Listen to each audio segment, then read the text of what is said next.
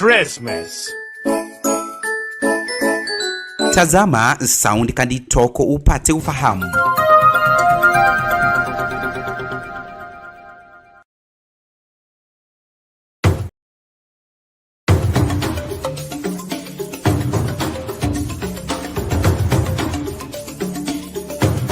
Tumekuwa kipaumbele kudadavua taarifa za kutwa kila siku kwenye Open Forum Political Show. Tangu Januari, sasa Disemba tunayo. Tunachukua nafasi ya kipekee kusema asante mtazamaji na mpenzi wa kipindi cha Open Forum Political Show na Sound Candy Talk. Unaposherehekea sikukuu ya Christmas na mwaka mpya, tunakuahidi mema zaidi. Sound Candy Talk, we wish you Merry Christmas and Happy 2025.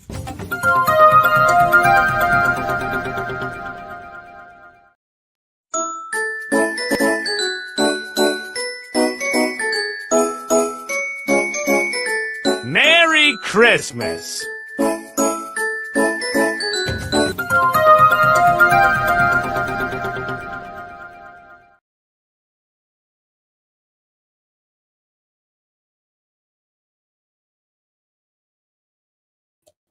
Sorry for that. Well, good evening once more from wherever you're watching us from. This is Sound Candy Talk, Open Forum Political Show, the show that gives you a deep analysis into the depths of our political landscape and makes sense of our politics and what they mean for us as Kenyans.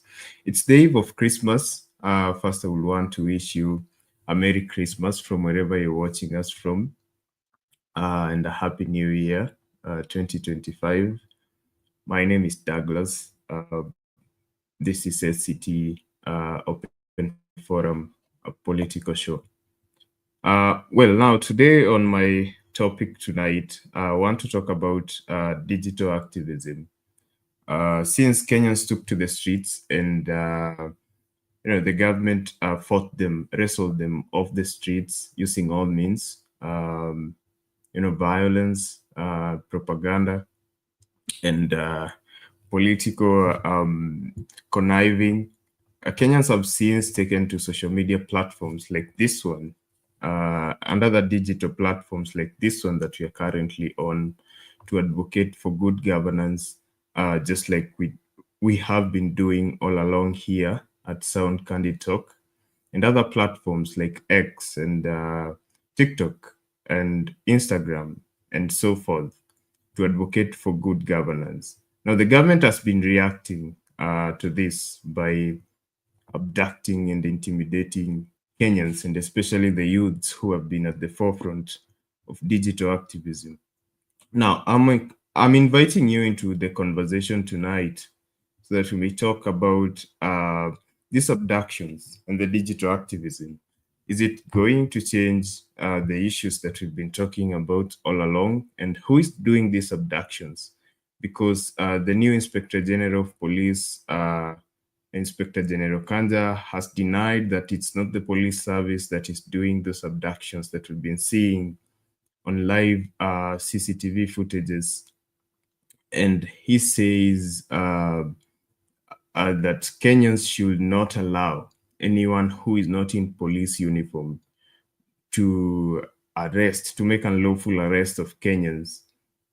So who is doing these forceful abductions? Yesterday we heard Mother Karua saying that the state has a state gang that is doing these abductions, unlawful abductions, abducting Kenyans. So I'm welcoming you into the conversation tonight to tell me, what do you think?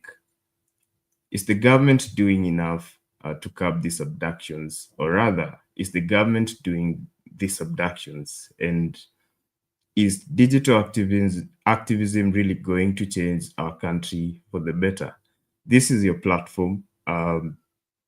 This channel is your platform. I want you to welcome you here to come and have this conversation with me. Be part of the activism that you're talking about. Be part of the change.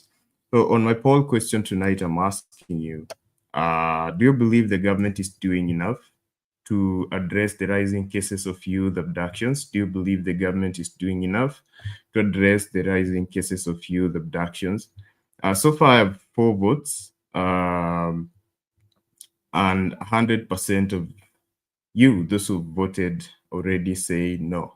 The government is not doing enough. Engage with me in the comment section.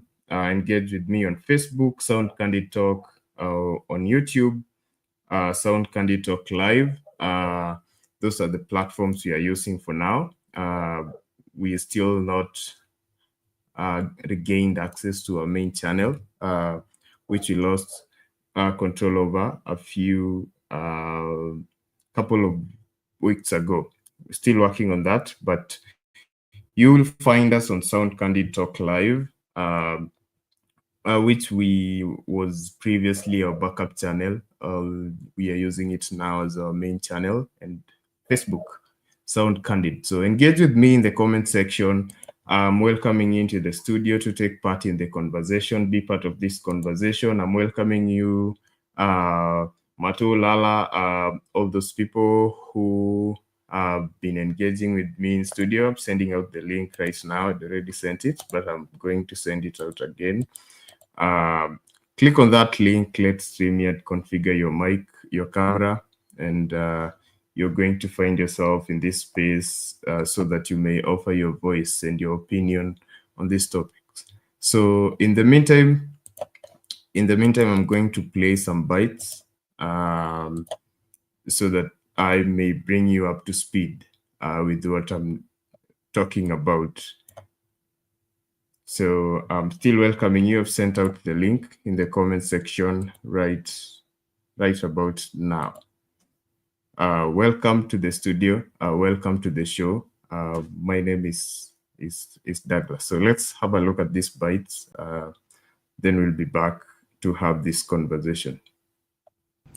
Now, in yet another incident of abduction in the country, a family in Ngong, Kajiado County is living in fear after their kin, 24-year-old Bernard Kavuli, was kidnapped at a petrol station in Ngong town on Sunday evening by 4 armed men. Surprisingly, Kavuli's abduction is also connected to his activities on social media pages, with the latest posts on his X platform criticizing the government and highlighting issues related to the 2007 post-election violence witnessed in the country. Kavuli was abducted a day after Peter Muteti and Billy Mwangi were also kidnapped in similar fashion by 4 armed men in Uthiru and Embu, respectively. Citizen TV crime reporter Gatete Njoroge has obtained exclusive CCTV footage of the abduction of Kavuli and Muteti.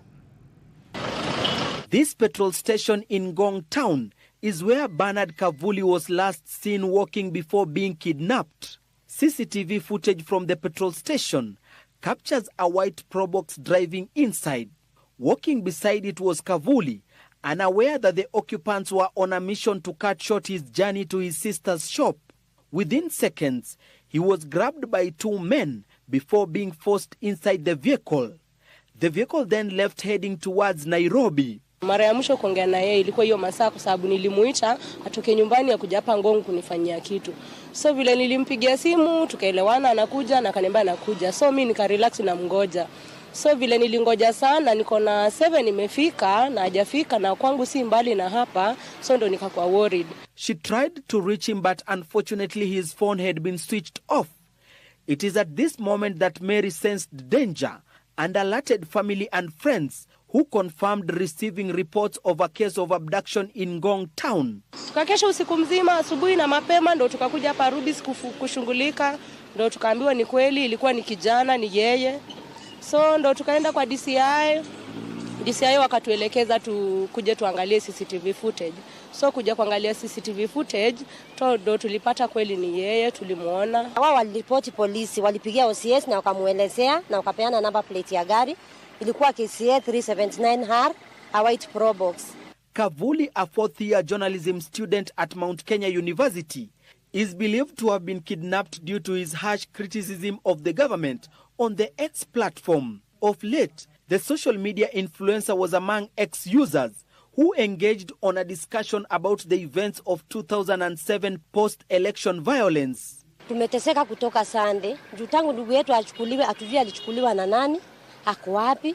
Hii ni msimu wa Christmas. Sisi hata hatujui kama tutasherehekea tukiwa wapi because ndugu yetu hayuko, hatujui mahali yako.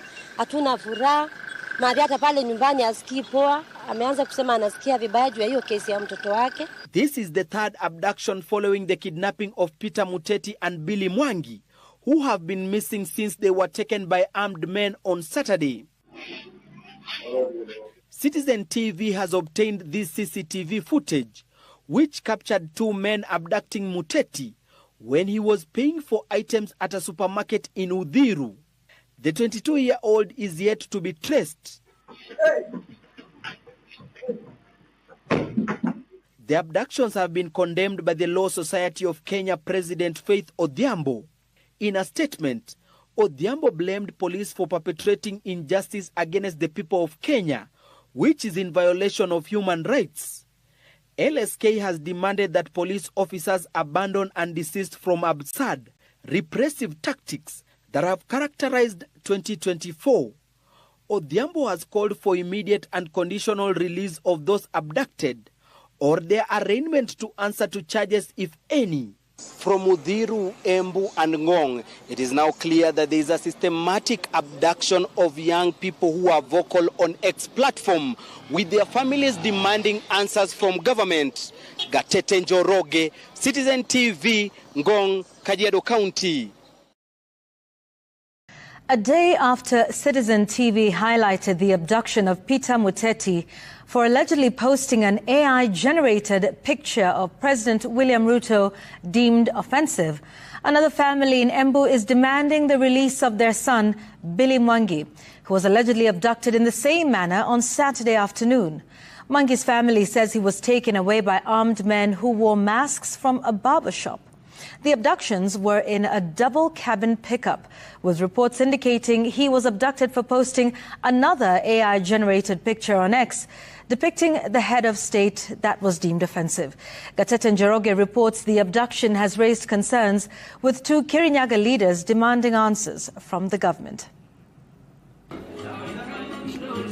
It is at this barber shop in Embu town that Billy Mwangi was last seen on Saturday at around 3 p.m. Mwangi, who had left home to go for a shave, did not get a chance to get a new haircut ahead of Christmas, as four armed men wearing masks stormed the barber shop and dragged him out before pushing him inside a double-cabin pickup. The vehicle then sped off towards Embu-Nairobi Highway. The incident has sparked fear not just among family members who received the information from a witness, but also residents who witnessed the drama unfold in broad daylight. Akaniambia kijana hapo alikuwa hapa anangojea tani yake ya kunyolewa, kukakuja double cabin silver pickup, ikakuja na screeching stop, ikasimama, wakaendea kijana wakamchukua juujuu, wakamtupa kwa gari. Akauliza nini nimefanya, wakamwambia utajulia bere. Those guys walikuwa mabaunza, strong guys. Wakamwambia wewe kijana ingia, wacha maswali. Na walikuwa wamefunga mask, walikuwa hooded. Since Saturday, the family has conducted searches across the county with no success. They say they are still in the dark over what could have led to his abduction, with reports indicating that a post he made on X platform with an AI-generated picture which depicted President William Ruto and which may have been deemed offensive could be one of the reasons he was a target of abduction. Mimi serikali nilifanyia campaign ile hujaiona. Tukiwa na governor sisi Rebalile anaweza sema hapa tulifanyia hii serikali campaign mpaka ikashita. Mimi naomba Ruto, President, ninamuomba tafadhali Ruto. Mimi nikumbuka mimi mzee. Kama ni wewe uko na hiyo kijana, kama ni serikali iko na hiyo kijana, tafadhali mimi naomba aachiliwe. Ningewaomba watumie tu force kidogo, vile mzazi anarekebisha mtoto wake, ndio ningeomba serikali tafadhali msiwe na hiyo force kubwa. Guide hawa watoto na njia ya uzazi, kama nyinyi pia najua nyinyi ni wazazi. Embu Police Commander Samuel Mudhamia confirmed receiving a report of the alleged abduction and denied involvement of police officers from the area. He says detectives in the area have commenced investigations. Mudhamia has, however, expressed concerns about locating Mwangi, as his phone was switched off minutes after his abduction. Immediately after he was taken away, maybe around 400 meters from the scene, his phone was switched off. We are trying to find out his whereabouts.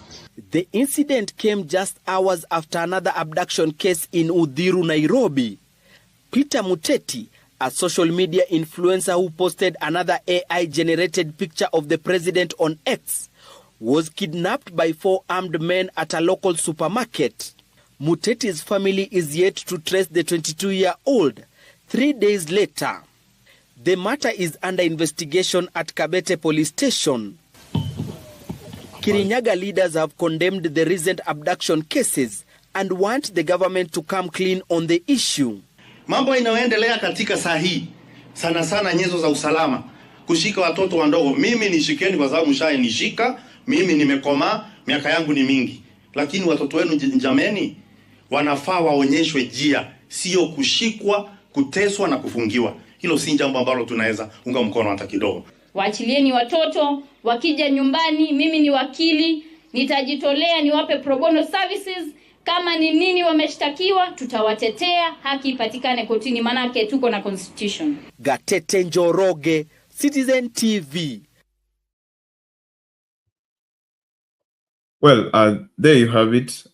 These are just stories covered for some of the young people, particularly on the platform X, where most of these conversations are happening.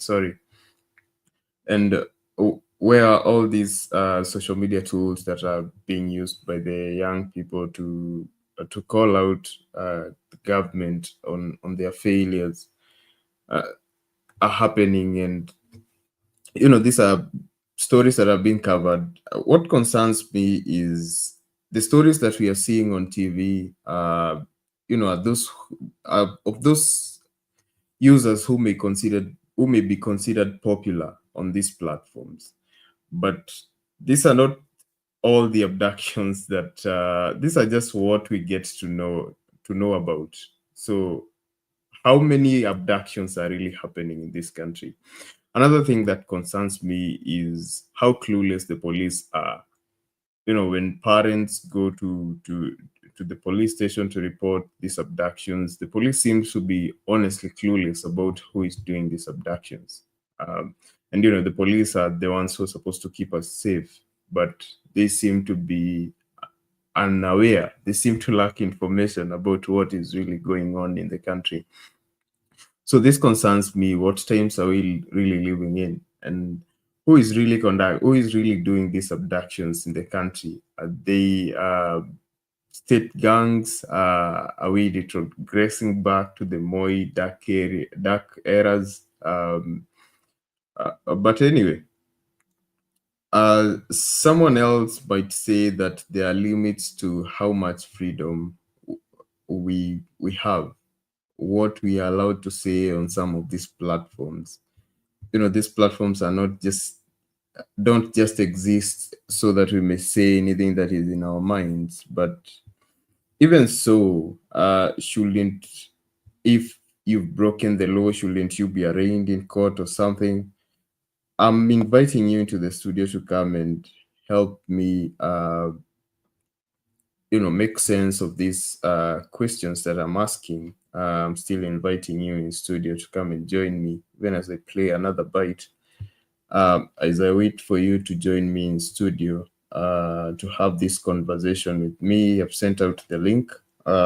Share the link to the video, like, subscribe, share with your friends. And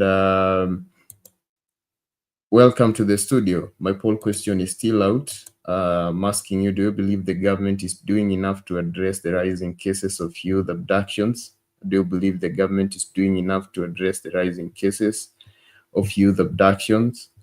9%, we have 11 votes so far. 9% say yes, the government is doing enough. 91% disagree. Engage with me in the comment section. Engage with me on YouTube, on Facebook, Sound Candid Talk. I'm going to play this bite as I wait for you to join me in studio. I've sent the link to StreamYard. Click the link, let StreamYard configure your mic, your camera, and I'm going to add you to the stage to help me make sense of my topic tonight. So let's listen to this. And the follow-up question to that report by Gatete Njoroge is whether online activists have broken the law. Now, the recent upsurge in online activism in the form of satire, cartoon silhouettes, and at times downright trolling have sparked debate on the limits of freedom of expression as enshrined under Article 33 of the Constitution. And while satire, cartoons, and silhouettes are fundamental ingredients and a cornerstone of Kenya's constitutional democracy, constitutional lawyers opine that there are limitations imposed by the Constitution that border on personal, reputational injury, dignity, and integrity, which may amount to cyberbullying and harassment punishable under the Computer Misuse and Cybercrimes Act of 2018. Ayub Abdikadi reports on the thin line between the moral and legal limits, even as the National Police Service denies involvement in abductions of Kenyans expressing themselves online. I have heard you, and I have heard the many Kenyans who have. Online platforms have become the theater of operation for Kenya's youth. Our constitution and all of us shall work together, raising questions that border on governance. The winter of Gen Z just but the foremost example, compelling President William Ruto to join an online conversation to hear from the country's youth. However, recent online activities targeting the country's leadership have sparked debate on the limits of freedom of expression. Freedom of expression, although recognized and protected by the Constitution, is also qualified. The qualification in that Constitution means you do not say things that can cause personal injury or reputational injury to others. You have to pay attention to people's dignity, integrity, and self-worth and self-esteem as well. So you don't bring people down just because you can express yourself. And while there are acceptable limits subject to judicial interpretation, on the legal, moral, and the decency limits, some activities may attract punishment under the Computer Misuse and Cybercrimes Act of 2018. So I've seen these silhouettes that depict the president in a coffin or in a grave. That cannot, by any stretch of imagination, be taken or interpreted to fall within the framework or the rubric of freedom of expression. That amounts to harassment, to bullying, malice, ill will, the kind of moral wrongs that could easily turn out to be legal wrongs. The National Police Service, accused of involvement in abducting those behind the content online, has delinked itself as concerns mount over their whereabouts. You know, police officers are always at the forefront in the defense of the rights and freedoms of the people. That is actually our training, to defend the rights of the people. You see? So, now, abduction does not come there, because when you are abducting, you are not defending the rights of those people. Creative or artistic expression should not be punished, right? But it's upon us to use and apply our good sense of judgment to know the limits. Because if you do not ask yourself what is the limit or what is it that constitutes acceptable artistic expression, then you run the risk that you may be inconvenienced if law enforcement authorities perceive your expressive artistic expression as outrageous and malicious. The rise in targeted criticism of leaders on social media by Kenyans has seen a corresponding rise in targeted intimidation, creating an environment of fear and hostility. Lawyers and human rights defenders say it is a systematic clampdown on free speech by the government. Human rights defender Alamin Kimathi drew comparisons between Presidents Moi and Ruto on his X platform, formerly Twitter, saying, Moi got jumpy that he detained people for the most idiotic imagined crimes of treason.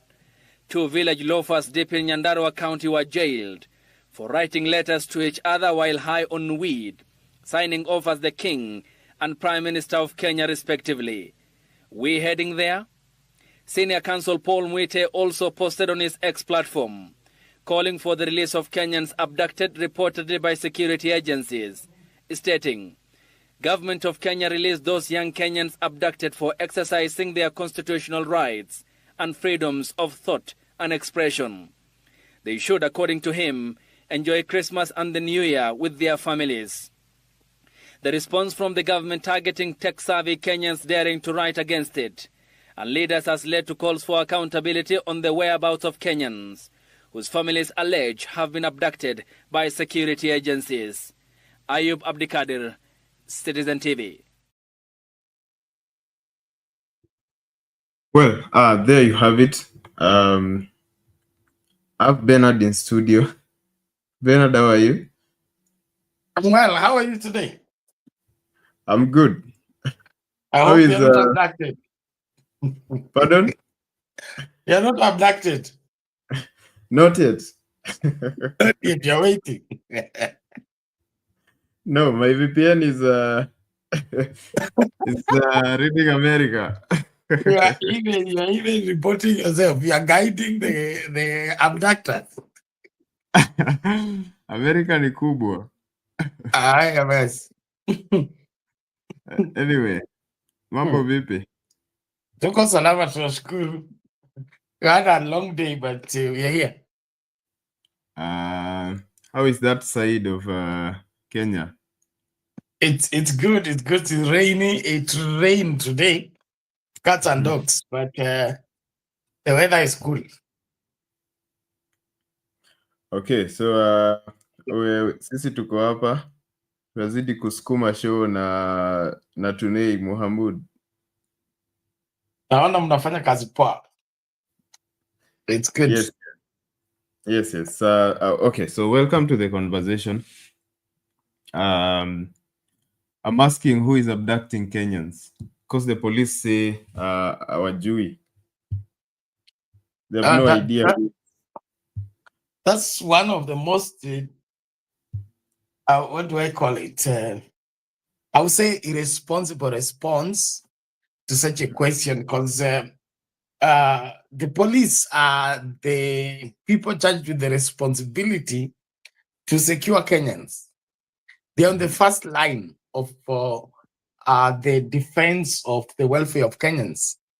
Now, when they tell us that they don't know, what do they expect us to, who do they expect us to respond to that? Or how do they want us to take it? That now the senior most police officer doesn't know who is abducting Kenyans, and Kenyans are being abducted in broad daylight. Is he still in charge of our security? Is he still the IG, Inspector General, saying that he doesn't know who is abducting Kenyans? And he says the police are not the ones doing the abductions. So he wants Kenyans to self-defend. He wants Kenyans to find answers where, since he is the one responsible. So to me, he's just playing in the gallery. He knows what is happening, and it's very sad that the very people that are supposed to secure the safety of Kenyans are the ones putting the Kenyans' lives at risk and messing up people's Christmas, all of it in the pretext of demonstrating that they are powerful. And that in itself, it shows how weak they are and how intimidated they are. And for that, to me, we are bordering a failed state. We are bordering a failed state of which even the behavior of the government shows clearly that they are indeed failures, and they are not in charge of the country. from the fact that the IG is admitting it doesn't know who is abducting Kenyans, and this is happening before the eyes of Kenyans, then it shows we don't have a government. We don't have a government, and whatever they are trying to salvage is salvageable.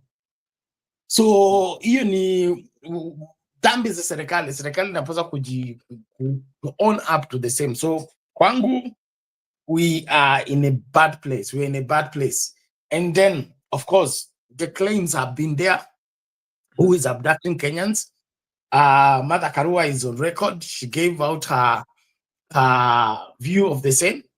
It's a special squad being controlled from State House, and is the one in charge of that. And all of it is to protect the Ruto presidency. But are you going to commit crime to defend an administration?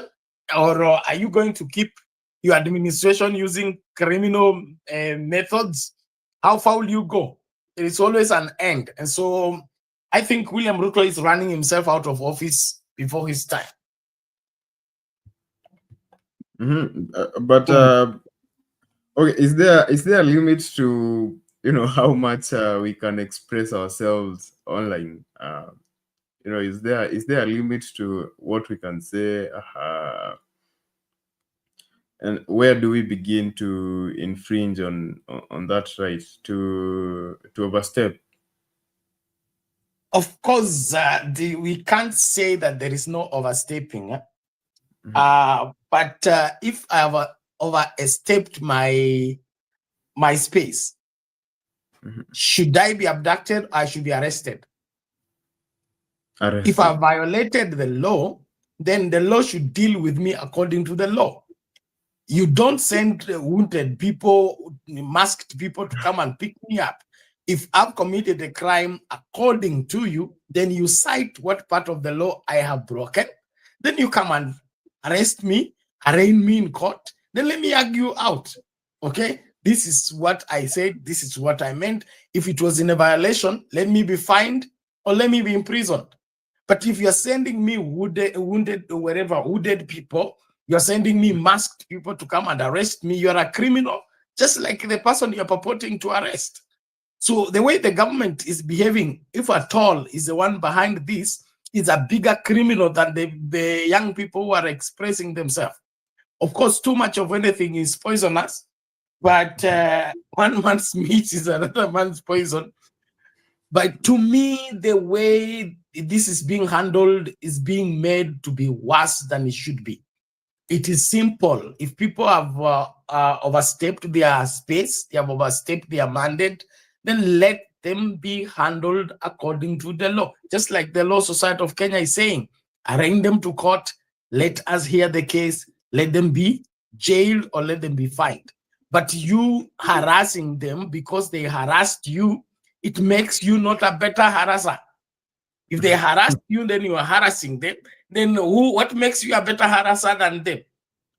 So, kwangu mimi, vijana, as much as, of course, the youth will do whatever they can do in their youth energy, but that does not warrant the government, whatever, resorting to this ninja approach towards handling the situation. They are worsening it. They are worsening it. Remember, we have over 60 Kenyans that cannot be accounted for since the Gen Z demos. Now, if we have over 60 people we can't account for as a government, would we be adding on the number, or we should be ensuring that they will unravel the activity, whatever, the mystery behind these ones that are that cannot be located? And if at all the government is behind the disappearance, then we don't need this kind of an administration. It should go home. Okay.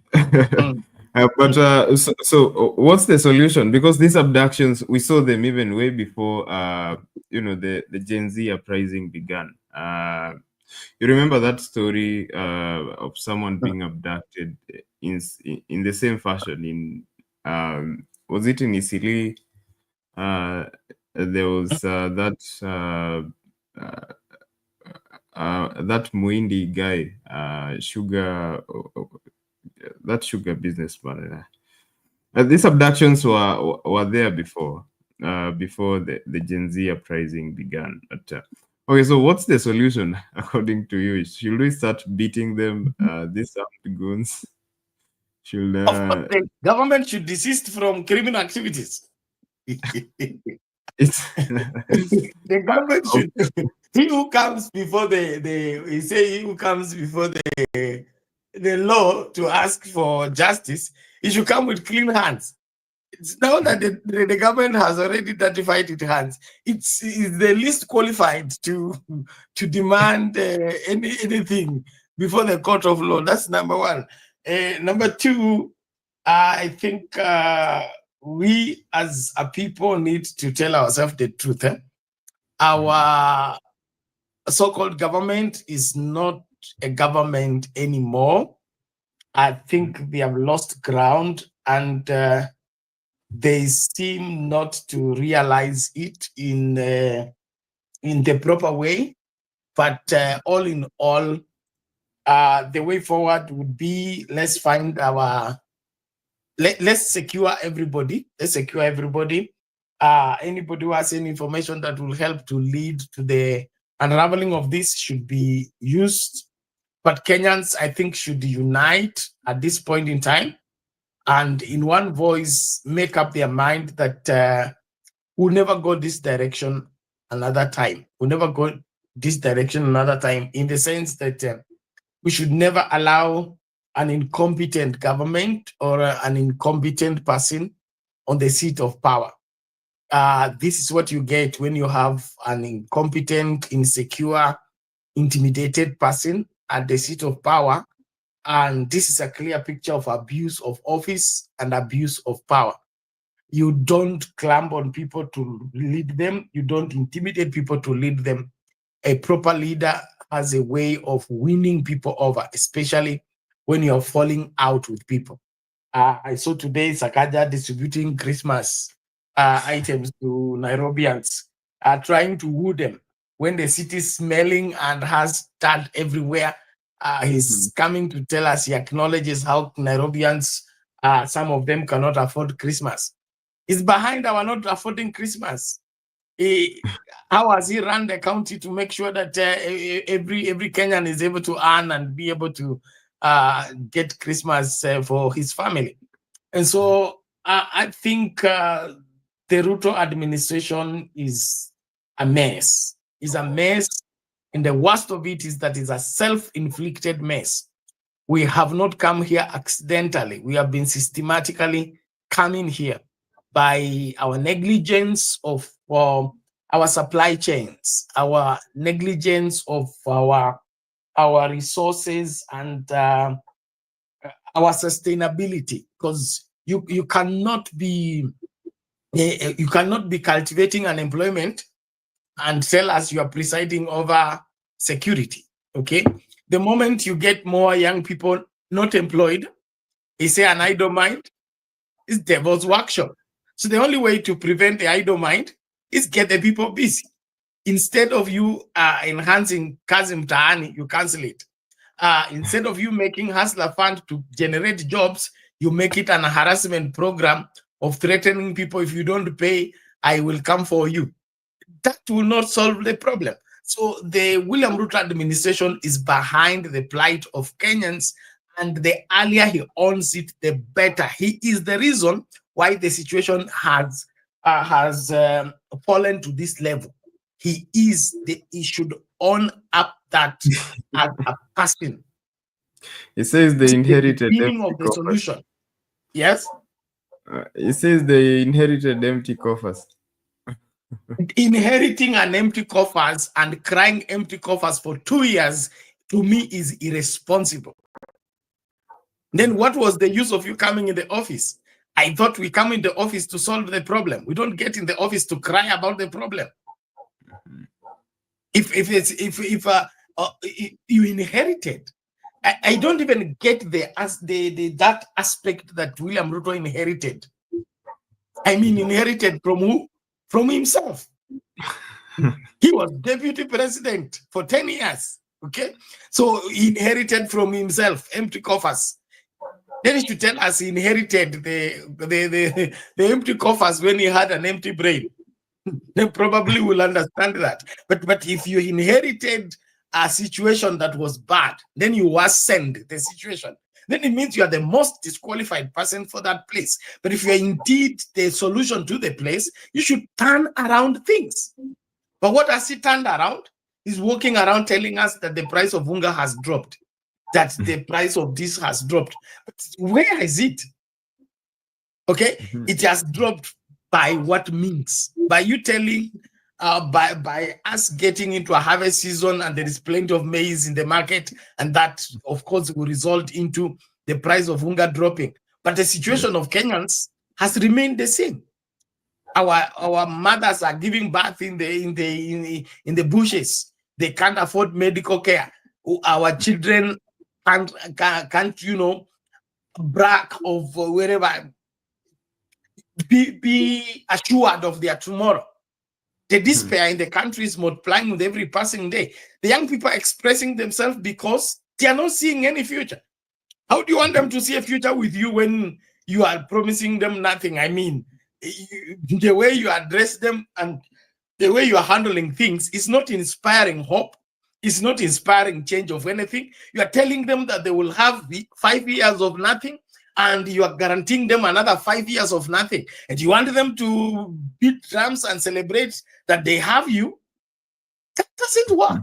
So as a father and as a leader of the nation, William Ruto needs to turn around things and let the young people believe him.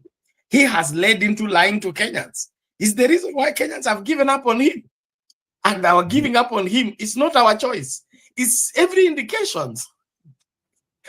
Yesu aliuliza, ninyi mnaona mawingi kitanda, mnasema kunanyesha, kutanyesha. Mkiona kiangazi, mnajua kutakuwa na drought. Mbona hamtaki kutambua siku zile indicators, the signs? Where are the indicators that William Ruto in 3 years is going to help this country turn around? Of all indications, look at the economy, look at the education, look at the healthcare, look at just look generally in the country. Is there anything that we can say that if we all kept quiet and let William Ruto continue, in 2 years' time, there will be change? Of all the operations he's doing, look at the moves he's moving, the political moves, the kind of people he's appointing in office and things. He's only obsessed with protecting the seat. But Kenyans, no. The future, no. He's doing zero investment as far as the future is concerned. So how do we get inspired to believe that giving him time, he will turn around? I don't think so. So he is the cause of his problem. He should own it first. From there, we get a solution. But as long as he's looking for who to blame, he's now blaming the whatever, the social media. He's blaming the young people. He's blaming the whatever, the church. Everybody who falls out with Ruto, Ruto blames them. To me, he is the problem. Okay. Okay, there's a bit I wanted to play here, but it's not yet ready. But I can just play the Inspector General of Police, allegedly the person who is supposed to secure Kenyans, just giving his voice on this issue. Let's take a look at this as I get this other bite. Inspector General of Police Douglas Kanja now says those conducting abductions are committing a crime and should be prosecuted in a court of law. Kanja wants Kenyans to differentiate between abductors performing kidnappings and police officers conducting an arrest by their attires. In an exclusive interview with Citizen TV, the new police boss, who has been at the helm of the National Police Service for exactly 3 months since being sworn in, has also reiterated that there was no death officially reported by authorities during the Hilos gold mine tragedy in Marsabit. In his 2025-year plan for the service, Kanja says he will roll out major reforms in the service, including digitizing the occurrence book by 1st April 2025. Address salary increments, housing provision, among other pressing needs. He spoke to Citizen TV's Seth Olale.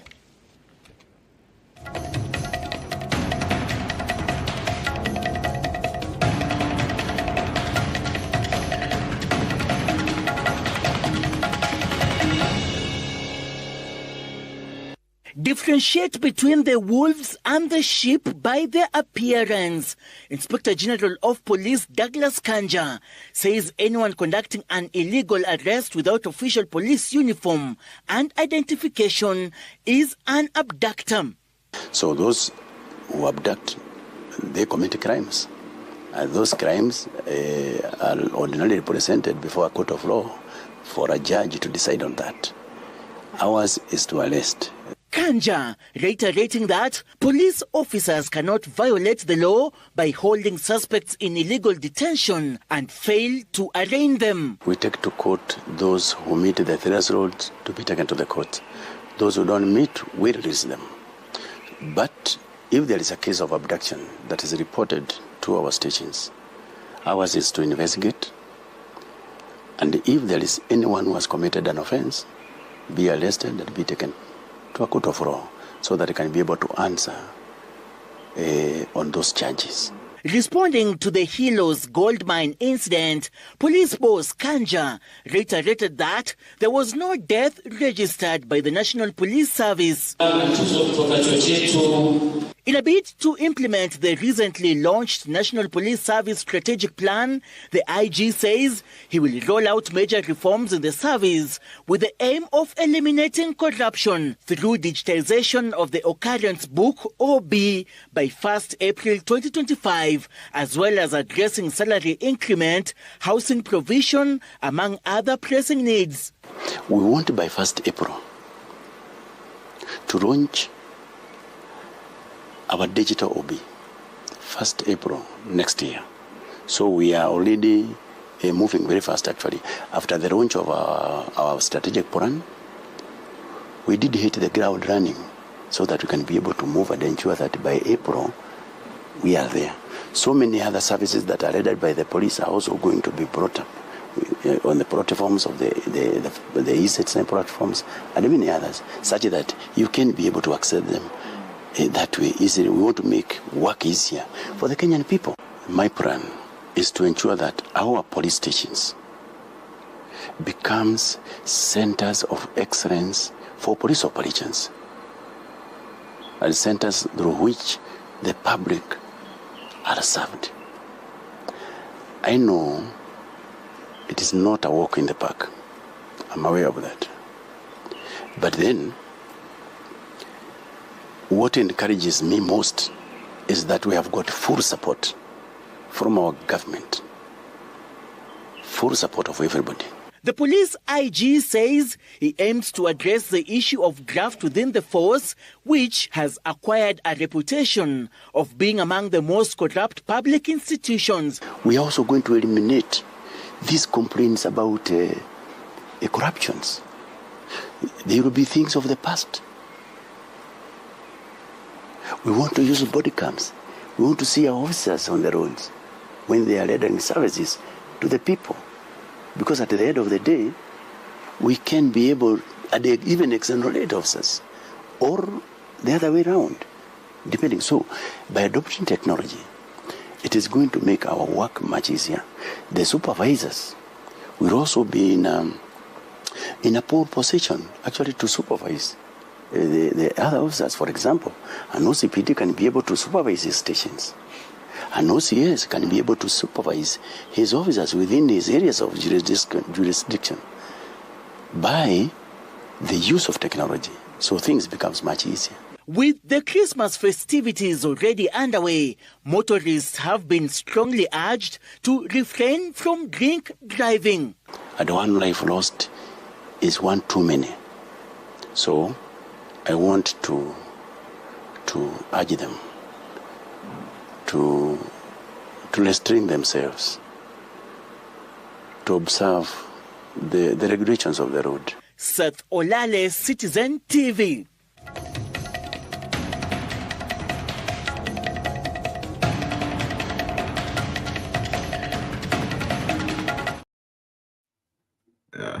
Bernard, kuna msimamo?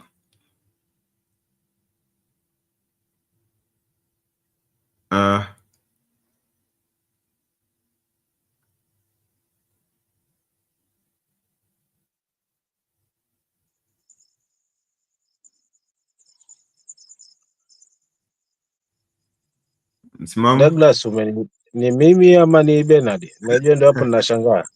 Maana umetaja Bernard kisha msimamo, sasa ukapanda hapo katikati nikaa niko njia panda, sasa sijui ni Bernard ama ni msimamo. So niweke wazi sasa, ni msimamo ama ni Bernard? Ni msimamo.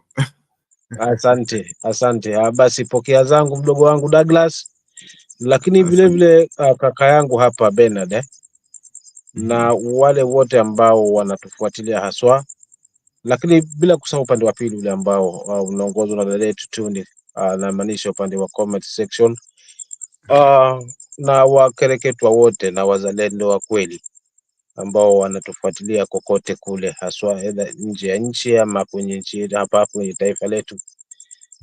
Nashukuru ndugu yangu Douglas kwa kuweza kujiunga tena hapa. Nimepapeza kwa kweli, najaribu, lakini mara naona natemwa nje, mambo si mambo, lakini naona leo kila ilivyo nimeweza kufanikiwa kufika hapa.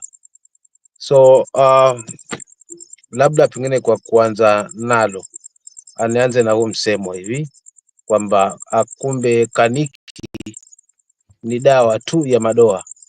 Kaniki ni dawa ya madoa. Sasa sijui kama unajua kaniki ni nini, ndugu yangu Douglas? Ala. Utafafanua, hata mimi sina habari. Kaniki ndio nani huyu? Kaniki ni nguo. Douglas hapo ajaribu. Hebu rudia. Kaniki ni dawa ya madoa. Nijaribu. Jaribu. Kaniki ni dawa ya madoa. Ni aina fulani ya dawa. Hapana. Kaniki ni ile nguo nyeusi.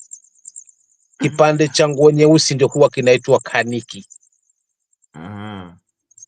Mara nyingi hupenda kuvaa katika utamaduni fulani hivi, haswa huku Coast. Unaweza ukamwona amevaa aidha nguo nyekundu, lakini kuna ile nyeusi. Sasa kile kipande cha nguo nyeusi ndio tunakiita kaniki, na kilivyo kwamba ni cheusi, basi hata doa likidunda pale bado si unaweza ukamwona mtu amekaa na ile nguo wiki, lakini usijue kwamba hiyo imejaa nongo, yani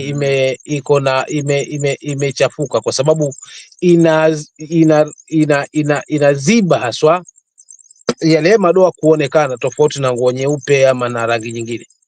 That's why nasema kaniki ni dawa ya madoa, na nazungumzia huu msemo kwa kusema hivi kila ilivyo cha kuoza kaka yangu hakina ubani, na kilichoharibika kimeharibika tu.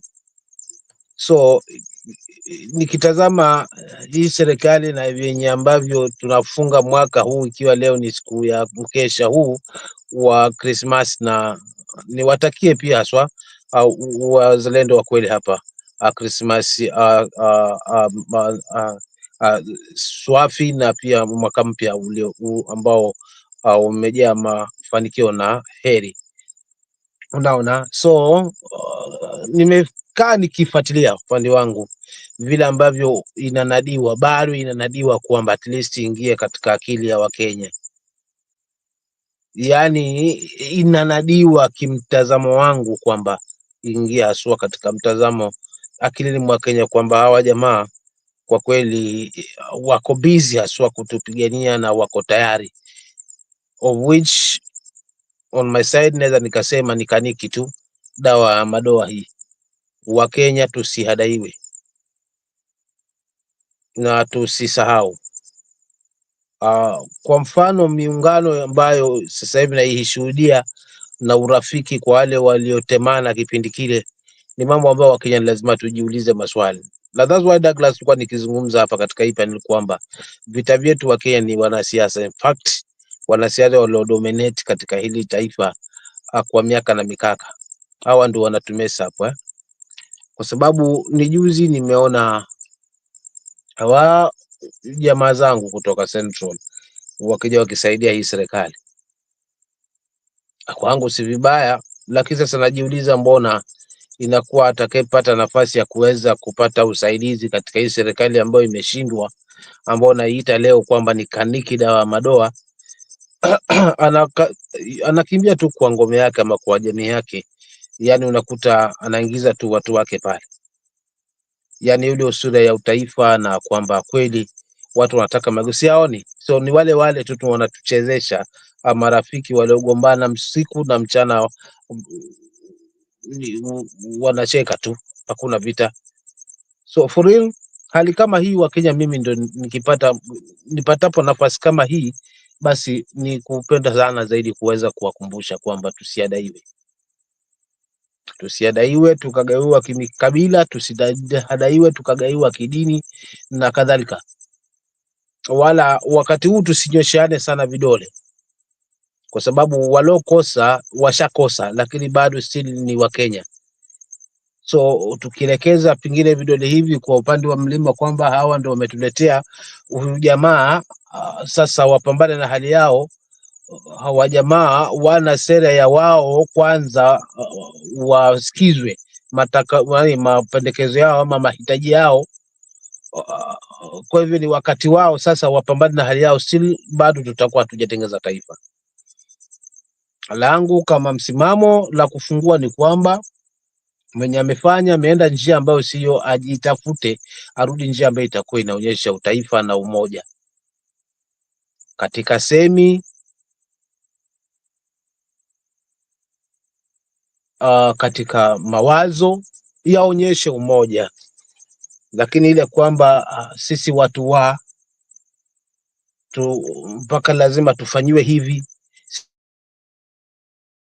sababu tupo ndani ya serikali, sisi watu hii ndio ambayo imetuacha Kenya hii taifa letu hatusimami kwa kauli moja. Hawa viongozi ambao wanacheza na akili zetu haswa, na washatugundua wapi pa kutupiga, wapi pa kutunyamazisha, wapi kwa kutuchekesha. Kwa mfano 2025 hii ukifanya mchezo tunaweza sahau hii inaokuja, hii tunaweza sahau. Sasa hivi wa Kenya tukasema sasa mambo si haya bwana, haya mambo alikuwa yako wapi? Maana kauli ya kwamba nakaribisha wote ambao wanaweza wakanielekeza kipi cha kufanya, na wakati wewe ni kiongozi, ina maana haukuwa tayari katika uongozi wala haukuwa na tajriba ya uongozi, na ndivyo ninavyoshuhudia katika hii serikali tulionayo. So kwa Douglas, nisiwapoteze wengi kwa lugha hii, maana wengine hawanielewi.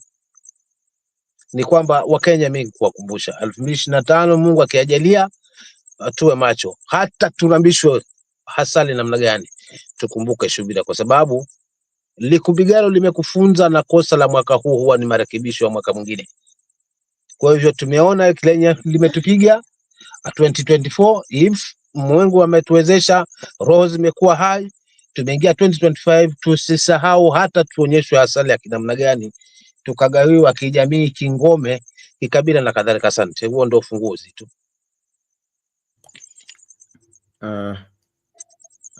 Asante msimamo kwa your opening remarks. Bernard? It's okay, thank you msimamo for that. Labda kufuatilia tu. Okay, kuna kuchezewa na kuna kucheza.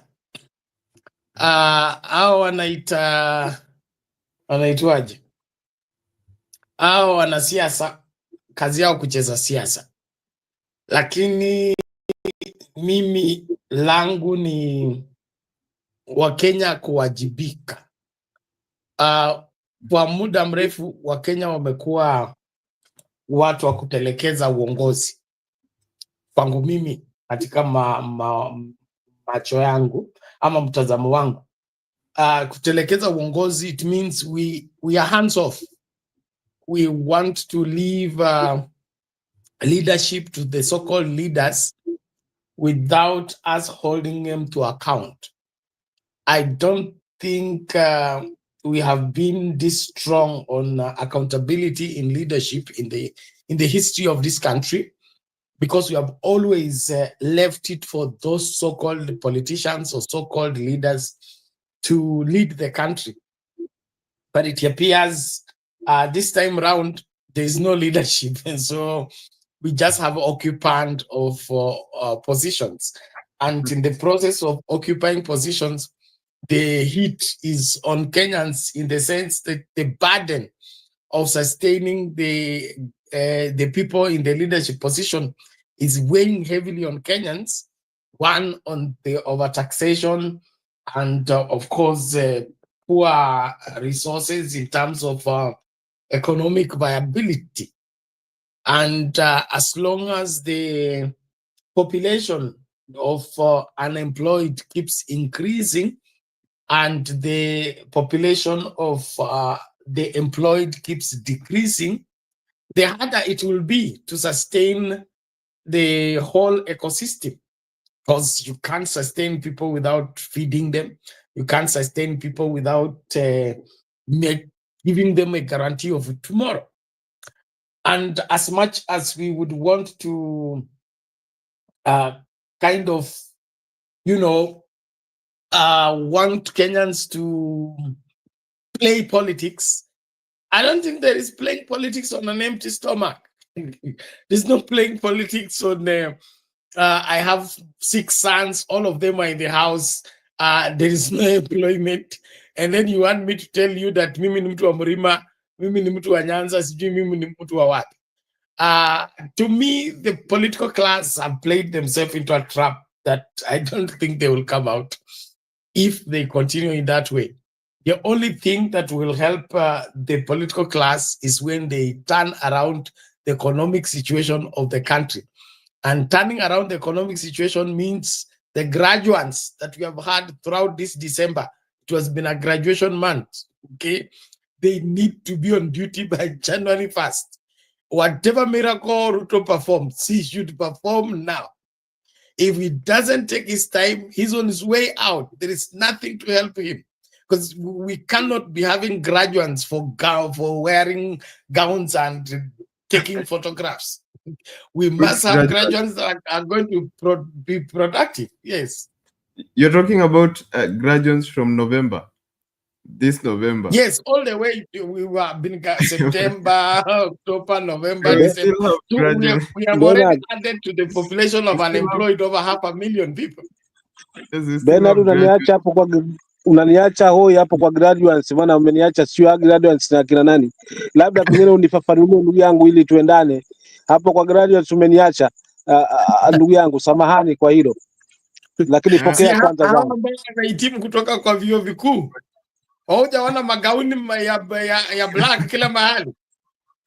Tatizo ni mengi siku hizi au graduates, maana mpaka mabishops pia ni graduates, unaona. Sasa ndio nilikuwa nimechanganyikiwa. But anyway, tuendelee tu kaka. Hata Sudi ni graduate. Si hivyo. Sasa Sudi kwanza ni graduate kutoka wa doctorate. Bwana tusaidie.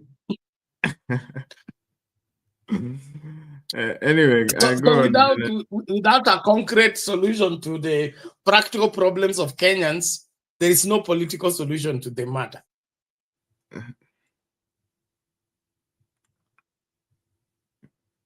Okay. Okay, you've tied it there. Okay, maybe I was just wondering, you're talking about Ruto finding jobs for graduates from these graduations that have been happening last month. They still have graduates from 5 years ago waiting for jobs. But anyway, msimamo.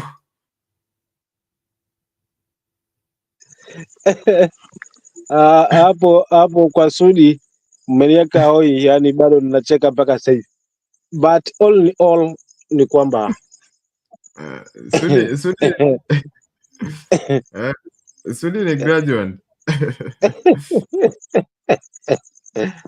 Wajua hii Kenya hii ni sisi wa Kenya tutoka wewe. Mimi imani yangu inaniambia hivi, inaniambia ni sisi wa Kenya ndio tutabadilisha, maana hivi vitimbi hivi pindi tutakapoungana, ndani kitu kidogo kinatumaliza hapa ni ile kwamba tuna usisi mwingi yani. Sisi watu wa hivi tu hii, mimi Bernard na ndugu zangu hapa huwa inaniuma sana tu, na ndio inayotumaliza, kwa sababu hatuwezi tukapanga kitu kikakamilika kama wengine wana njia hii, wengine wana njia hii. Yani tumekuwa mfano wa nyoka wakali kweli, lakini kimpata ni mmoja tu. Ila wewe Douglas uje wapate nyoka 10 ndio hawa wanakufuata. Jamangu wewe usimame hata kama ni mume na nusu. So ndi kama hivyo Wakenya ni kweli sasa yote haya, lakini hatuwezi yatimiza kama umoja umoja tunaohitaji hautapatikana kikamilifu. Tutaendelea kuwasikiza wa viongozi ambao wanatuelekeza kusiko, wakijinadi kwamba wanapigania mageuzi katika jamii zetu zihisabike kwanza katika ngazi ya kitaifa. Maana jamii nyingine itataka hivyo pia, wakati ikipata nafasi pia itataka kufanya hivyo. Jamii nyingine ikipata nayo iko karibu na serikali ifanye hivyo. Mwisho wa siku ndio hii miungano sasa ya sisi watu wa hapa kabla pale hapa tumeungana, si jamii fulani tunajiita watu fulani. Na ili uongozi upatikane ama uendelee na kenda taifa liendelee, lazima sisi kwanza mataka yetu yasikizwe. Hii kitu inatumaliza. That's why we don't want this war. Na hatutaweza shinda hivi vita tukiendelea na msimu kama huu. So hapa kwa hii platform uzuri kwamba inasikizwa na wengi, hata viongozi naamini. Ni wakati wa kuweza kuchambua magugu na mbegu as Kenyans kwa kauli moja. Haijalishi kiongozi ametoka jamii gani, but yuko na track record nzuri, wacha tumpe support atubadilishe hili taifa. Ametoka wapi? Ili mradi yuko wa taifa hili letu. Hajatoka nje ya taifa letu. Bas, kutokana na hekima yake na uongozi wake na tajriba yake, tuacha tumpe uongozi popote pale. Lakini hii kwamba sisi mtu wetu lazima akikosa hii lazima apate prime minister, akikosa hii ndio tumewapa hawa all political class chance ya kuweza kutivuruga.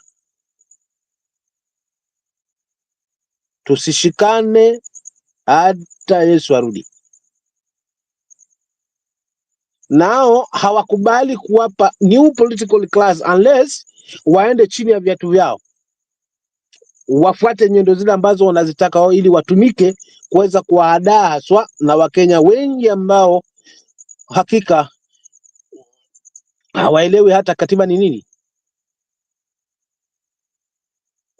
So for real, ombi langu mimi kama msimamo, na sitochoka. Hii ni dua, maana unajua tukuzungumza hapa ni kwamba ni dua. Mungu anapokea kile tunakiwaza hapa, kile tunatupigania hapa. Si kazi ndogo hii, tunatuacha tunakesha hapa. Haya ni maombi tunamlilia Mungu, kwa sababu taifa letu mahali linaelekea kusiko. So for real,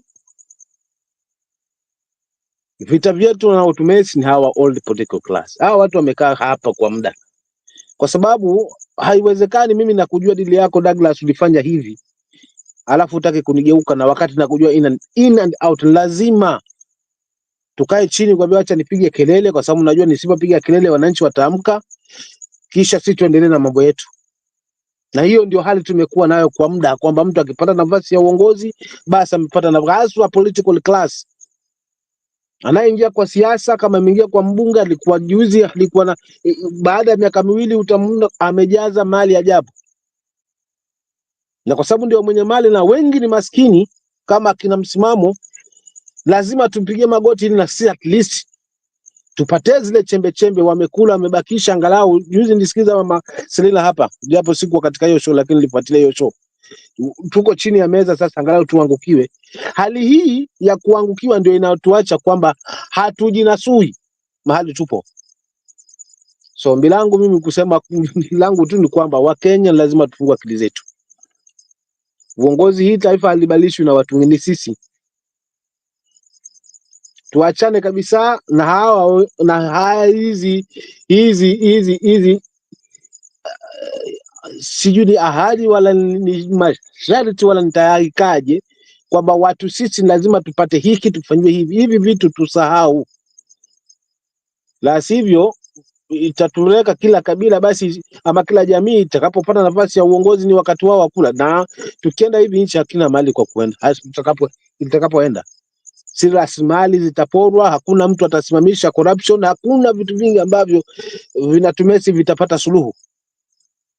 Kwa hivyo mimi Douglas nitaachia pale, nikibaki hapa nitashukuru, lakini pia kwa huo muda mchache nimekuwa hapa basi nitashukuru kwa yale ambayo nimeweza kuchangia, maana huenda nikatemwa wakati wote. Kwa hivyo nikiwa hapa nikisikiza, ukiwa nimepotea usishangae, jua ndio hivyo. Nasubiri internet ya Ruto na haijafika upande wetu huko, si huko kwenu, upande wa kwenu huko. Asante msimamo. Msimamo there with this take. Bernard, you seem to be intrigued. Do you have anything in mind? Anyway, msimamo still. Yes, msimamo. Ukisema sisi tusikue sisi, tutafanya nini? 10 yangu 10 yako, inaonekana kura tunapiga mara moja alafu miaka 10.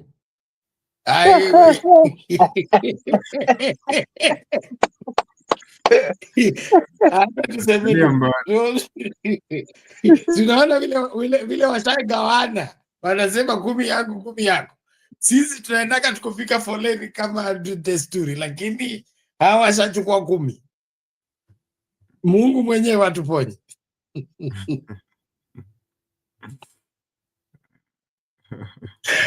Okay. Well, ladies and gentlemen, thank you so much. Naomba tafadhali usitazame kipindi peke yako, karibisha mtu.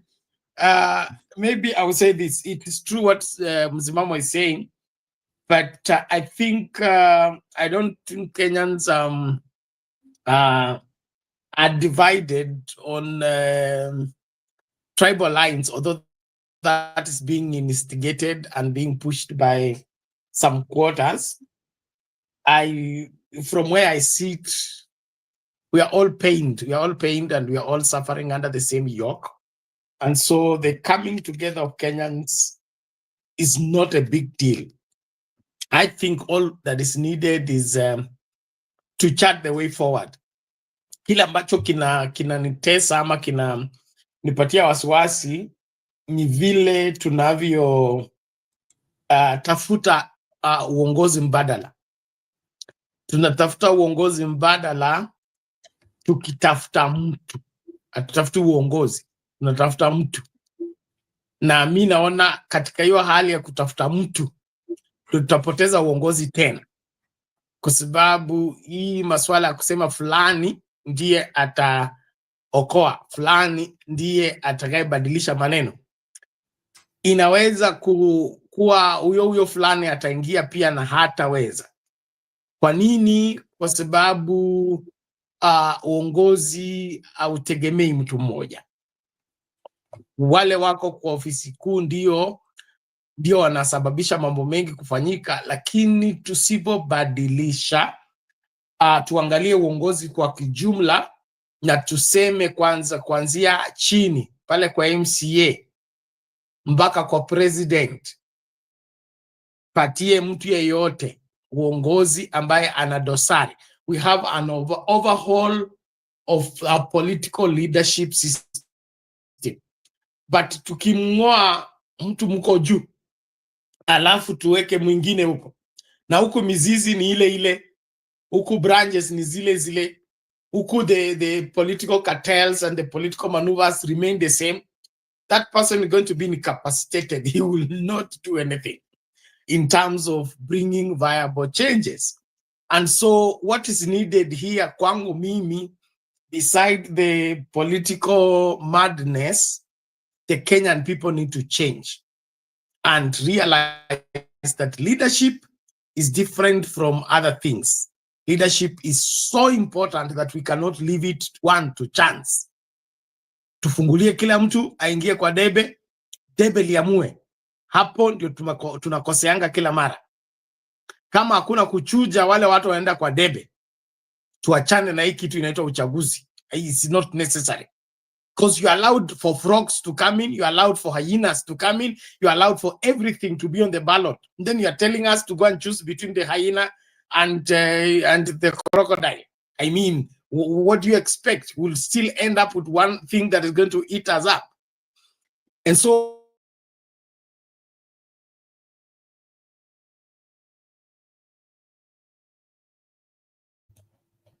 we've lost you, Bernard. I think there's an issue with your internet. If you can hear me. Okay, as we wait for him to fix his internet, let me bring in your story. There's a story I had lined up, Sudi and his fake degree saga. So in the meantime, as we wait for Bernard to fix his internet, I still have Msimamo in studio. We're still having the conversation on abductions and, digital activism and, everything in between that is wrong with this country and, everything that is right with this country. And we're still having the conversation here. I'm still asking you the poll question, do you believe the government is doing enough to address the rising cases of youth abductions? 84% of you, 32 votes so far, 84% of you say no, 16% say yes. Let me take a few comments in the comment section before I play that clip. We have today Mohamud still asking you to like the video, share, subscribe, and join. Getonga anasema msimamo na sisi watu wa Mrima ambao ni watoto wa Maumau tufanye nini? I guess that's a question from Msimamo concerning what he was talking about. Maybe I'll take that when I give him an opportunity to speak later. Peter Davis says, Merry Christmas to all of you listeners and participants. Merry Christmas to you too, Peter Davis, and Merry Christmas to everybody. Getonga again says tribalism ndo inamaliza Kenya. Michael Gutu says God will secure Kenyans in 2025. Prophets have prophesied. Putin says Madwanzi hawafai kupiga kura. Kabisa, I agree with you, Putin. Okay, that's it. So I'm continuing to take your comments. Continue to engage with me in the comment section. We are live on Facebook, Sound Candid Talk. We are live on YouTube, Sound Candid Talk Live. In the meantime, let's have this story. Then I'll bring in Msimamo. Members of Parliament recently awarded doctorate degrees could be stripped of the honors after the Commission of Higher Education disowned the issuing university. The commission has declared the Northwestern Christian University unaccredited, rendering the honorary degrees conferred upon the legislators, amongst others, unrecognized in the country. This comes as the Engineers Board of Kenya also asked that the university recalls the degree granted to Oscar Sudi bearing the title engineer. Brenda Wanga reports. The fallout from the awarding of honorary doctorate degrees to some members of parliament continues, with the Commission for University Education now wading in. The Northwestern Christian University last Friday awarded lawmakers Oscar Sudi, Didmas Baraza and John Waluke, amongst other leaders, honorary doctorate degrees during its graduation ceremony. But the CEU now says those degrees are not legitimate. The Commission says it communicated to the public in June 2023 that Northwestern Christian University was an accredited institution and was not authorized to offer any university education in Kenya. At the same time, CUE maintains that the purported credentials issued were not recognized in the country. Further to that, the Commission says awarding academic credentials by the university was a direct violation of the Universities Act. Sasa yeye ukimwona hivyo ako na degree pia. Na ako na degree kweli kwa sababu mzee alianza kuuza kuku na mayai, mandazi, mpaka akajenga building town. Sio degree. Sio ndio, that's the real degree. So it isn't just the Commission that has taken issue with the degree and the titles conferred to some of the recipients. The Engineers Board of Kenya also noted that one of the degree award was erroneously titled. The certificate circulated online shows one of the recipients, Kapseret MP Oscar Sudi, referred to as engineer. The board states that the inclusion of the title engineer was unauthorized and constituted a breach of sections of the Engineers Act of 2011, which prohibit the use of the professional engineering title by unregistered individuals. The certificate circulated online is also markedly different from the sample on the Northwestern Christian University website. The signatures also appended on the certificates purporting to represent the president of the university are different. The Engineers Board has now written to both the university and other relevant authorities to recall the honorary degree certificate, remove the title engineer, and issue a corrected version. Northwestern University imetambua watu wenye wangetambulika. That's why unaona Naina anafurahi na pia aligraduate last year. On the other hand, the Commission for University Education has also indicated that it is investigating the award of the degrees with the view of taking appropriate legal measures against the issuing university. Brenda Wanga, Citizen TV.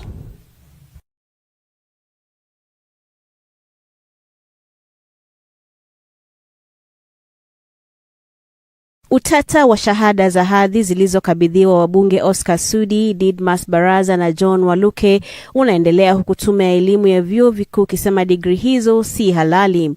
Tume hiyo ikisema chuo hicho cha Northwestern Christian University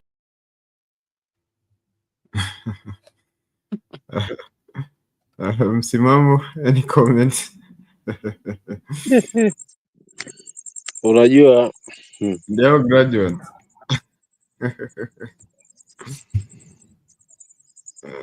Unajua hii ni sasa, wengine wanakunya, wengine wanazoa. Yaani mimi nashangaa hapa. Sasa hii degree ya Oscar Sudi.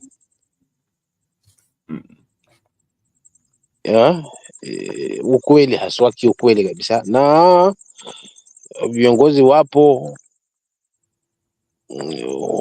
wanaelewa haswa elimu ni nini, kwa maana, lakini rahisi tu kwa sababu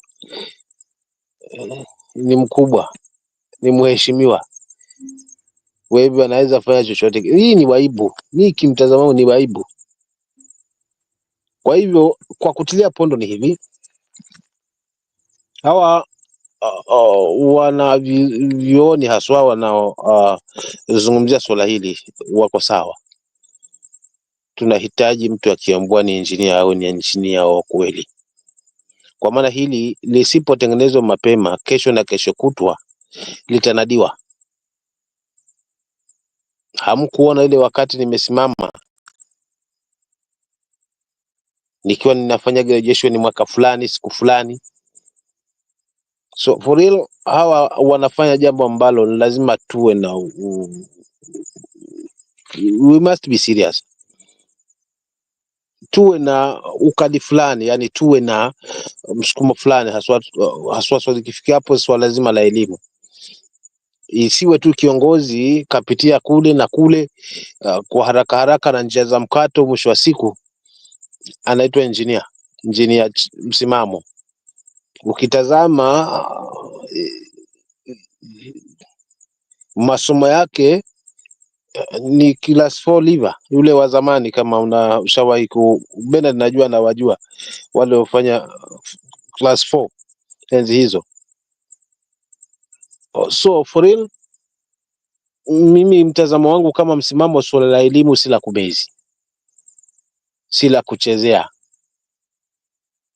si la kuonyesha tu media kwa media kwamba uonekane tu kwa sababu umeonekana. Liwe ni jambo ambalo ukisema ni engineer kweli, ni kitu ambacho umekisomea, ni kitu na tajriba nacho, ili wengine wawe role model, waige kutoka kwako.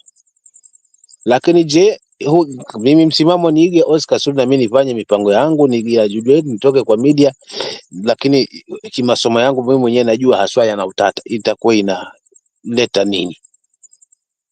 Inasaidia nini mbele haswa kwa umma jamii? So viongozi wawe ni viongozi ambao wakisimama kwa umma wanazungumzia kweli. Mimi nimesomea haya masomo na najua wapo ambao wamesomea hayo masomo, na wapo ambao wametumia njia za mkato, na wapo kwa sababu wamedominate kwa siasa kwa muda, wamepata jina mheshimiwa, hiyo ndio imewakava. Lakini ukitazama masomo yao hawana lolote. So swala la elimu liwe linazingatiwa na liwe linapewa kipaumbele haswa, na liwe na ukali wake, ili usomi wetu uambatane. Si haya masuala ya kina Oscar Sudi, ni waibu. Asante.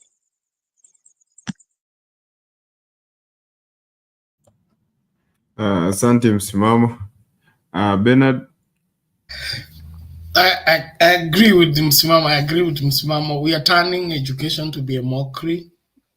Yeah. And this is the lowest we can fall in terms, I think, we have ever fallen. It appears that this particular administration has no value for education. The dignity of education, the respect that education commanded is no longer there. If this is what is happening, then it is clear. It's clear that what is being alleged, that majority of the people in the public service have fake certificates, are unqualified, and they don't deserve whatever they have. It is clear, and probably is the reason why we are underperforming. To me, this Oscar Sudi saga with the, I happen to know that Northwestern University. It's a Christian university. It offers training in theology and this other whatever business courses. I don't know it for engineering. So where they got this and began to do it, I don't understand. Except it is this moving around money that is buying anything now that it's rejected by church. Probably now universities are accepting it, but it's a mockery to education. Very disappointing. I would that we can protect education. We have spoiled everything in this country. We have spoiled almost everything. Why should we, flash the education, our certificates? Because what this speaks to the outer world is that our country is no longer it's no longer producing credible people. That's what it speaks. Our job market now, like we have a whole minister roaming around as an employment agent for Qatar and the other places. If this is the kind of qualifications we are giving to people and portraying our education to be, who is going to believe us that we can deliver, that we have been well handled? Because our delivery is determined by the kind of training we have undergone, the kind of quality of education we have gotten. So we are not only turning our country into a laughing stock, we are even putting at risk the rest of the Kenyans that are working outside this country to be trusted. Our certificate is going to be a piece of paper. And these are the consequences of making these nasty, stupid decisions and then using them for political reasons.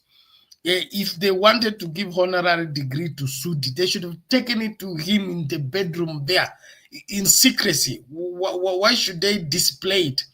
So these are only political machinations that are being, responding. It is Sudi responding to those who say that he never went to school.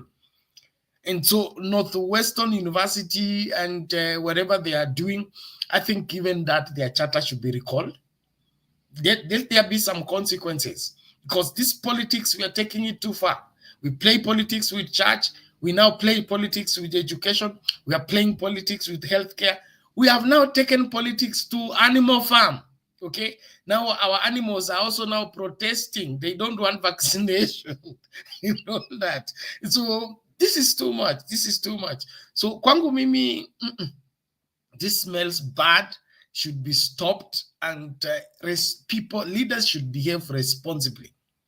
Leaders should behave responsibly. Of all people, Sudi has children. Sudi has children in school, has children in, I think, in university. How do they take his or wherever engineering, engineering degree without writing one paper, without sitting for anything?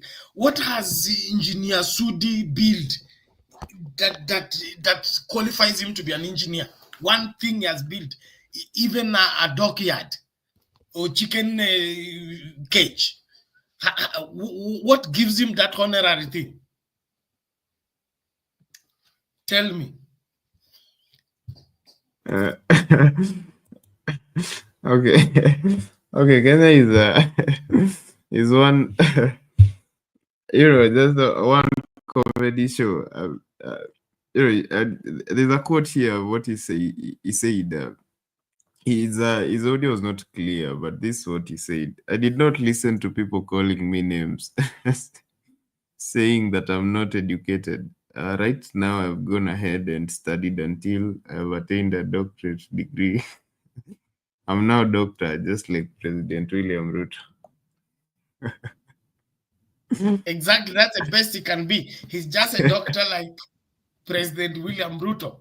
And all of those doctorates are in question, just like President William Ruto. We agree. Both of them are not doctors. They are doctors by imaginations and manipulations, by buying. Because what makes one a doctor? Doctorates are not supposed to be given as honorary. Okay, like I'm in the church world. Okay, the people who give honorary doctorates are people who they didn't have, let's say, they didn't have the opportunity to explore, let's say, biblical studies or theological studies, but they have demonstrated sound leadership in the church fraternity, that they have served as pastors, they have served as overseers for ages, and they have been successful. So they were able to do hands-on that was exemplary, beside them not having papers. So we are giving you honor due to your performance, by reason of, despite you not going to class, you have demonstrated better than the people who have gone to class in your performance. So Sudi does not speak in parliament. Okay, Sudi has never brought one motion in parliament. Sudi, we don't know where he went to school. Sudi has both male and female certificates for his Form 4. So what exemplary thing has Sudi done that has now turned him into and next they're going to award Farouk. Not next. He may have been awarded in secrecy. It's terrible. It's terrible. So I think William Ruto is, of course, he's now the standard. He's now the standard. Everybody wants to be a doctor because William Ruto is a doctor. But to me, if I had power, I will check out all these things. Some of those things need to be recalled and be thrown around. You don't need them. Is this university really accredited? Is it a real university? Oh, okay. I interviewed the proprietor once, I think once or twice. On our, did we do it on our show? And we asked him about all that. He says it's accredited. It's a campus of, I think, an American-sponsored university. But they had limitations. They were offering, I think, theology and business courses. The engineering part, the scientific, wherever engineering, physics things, he never spoke on them. So that's why I'm wondering, how did they begin to issue honorary engineering when they are not offering it? Do you offer a honorary degree that you don't offer in your school? I don't think so.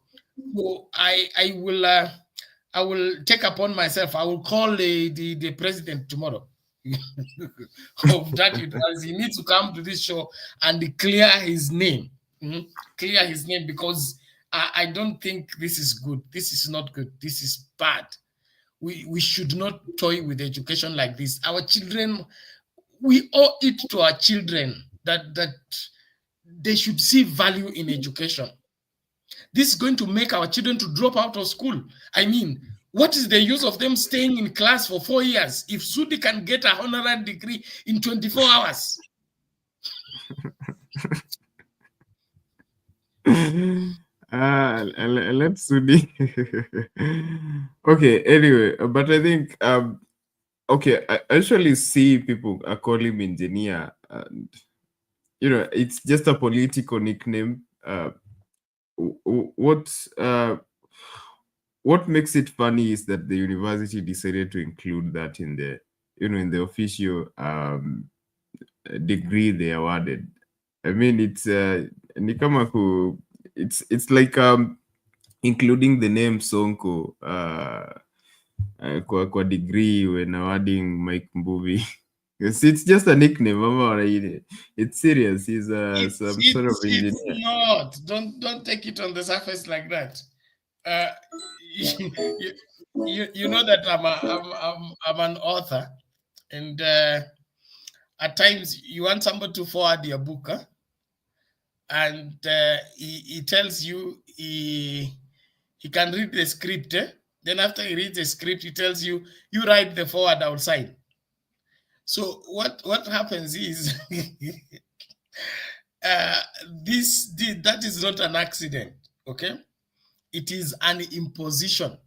If this thing is thoroughly investigated, you will find out that all those names were given by Sudi, and the university had no choice to put in that name.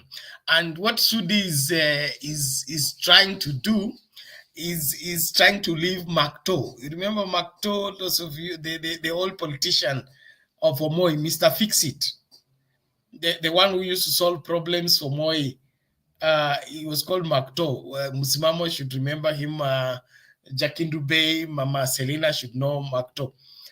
He was Mr. Fix-It. Every time there was a political fallout in especially Kamatusa, the Kalenjin politics, Makto was the fixer man.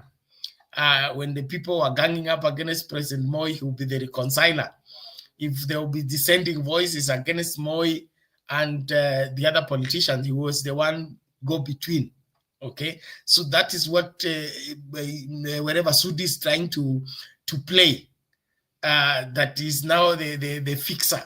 If there's a problem between Murkomen and Chakarege, Sudi is the reconciler.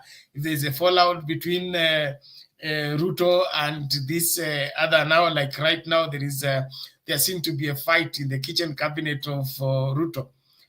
You saw Cholet spilling the beans in public and all that. That's not an accident. There is a very serious fierce war going on in the kitchen cabinet. There are those who are now more loyal, and others are most loyal. Others are less loyal to the president. And so Sudi is playing that Makto. He wants to fill those shoes of Makto in the Ruto administration, so that whenever there is a political problem, it is Sudi that solves it. And that's why he's among those who are called presidential advisors. So he was only looking for the certificate because he has already gotten the office without the certificate. So the certificate was to, strengthen him and, fortify him in the office. He got the office without qualification. Now he's qualifying his qualification in the office. Hiyo ndio inaendelea, hakuna kitu kingine.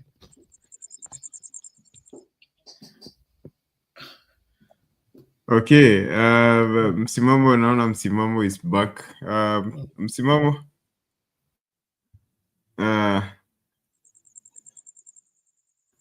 Labda ni catch up na nyinyi, mnajua nimeachia pale kwa Sudi alafu nikatemwa nje kiasi. But thanks brother Ben for the well received. Nashukuru. Nimerudi, umeniwezesha, nimerudi hapa tena. So ni catch up tu pengine, maana nimeachia pale kwa Sudi na haya ma certificate ambayo yani watu hitimu shahada ambazo kwa kweli hazilingani. Hapo nilikuwa nimeachia, labda pengine kuna mahali ingine. Bado tulikuwa hapo. We were still having that conversation. Labda kuongezea tu. Endelea. Labda kuongezea ni hivi. Wakenya, hii ni fursa ya kuweza kuchagua magugu na mbegu kama tulivyotangulia kusema awali, kwamba viongozi ambao wana hadhi ya kitaifa na wana utaifa, swala la elimu si la kubezi wala si la kuchezea. So pindi tuonapo viongozi wanasherekea hili already, hiyo it's like a red mark, imetutahadharisha na kutuonyesha hawa ni viongozi wa namna gani. Je, wako kwa ajili ya taifa ama kwa ajili yao? Na jibu la wazi ni kwamba ni kwa ajili yao, kwa sababu haiwezekani kuchagua mtu ama kumpa mtu ama kufanya jambo ambalo, ama mtu kumpa kazi vyeti vyake havilingani, masomo yake hayalingani, hana uelewa mbumbumbu. Kwa kufanya hivyo ni kwamba huyu mtu unampa either kwa urafiki, unampa kazi either kwa ni rahisi kuweza kummenya ama kuweza kufinya. Ukimwambia twende hivi anaenda na anafanya yale ambayo unataka, kwa sababu wewe ndio umemweka hapo. Kwa hivyo hana nguvu ile kwamba anaweza kazungumza kwa niaba yake. So for real, haya mambo kama haya ndio ametuicheck mpaka muda huu tuko hapa. Viongozi wa hii sample na hii aina, kwamba hawajali haswa swala lazima la elimu. That's why unakuta walimu mara kwa mara mingia kwenye migomo, kwa sababu wakuweza kulizungumzia na kuweza kuwapangia walimu wetu ili waweze kufundisha watoto vyema ni viongozi. Tunapokosa uongozi ambao ni thabiti na hauna nyaswafi, walimu watagoma, walimu wataenda mashule tu kwa siku ziingie, si kwa kufundisha. So for real, mimi kwa kweli Douglas na ndugu yangu Bernard hapa, swala lazima la elimu kwa kiongozi ambaye ana tija, ana utu, ana malengo, ana hili taifa, basi swala la elimu si la kubezi. Vyeti huwa vinalengana. Ndio naamini kwamba uongozi unatoka mbinguni. Siwezi mdharau Oscar Sudi, pengine anaweza kuwa ameshinda hata wenye masomo, lakini je, track record ya mtu nayo tunaitazama? Sababu kuna wale ambao wameajaliwa uongozi, well, they are not well educated, lakini sasa wana uongozi ndani yao, sababu uongozi hutoka kwa Mungu. Wanafanya yale ambayo yanawapendeza wananchi, wanawahesabu wenzi wao bora, kwa sababu hilo limetupiga kama Kenya. We don't Hatuhesabu wenzetu wengine bora. Tunajiona kama ni jamii, tunaona jamii hii sisi ndio tuko bora, sisi ndio wasomi zaidi, sisi ndio tumepigania uhuru, sisi ndio hali kama hiyo. So for real, swala la elimu ni swala ambalo kama Wakenya lazima tuangalie nalo. Tuendapo kwenye chaguzi, hata wakati wa kuchagua viongozi, tuangalie wamekuwa katika uongozi fine. Swala lazima la elimu lina mageuzi gani? Kwa sababu kwa miaka na mikaka elimu iko vile vile, zaidi tu ya huu mtawala kubadilishwa eti na kuletwa huu mwingine. Lakini ukiangalia masuala mazima walimu wanavyochukuliwa ni ile tu kawaida, kwamba hakuna there's no any improvement ambayo pengine unakuta kwamba hawa walimu wamefikisha viwango husika. Sawia tu na masuala mazima na afya. Pili, tuchagua hapo viongozi ambao hawana mashahada, hawana vyeti, swala la afya kila nani wataweza kuzungumzia? So hawa ndio viongozi wanaongozwa na matumbo yao. So hiyo ni red mark, it's a red spot. Wakenya tumeonyeshwa, tuendako kwenye chaguzi tuchague viongozi kulingana na hadhi na track record na pia masomo yao. Asante.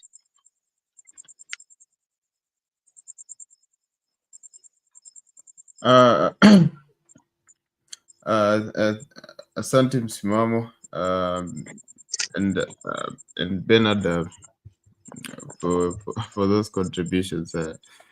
I personally think that we have taken the joke too far, and you know, if we entertain what we are seeing right now, you know, we are going to see in universities what we've been seeing in churches. Politicians just go to the podium and speak however they want to, and you know, they've taken over the church, and you know, they can just go there and speak whatever they want. Juzi tuliona ni Murkomen was threatening church ati nimeleta hapa contribution, and you know, mwenye anataka kurudisha sijaribu kurudisha, sijui kama unataka kurudisha urudishie Mungu. Such kind of remarks.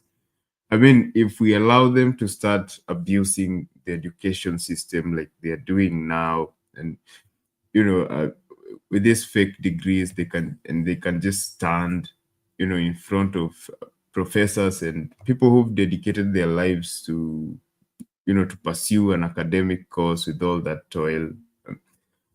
What image of education and academics will we be setting to those generations that are going to come? You know, people in this country won't be taking education seriously anymore. You know, watu watakuwa wanaona ni kama masomo is not that important. If you know, people like Sudi can just you know, can get honorary degrees, and however, it's just something that can be dished out. We should not normalize. Douglas, kama unaweza ruhusu niingilie kidogo, kwa sababu sie nikapoteza hii point, imenikujia kidogo. Unajua kila jambo lina sababu yake. Kila jambo lina sababu yake. Kwa maana si kwamba Kenya hatuna wasomi waliohitimu haswa. Lakini je, swali la kujiuliza haswa, are they being given chances? Wanapewa nafasi? Ama katika mkumbo huu wa siasa tunachukuana kwa kulengana na ukaribu wetu, maybe kwa masuala fulani, ama kwa hili waliokuwa nalo Kenya Kwanza. Kama tunakumbuka kwamba wale wametusaidia kwanza tuangalie, lazima wapate nafasi, maana hii keki ni kubwa. Kama tunakumbuka hiyo kauli, hii keki ya Kenya Kwanza ni kubwa, lazima itawatoshea wote. Na ndio maana wakaja na mpango wa ma-PSS wale waliokataliwa wakati ule. Kama tunakumbuka, tunawapa hawa viongozi wenye nani anawaleta hapa karibu, hawana degree, hawaja qualify. Nani ni sisi wananchi ama ni viongozi? Na kama ni sisi wananchi,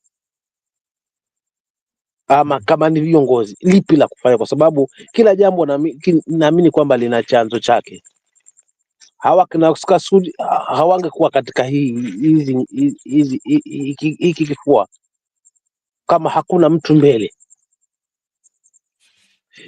Hawa kina Oscar Sudi hawangekuwa napiga kifua kama hawana watu wao nyuma katika jamii, kwa sababu haya mambo ni msumeno huu unakata mbele na nyuma. Sisi wananchi tunachangia kwa aina fulani, na wajanja wa siasa nao wanatumia hizo mianya na hizo fursa kuweza kutuwekea wake na Sudi katika nyadhifa za uongozi, kwa sababu si ajabu kama Kenya Kwanza hii itarudi katika uongozi ukaja ukaona amepewa docket ya uwaziri. Hili mimi sina shaka nalo, kwa sababu kashavalishwa hii, kashahitimu, ako na shahada ya engineer. Si ajabu tukamwona amepewa uwaziri. Sasa tujiulize hayo maswali, Oscar Sudi amepewa uwaziri, unategemea lipi? Na akiguswa huyo Oscar Sudi sasa, kama venye ambavyo anaanziwa kuguswa na watu kutiliwa mashaka, sisi jamii nasi tunajitokeza. Huyo mtu wetu tunalengwa, tunahujumiwa sisi kama jamii fulani, mtu wetu hivi vitu nani wa kulaumiwa? Hapo ndo sijapata picha, ndugu yangu Douglas, lakini ni vitu ambavyo vinalingana haswa. Wananchi na hawa political class tunashirikiana kuweza kuweka uchafu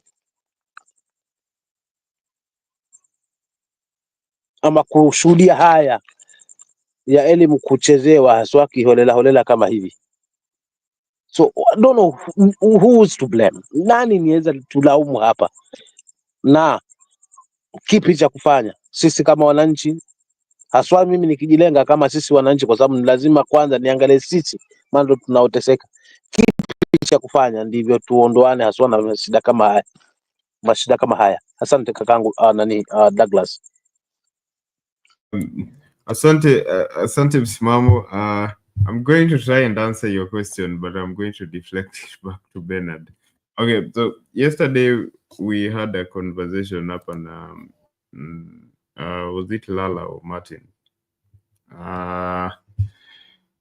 So he was saying that the political class could do wako corrupt, but I was telling him that corruption is deeply entrenched in we the Kenyan people, including us, the citizens, because these people pick from amongst ourselves, from amongst us. In a serious country, we wouldn't have such people walking around with fake degrees. We know that the degrees they are walking around are fraudulent, and no action is taken. So my question to you, Bernard, is how can we tackle corruption? Because it's not just amongst the political class. It's deeply entrenched in our society. How can we deal with it? Thank you, Douglas, and Simamo, thank you for your submission. I just want to remind you that the people who led the Oster of Airo from Moi University as Vice Chancellor, on the premise that yes, you're mwenyeji, it was Sudi, Mandago, and the group. And now that the Moi University is on the resuscitation, it tells you the kind of standards that they approve. What went wrong with this country is when we lowered the standards to find leadership. In the past, it used to be work hard. Okay, for example, there was a minimal score that you must attain in order to go to the university. I think it used to be a C+. During our time, it was a C+. Okay, if you don't get a C+, you don't proceed to the university. So it reached a place where they lowered it to C.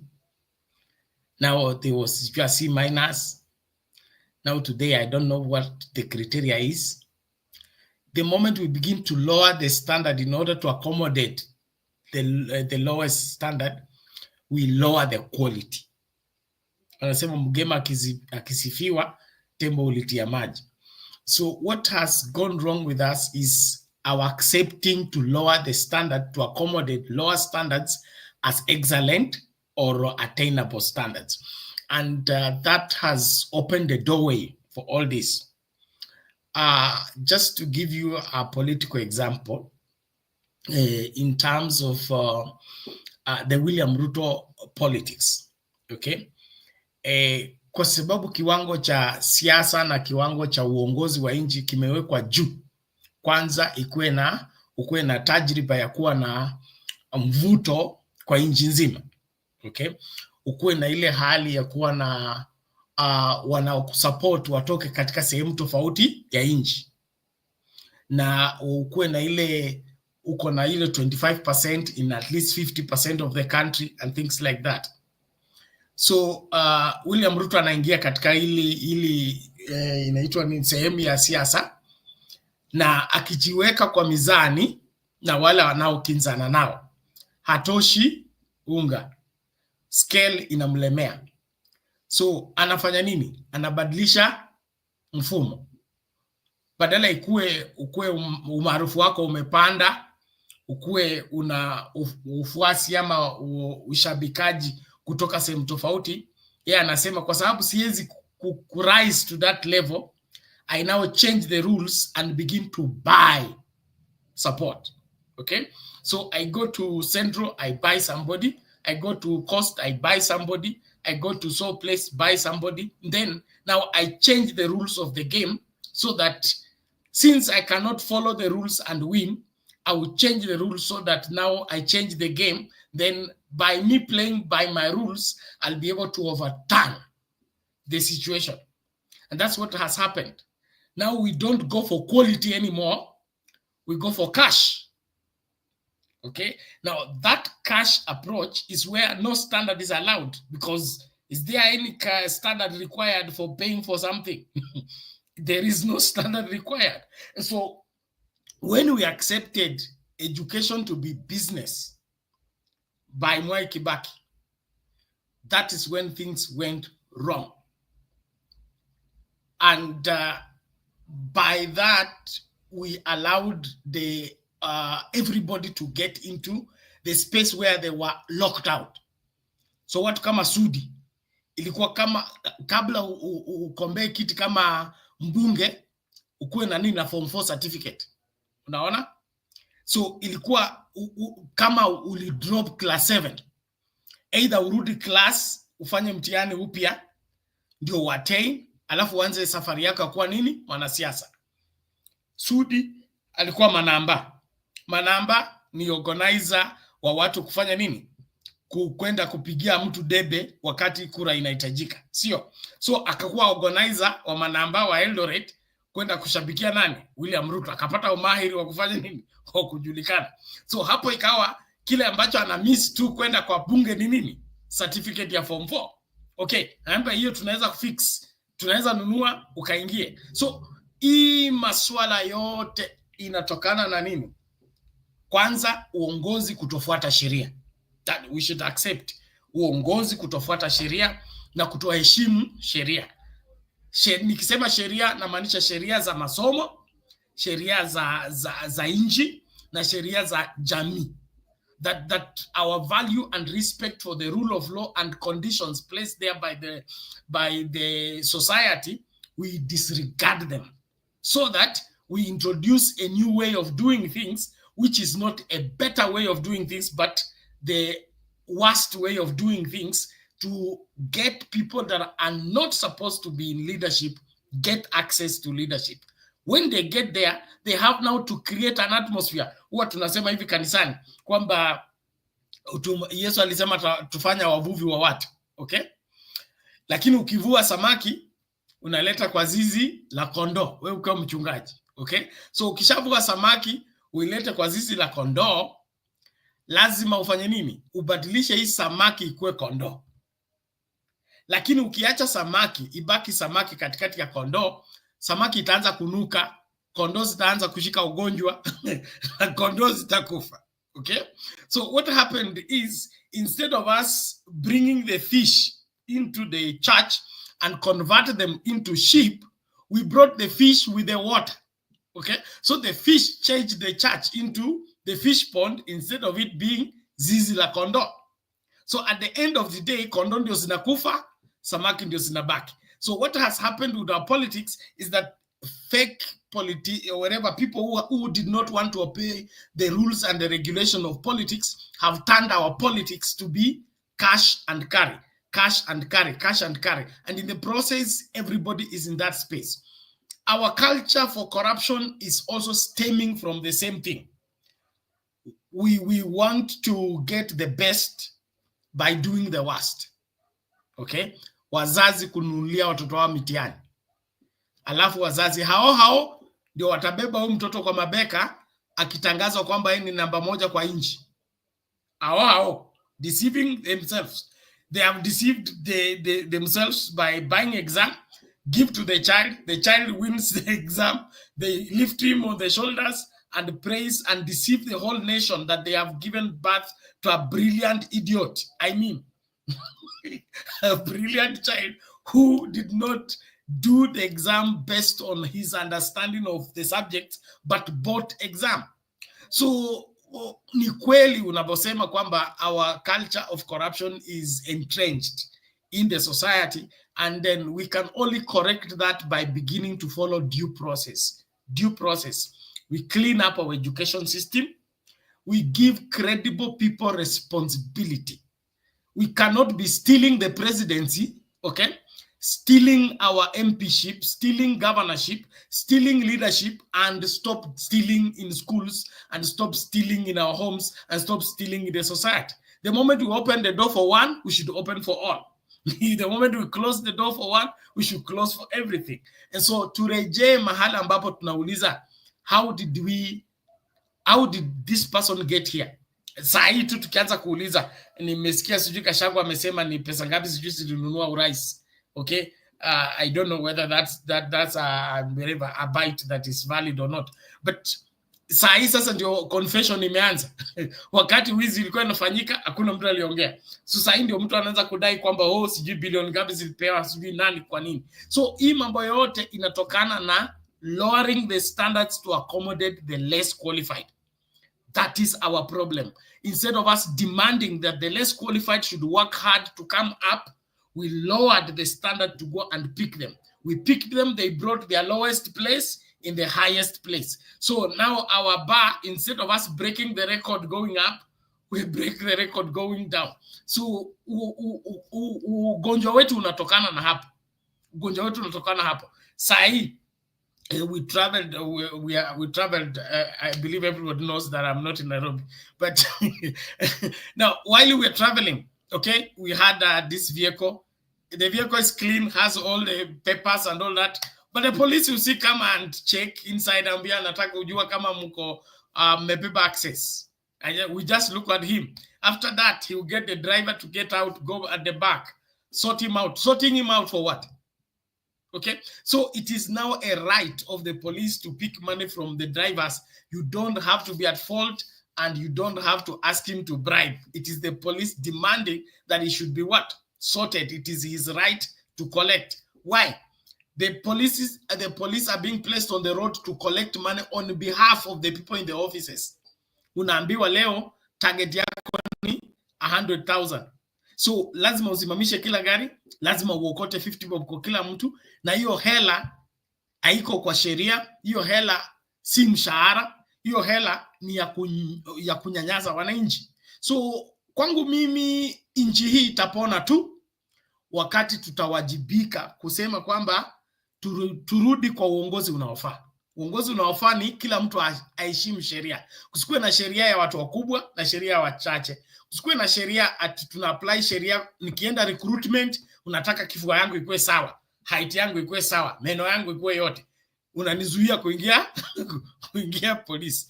Wewe mwenyewe ni mfupi kuniliko. Wacha tu niachie hapo. Asante Bernard. Na Mama Selina amejiunga nasi. Mama Selina. Yes, nimeingia hata sijui topic, nimekuta tu nikaona watu wako, nika champion. Otherwise, Msimamo na Penat na Douglas, na shukuru kuwaona. Nimesikia Bernard, nimeona Kachako anasema tulinunua 20 million ama 20 billion, I don't know Bernard.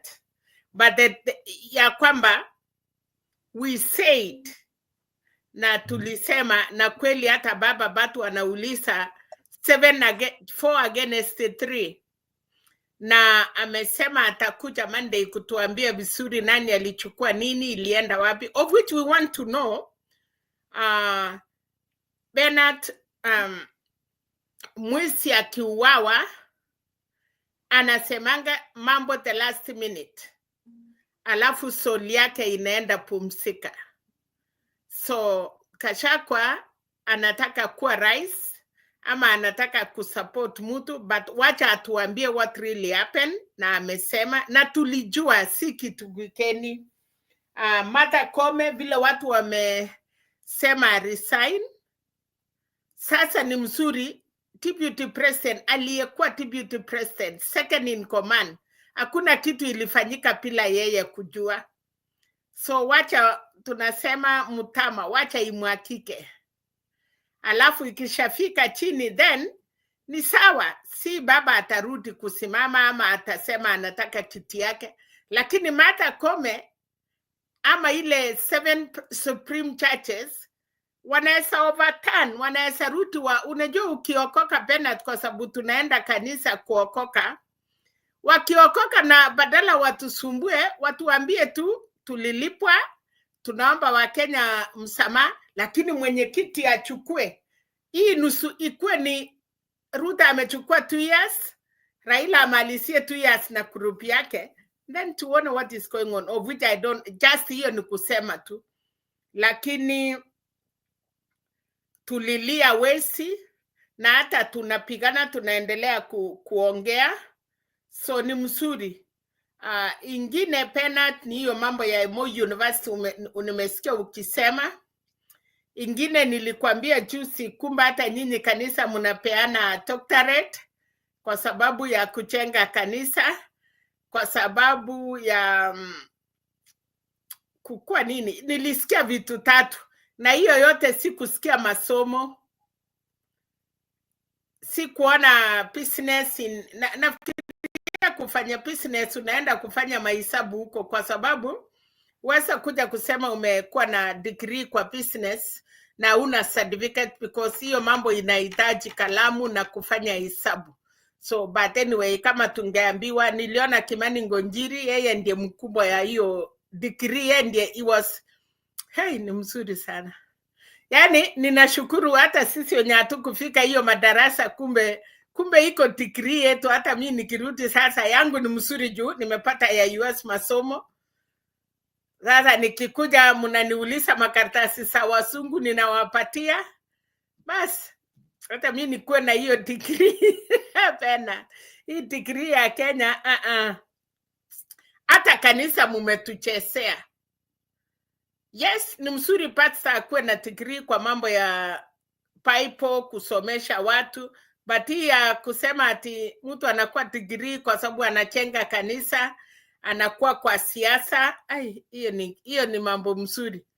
So ile tulikuwa tumekasiwa, by the way, ilikuwa ni university ya ukweli ya Nairobi Kenyatta, Moi University. Hata hizi Moi sasa sote imekuwa bure, sababu kama unaenda university na unarudi unanunua, na hata kuongea hiyo Kiingereza afadhali ile yetu tunaongea hapa Bernard, hakuna kitu.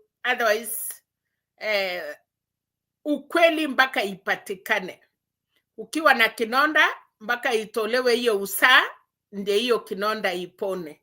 So what we need as Kenyans, hot air na group yake Chepukati, sijui kama akili imerudi ama pesa alinyang'anywa ndio unajua hii pesa ya kununuliwa labda ulionjeshwa tu na ukaambiwa nikitangazwa nitakupatia yote. So we also want Chebukati to tell us the truth. Pengine hiyo 20 million haikufika mkono yake. That is why ulisikia nikisema Penat ya kwamba I want Marichan out of IEBC before we do anything else. Ni mambo kama hiyo. So vile tumepata evidence na ule baba alisema, ule mtu alikuwa anaitwa nani? Mwenye alisema hiyo mambo ya kwamba alikuwa anaitwa what? Mwenye the whistleblower ile alitoa results, yes. Tunaona sasa baba alisema na hakuna mtu alimchipu huyo mtu. So we agree the results that whistleblower alikuwa ametuonyesha ilikuwa ni ukweli. But shame on all those. Kwanza ule mama ametoroka, ule wa Amerika alituambia hakuna election ilikuwa mzuri kama hiyo, na ndiye tumeletewa mambo ya kupika shindano ng'ombe, mambo ya GMOs, kulikuwa kuna kuja na mambo yake. But tunasema wa Kenya. Kuna mahali niliona Kalonzo leo, sijui alipitania nini na rafiki yake Uhuru. Nilikuwa nafikiria Kema imeextend mpaka Ukambani. So nafikiri kuna mahali Kalonzo ameteresa. Unajua hii kutaka kiti pena ni mbaya sana. Lazima uchungane. So mimi nataka kuachia hapo, ndiye niwachie msimamo. But Penat, if you have come back, welcome. Kama uko Putere, naona hata hiyo curtain si ya Nairobi. Kwa hivyo unaonekana wewe bado unakula ingoko huko Putere, hupiria watu, tell them the truth na wajue ya kwamba wasinunuliwe tena. Nafikiria una raise the young and old generation, wale wafuasi wa Yesu ya ukweli. But wacha Kachakwa aropoke. Tunataka atoe siri yote. Hakuna siri unawacha. After all, huwezi simama Kashakwa. Ulidanganywa ukaenda kotini, na mimi najua Penat kama umekuwa impeach.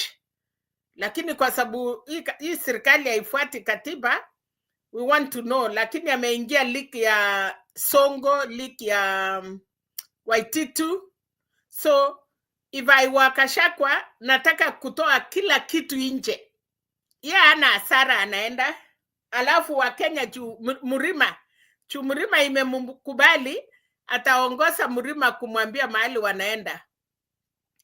Hiyo ni sawa kwa sababu Murima si Kenya. Kama ingekuwa Kenya, wangetaka kunegotiate na every Kenyan, na kama Murima ni Kenya, wangetaka kura ya kila mtu. And again, Bernard, nikimalizia, kwa nini kelele hakuna wakati expert ya Uhuru 8, 9, 10 wameingia serikali, na ile ine ya ODM walipika, dunia ilikuwa inapasuka? What is the difference, Bernard? Hii sasa yako ni ile ya kusema uchungu kwa binadamu na nidhamu kwa nguru. Sijui vile inasemwa. Hiyo Bernard. Hiyo ilisemwa, kumbe watu walijua. Na ile ya mwisho ikasemekana ya kwamba inaitwa nini? Acha niwachane, ninachanganyikiwa. Nafikiria Usei na City, but no, you're doing well. Umesema vizuri. Mkuki ni mtamu kwa nguruwe, lakini mchungu kwa mwanadamu. Yes, so that was it. Kwa ODM, na sasa kwa upande hii, So wakati tunapotetea Kachakwa, na wakati tunaposema Kalonzo is good na ameshikana na Kashakwa, it is also the same as watu ya ODM walienda wakashikana na Ruto. But again, nikasikia mtu mwingine akiongea mwerefu sana, akasema how could baba go to OAU akiwacha nchi yake ikichomeka? How will he stand in front of hata people na kusema mambo penalty, because lazima mahali unatoka kukue kimya, na ndio sababu watu wamepika kelele. Nimefurahia hizo kelele kwa sababu kwa watu wengine imekuwa ni busara, that baba ni strong. Akisema maandamano, tunaenda maandamano. Akisema holiday, it is an holiday. Akisema imeisha, it is imeisha. Na the hope of CNCs and millennium ni kwamba imeenda wapi bena? Tulikuwa tunaambiwa already maneno imeendelea vizuri, wanachukua serikali. Hata ile wamefufua. Unajua Bernard, the mindset ya kina this young boy na Kasmol,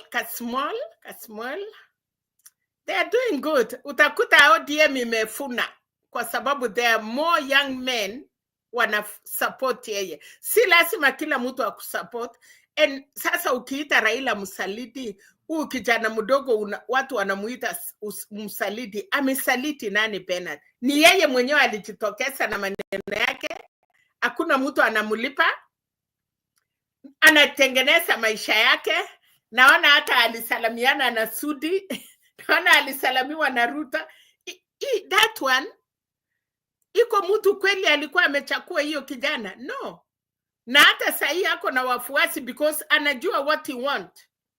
You cannot be a leader kama hujachukua experience na kukaa na watu wengine. So Temurara and the rest, kuna wengi wanaongea. Let them come out. We see them with Kalonzo, we see them with Kachakwa, we see them with Ruto. Wacha tukue na hii vijana yote. Lakini ule anatuambia ati yeye alikuwa ODM, ati alikuwa youth. Hakuna china ya Murara nilisikia kwa ODM. Wewe Bernard ni mwana ODM.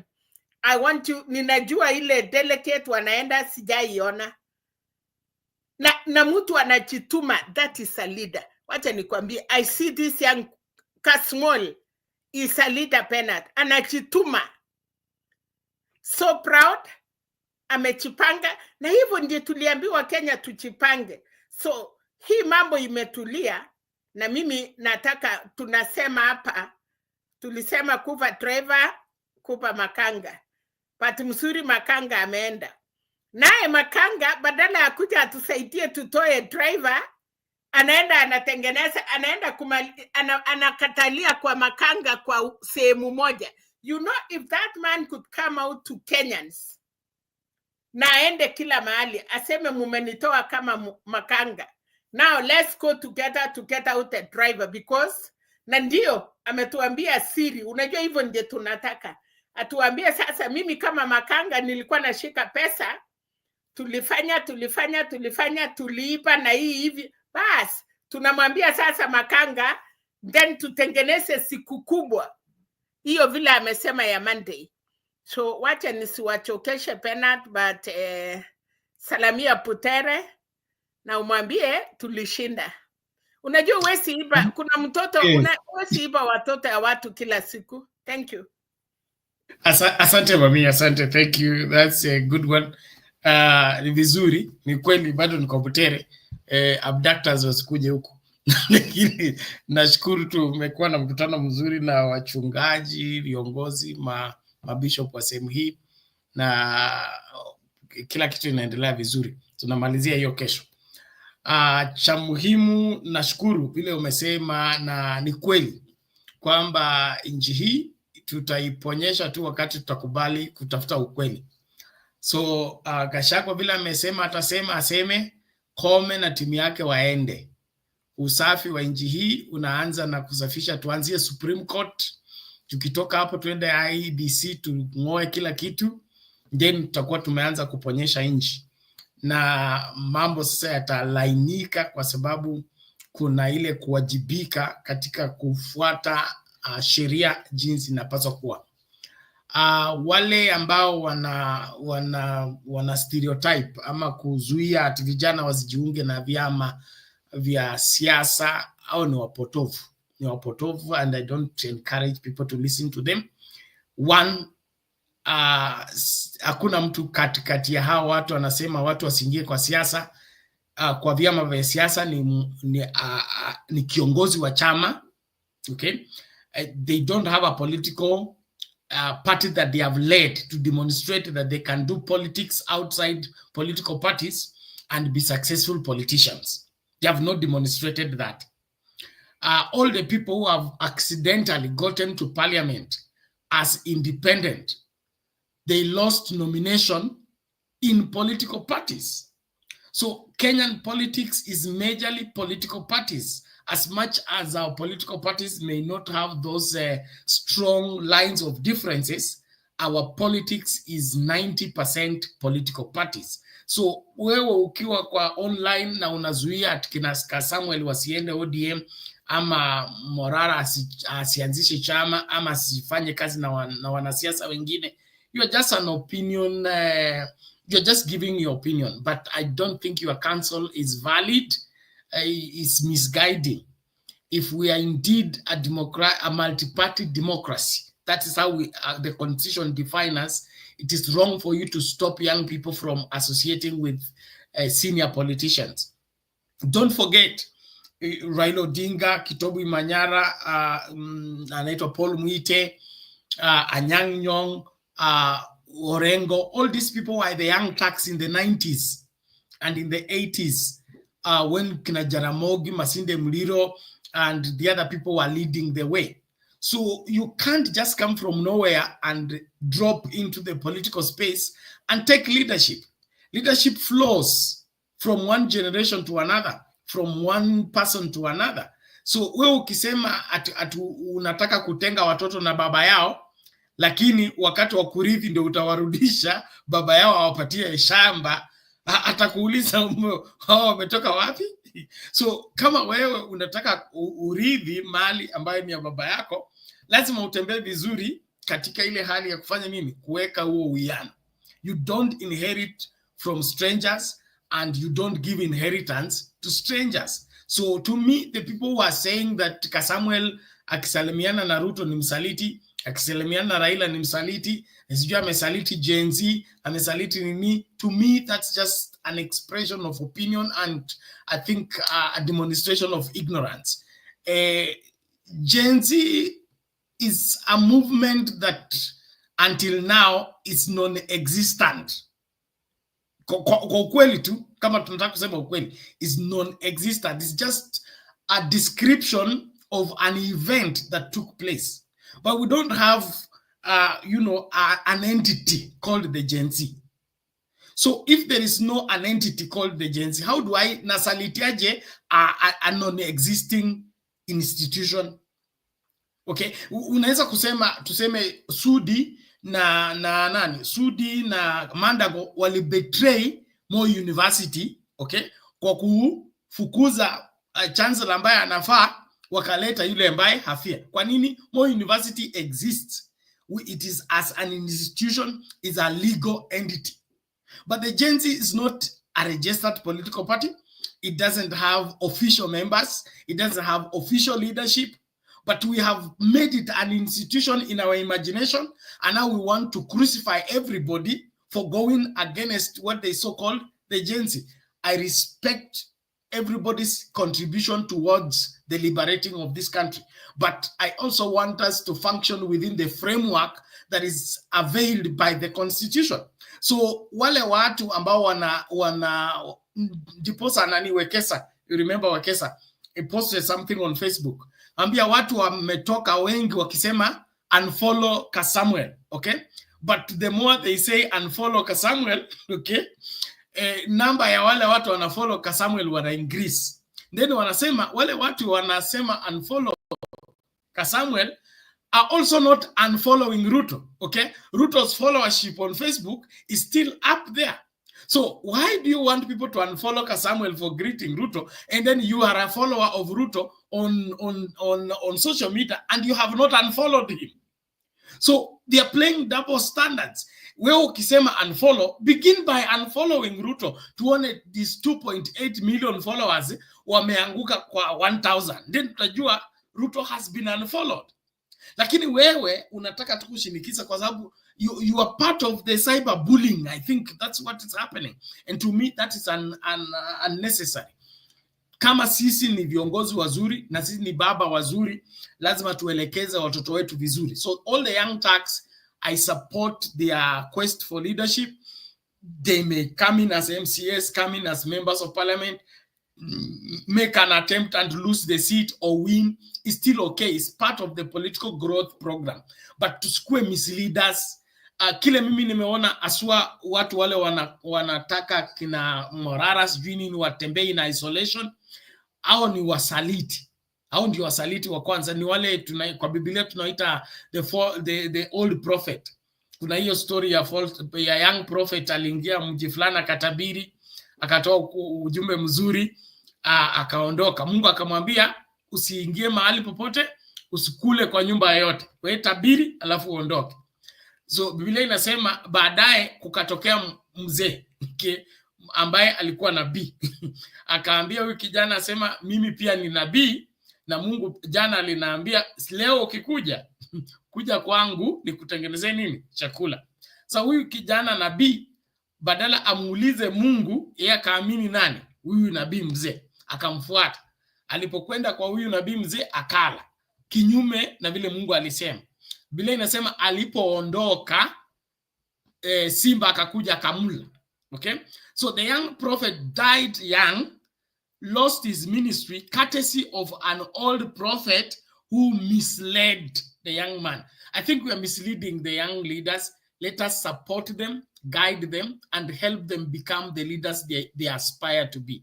Either through political parties, but I don't think you can make much in the political space of Kenya politics without political party. It is a lie. It's a lie.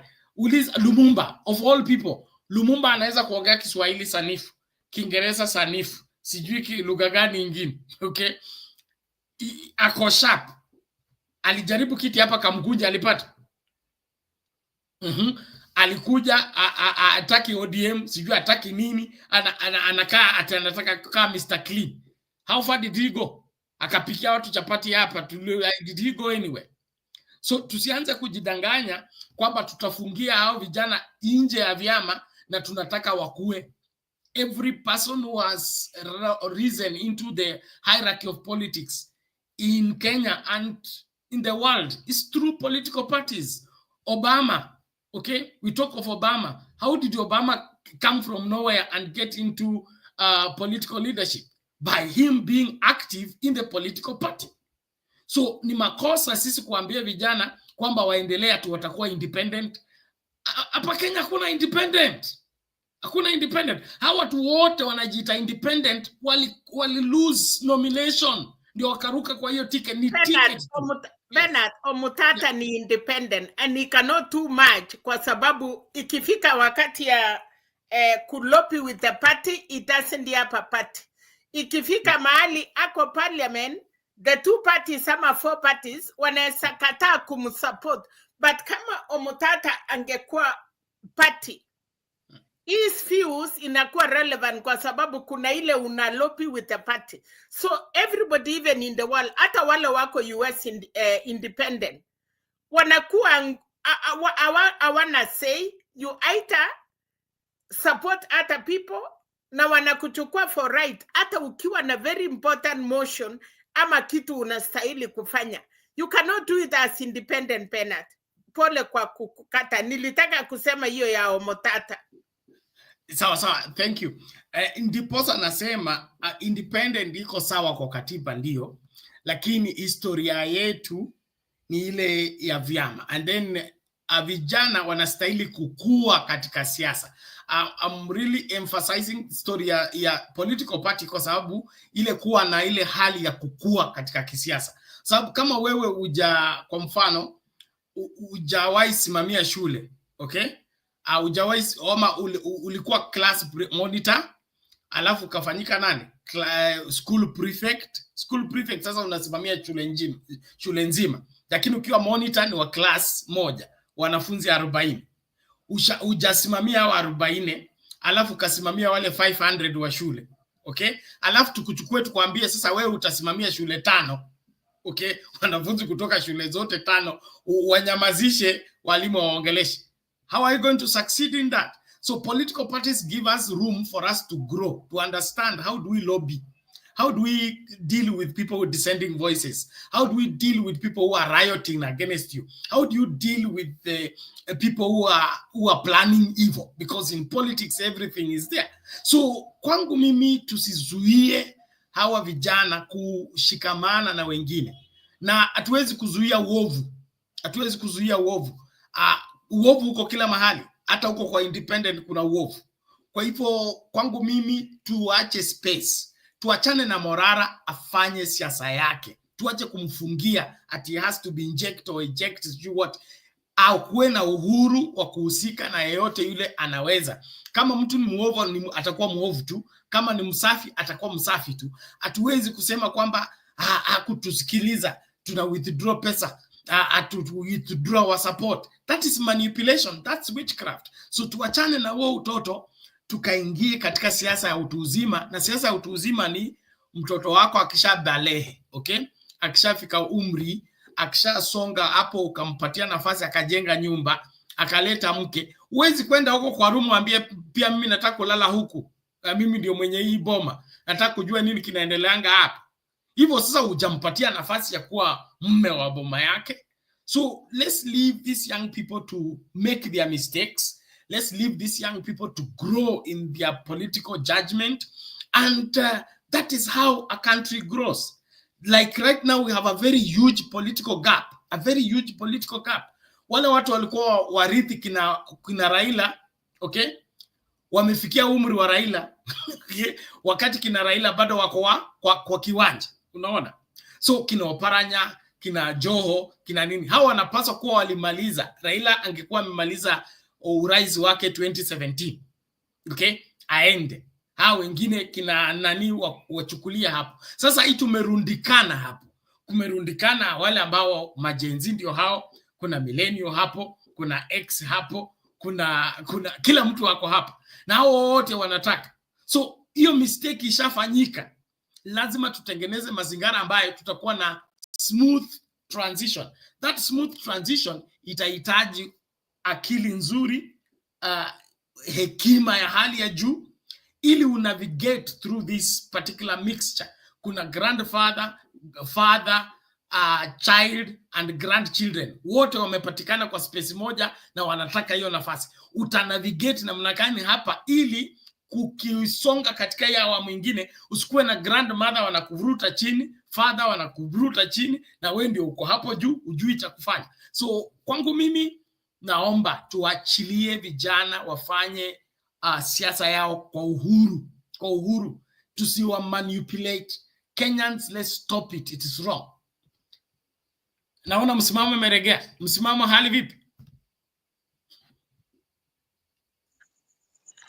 Kupata. Yes. So hekima yako kwa hilo kabla tungatuke na Douglas, I hope you're still there.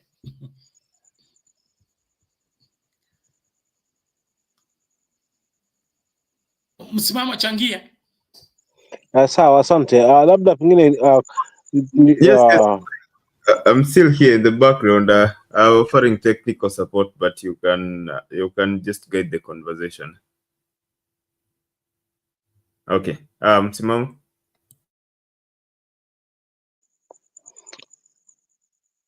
Labda nimsikize tu Mama Selina kwanza kwa kiduchu, na kitu namalizia hapa, then nita submit yangu ya mwisho. Kindly naomba.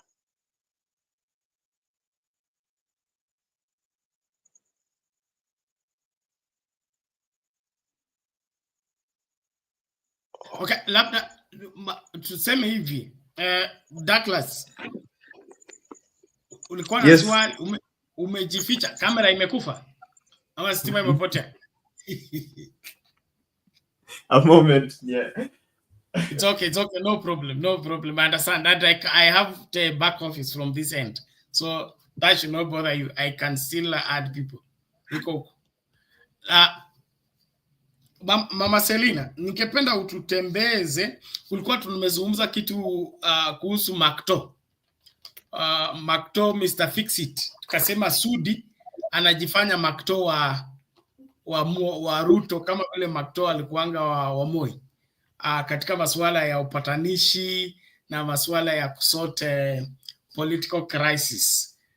Hiyo ndio imefanya kwamba amepewa uinjinia wa siasa, sio uinjinia wa barabara na ufundi na majengo.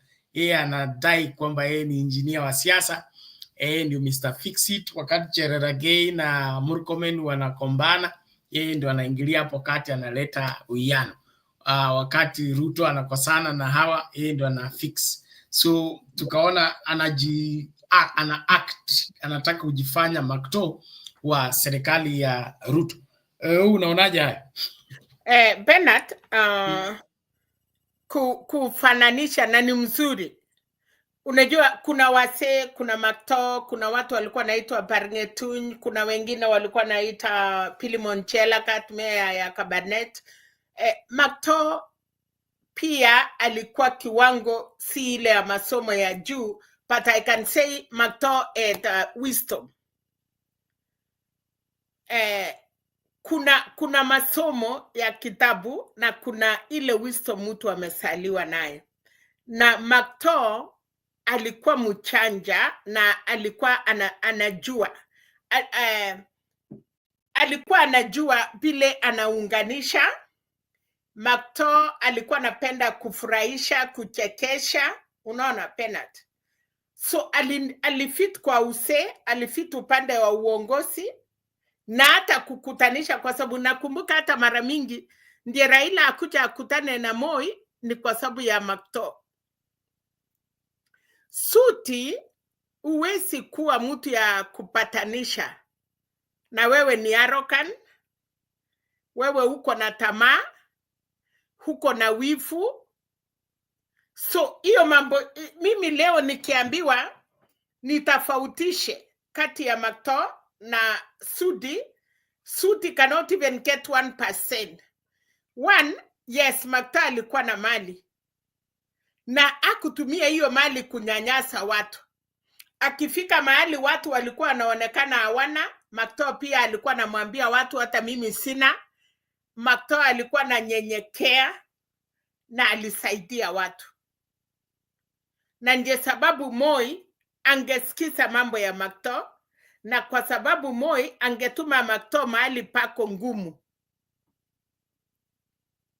Kulikuwa na kina Enrico Skei wasomi, kina Biwott wasomi, but makto did not have those qualifications. But aliweza kuunganisha watu beyond the school.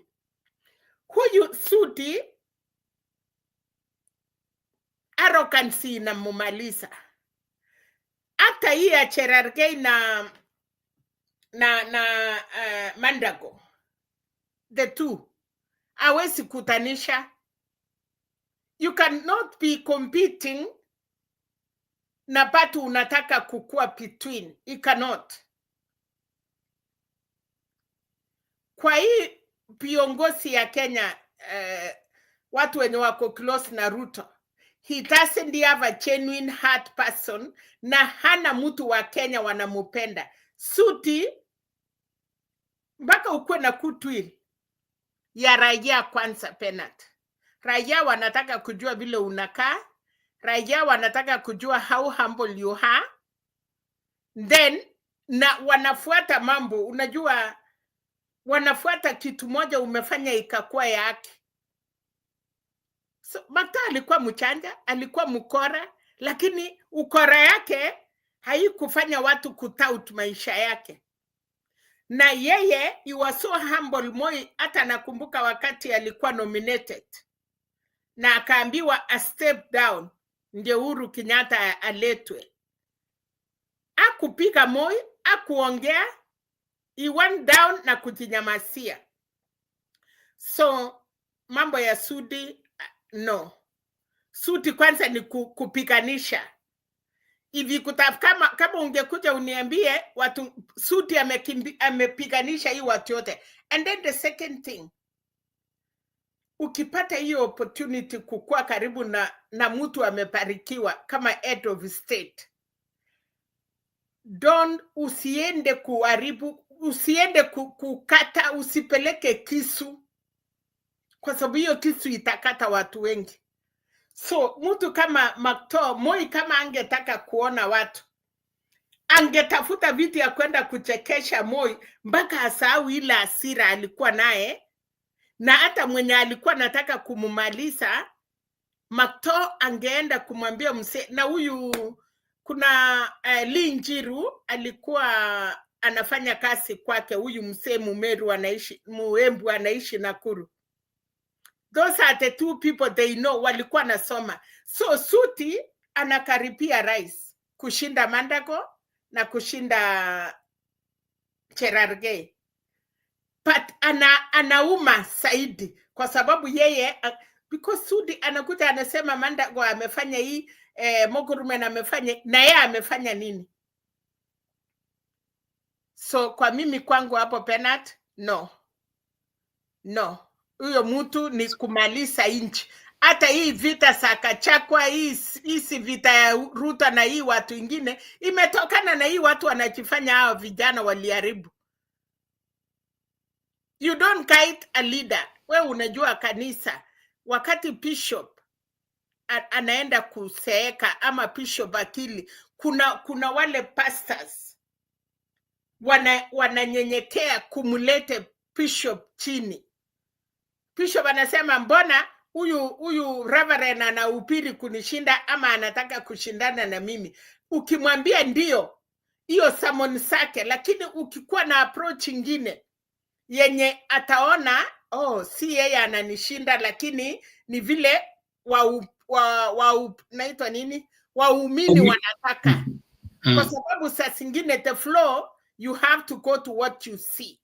Kama kuna kwaya ama kuna nyimbo zenye inafanya watu walale kwa kanisa, nina hakika bishop ule wa samani angetaka those slow motion, na hizo slow motion ilikuwa inaimbwa kwa sababu ilikuwa inakupeleka kwa Mungu, like unaenda, you are deep, unajisikia umefika pinguni. But now there are these young people, ukiimba hizo vitu ama ukiomba, wanatoka, they get tired, wametaka haraka, wanataka mwili yao sinachemuka Penat. They want to shake, they want to do, kwa sababu amekuwa Mkristo na achaenda ile ya watoto wengine na ameona. Lakini ukikubalia wacheze vile wanataka kwa kanisa yako, wafanye hiyo yote, they will come, watakuja kwa wingi. Sasa hapa ndio iko mambo tofauti. Ufalme unatakikana usaidiwe. Okay, nashukuru mami kwa hilo, na ndiposa nilikuwa nasema kuna ile siasa ya kujifanya, na katika hiyo kujifanya inaonekana kuna Sudi hachezi siasa ya kitaifa, anacheza siasa ya Rift Valley. Na katika hiyo Rift Valley uvinafsi, kumaliza wengine. Ndio nakwambia, kwa sababu anahitaji space, kulingana na vile anakwenda, na ni Innocent hapa amesema anatafuta kuwania ugavana wa Uasin Gishu. So anajaribu kutoa kila mtu ambaye anaweza kuwa kizuizi mapema, na katika hiyo hali ni ile hali ya kutoa separation, kuset up watu wasipate support labda ya Ruto. Hakuna Penat. Yes. Eldoret kuna wacha nikwambie, Mwelgeo na Marakwet kupata kiti ya governor Eldoret, hiyo haitakuwa. Unajua watu wanajidanganya.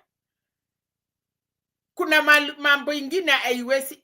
Mimi si mkabila, naishi Nakuru, lakini kuna vitu ingine haiwezekane. Huyu jamaa angetaka vizuri kutanisha, nyenyekea, ana hiyo. Kupeana pesa sio kunyenyekea Penat. Ukipeana kwa kiburi haiwezi bariki watu. Usikuje kunipatia 10 million na cheuri ufikirie itakuwa baraka. No. Watu watasema yani hata watakutusi na hiyo umepeana jinsi ulipopeana. Lakini ukipeana pesa ama mali yako na what do we call, na upole, kunyenyekea. Hata mtu anaenda nunua chakula akule na familia yake. Kuna watu wengine ukipatia hiyo pesa, hata bibi yake na watoto yake kukula hawezi peleka. Atatoka kwako aende kwa ba, amalize na watu, arudi kwake mkono tupu. Kwa nini Bernard? Ataki hiyo dhambi iingie kwake. Okay, sawa. Nashukuru mami kwa hiyo, na umetusaidia katika kutuonyesha picha kamili kwamba uongozi unalindwa, na unalindwa tu na wale wako na your interest at heart. So kulingana na wewe, kwa sababu Sudi ni mmoja wapo wa wale watu advisors wa rais, kwako unaona kwamba Ruto amejizingira na watu ambao wamsaidii, labda ndio serikali yake inayumba, kila mtu ako hapo kukula na hakuna yule ako hapo kusaidia huo uongozi? Moja, Ruto mwenyewe atiamini na amini watu. Ruto mwenyewe ni dictator. Ruto mwenyewe ni, unajua Bernard, kuna baba anajua. Ruto mwenyewe ni kujua. Ukitaka kusema hii anakwambia nyamaza, anajua.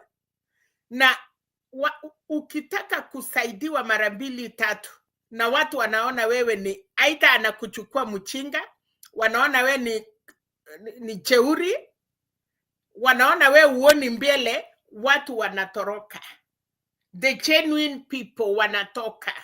Kwa sababu Bernard, hata mtoto mdogo akikwambia pastor, vile umefanya kanisa si mzuri, utaenda ukifikiria sana, mbona huyu mtu mdogo nimefanya nini?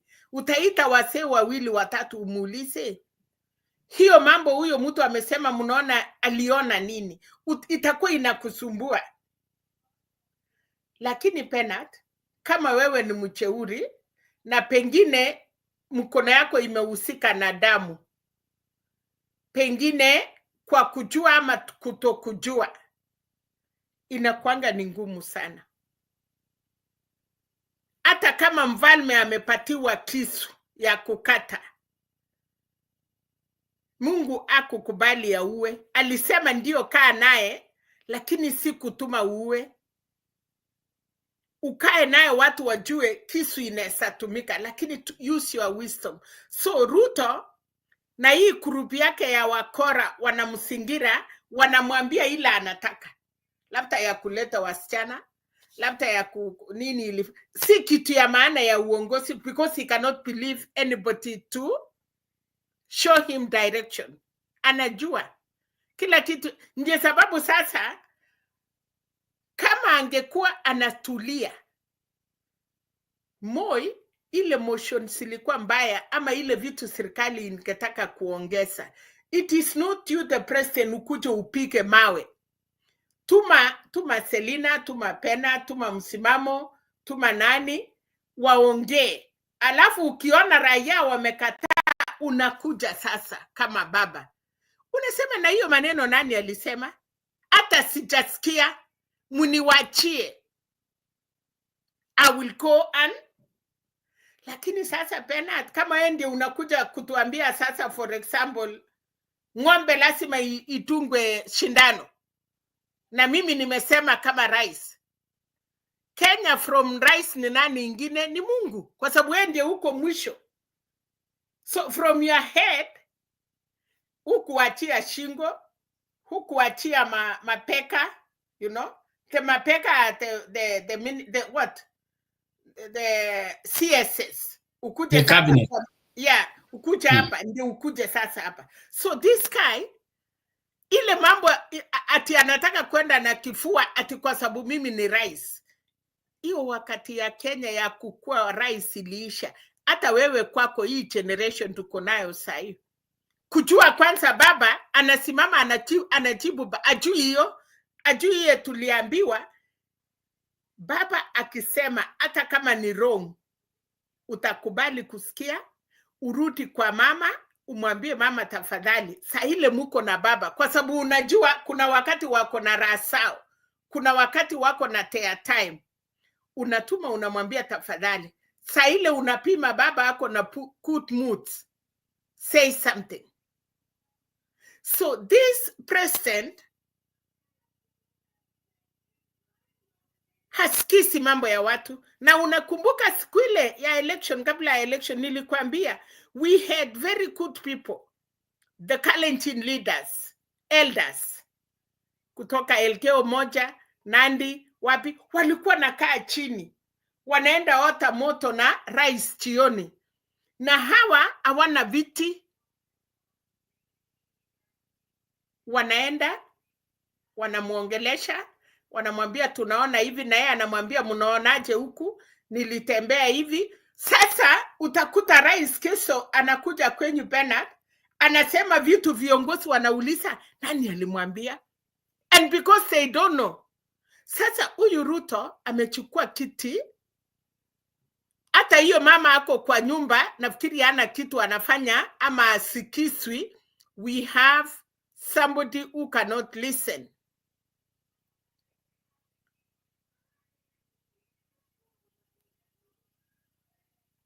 So hii serikali iko ngumu. Okay, sawa mami. So naelewa.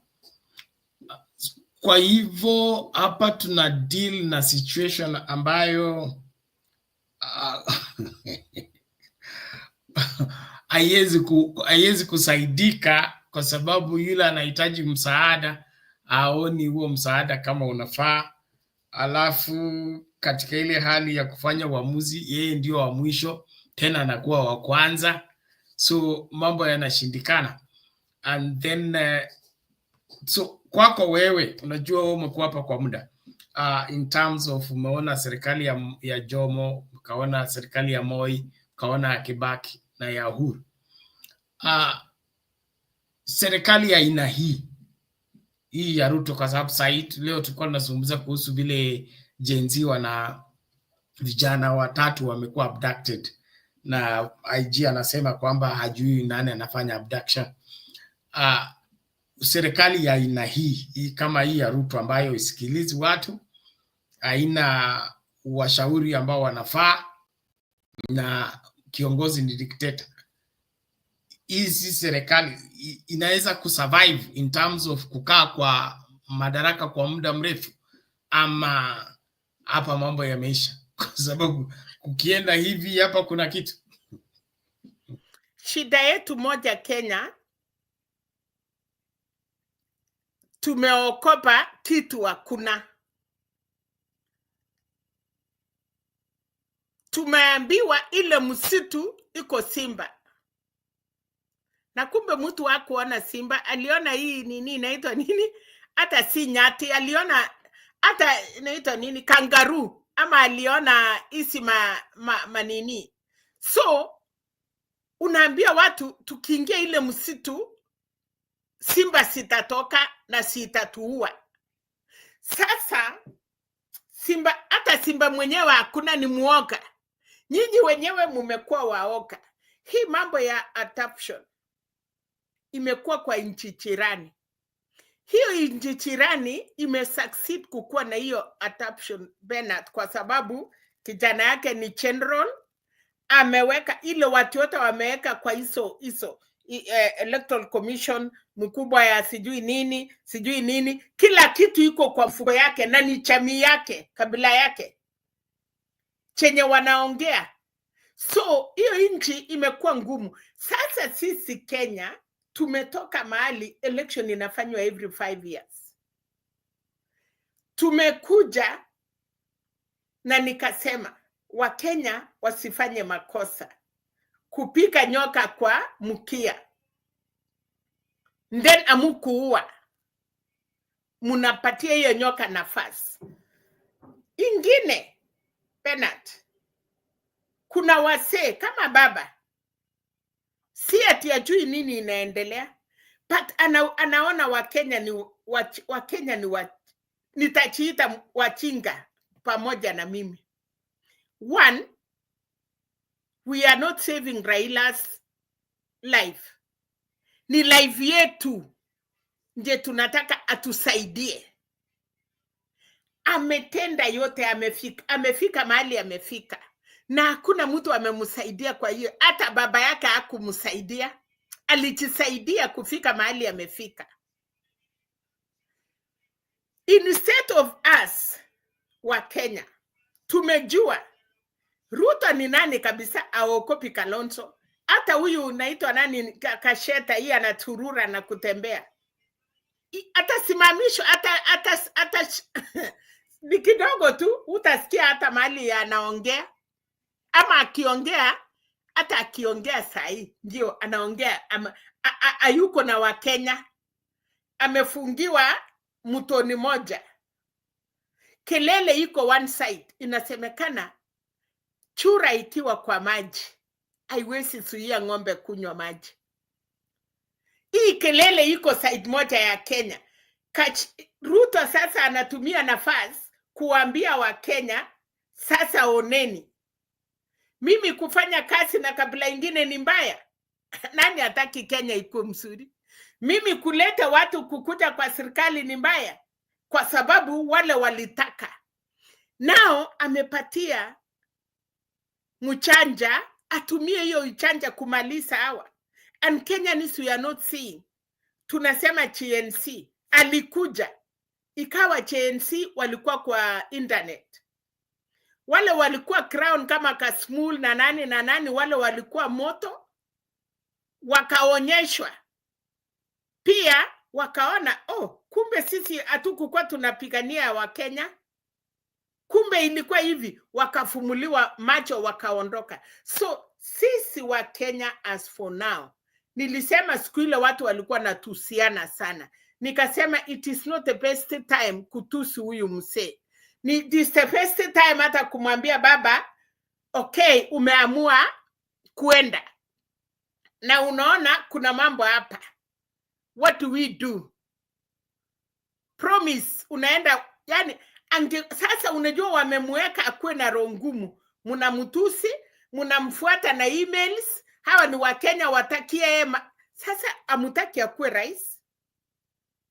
Akichukua mnaipa, na yeye aliamua awezi mwaka damu.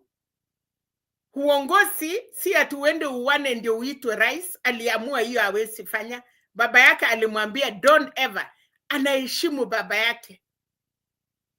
Wewe unakuja haujai chakuliwa hata kiti, wacha ya kansala, hata ile ya nyumba 10. Wewe ndio uko na mdomo unatusiana.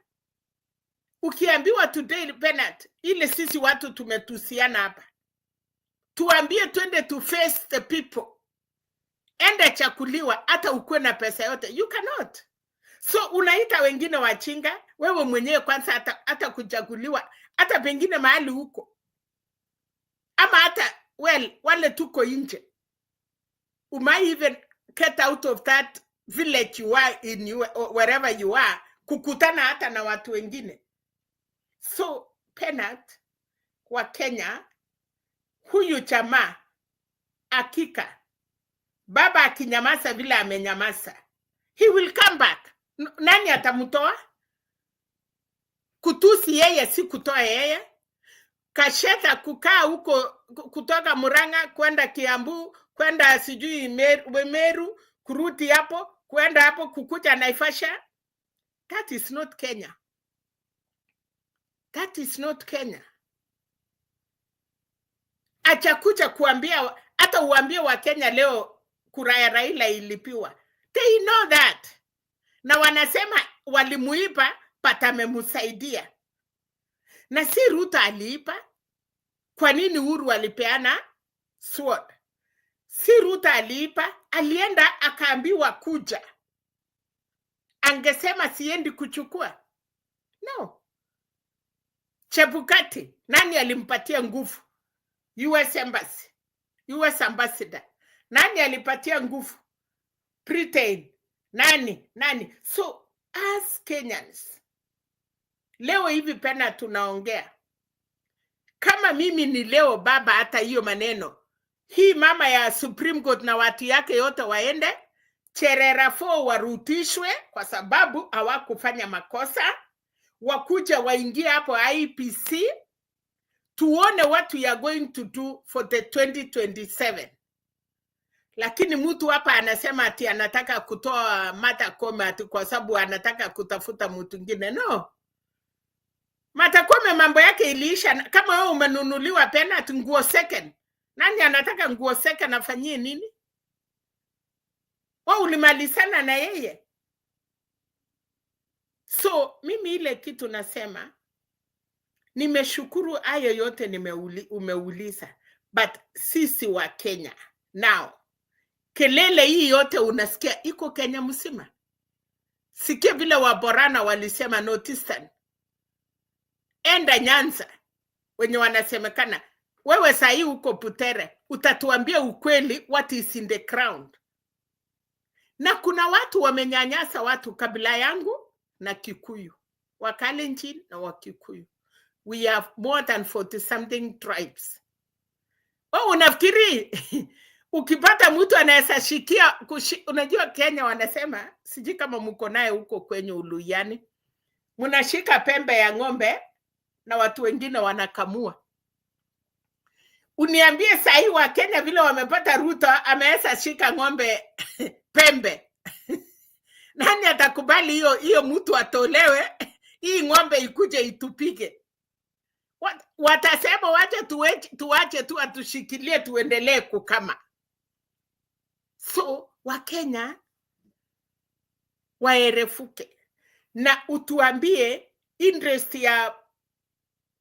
ya Busia ni interest ya Kericho, ni interest ya Murang'a.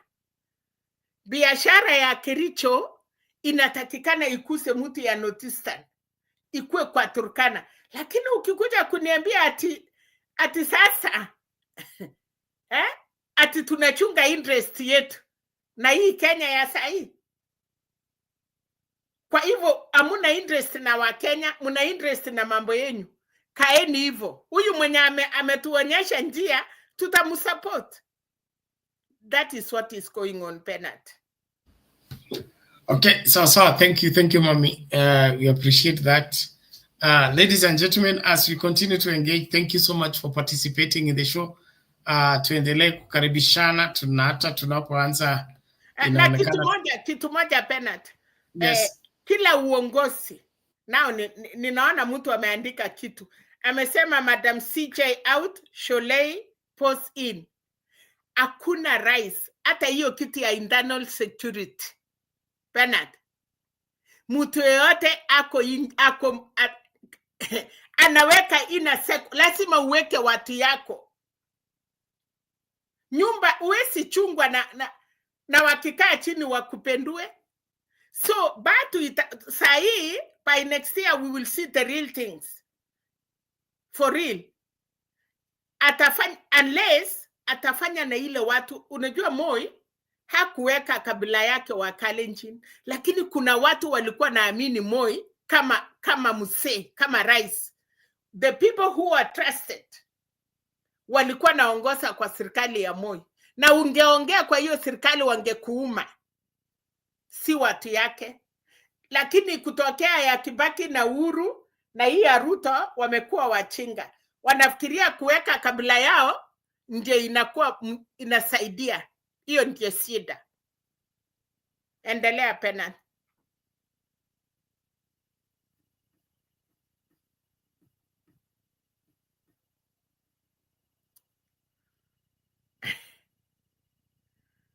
Wow, utashindana na mtu wako na punduki na anashikilia jeshi.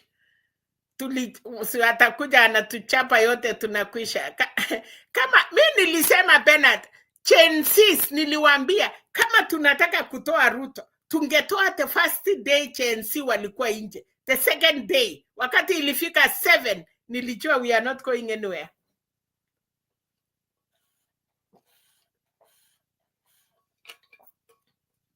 Thank you, Mami. It's interesting how the thing is developing, but okay, mipangilio yote inayofanyika, unajua kuna sehemu yetu ya kupanga na kuna sehemu ya Mungu mwenyewe. So tunaweza panga vizuri, lakini Mungu akageuza. Cha muhimu ni kuwajibika kama Wakenya. Douglas, I need you on set on the issue of the Gen Z and the anti-political party campaign. How do you intend to realize your political leadership without political parties and without associating with political parties with the claim that political parties are corrupt and they belong to individuals, and so nobody should soil themselves by going to swear allegiance to an individual in the name of a political party?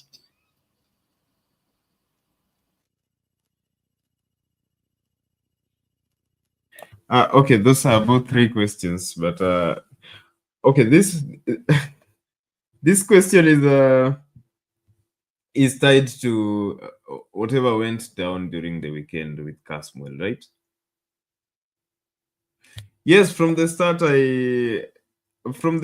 I could see that Casmuel. From the start, I told you that Casmuel is a fraud. I think I mentioned that early enough.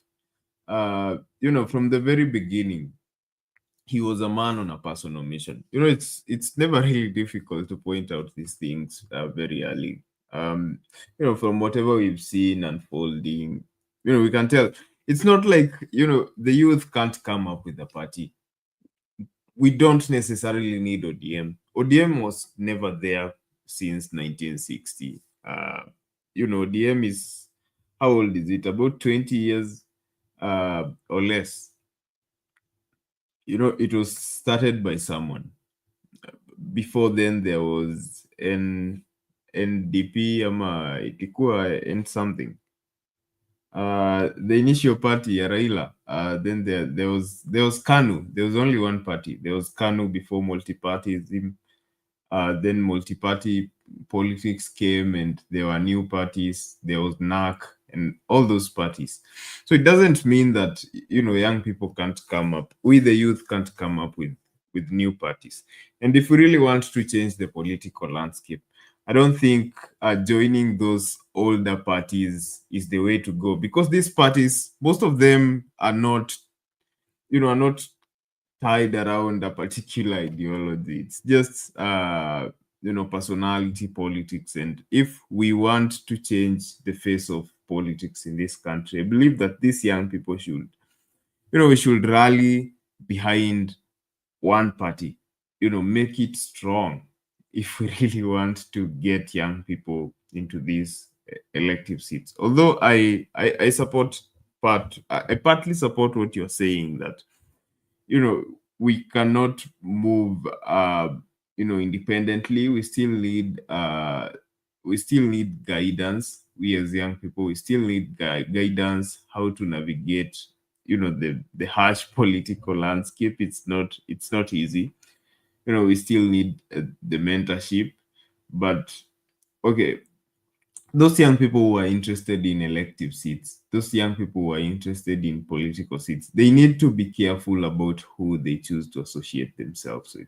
Because someone like Casmuel, his image is already tainted. Even if he ran for political seat today, I highly doubt that young people will support him. Yeah, that's just my take. But I believe that if young people want to get into politics, then we should rally behind one party that is for young people.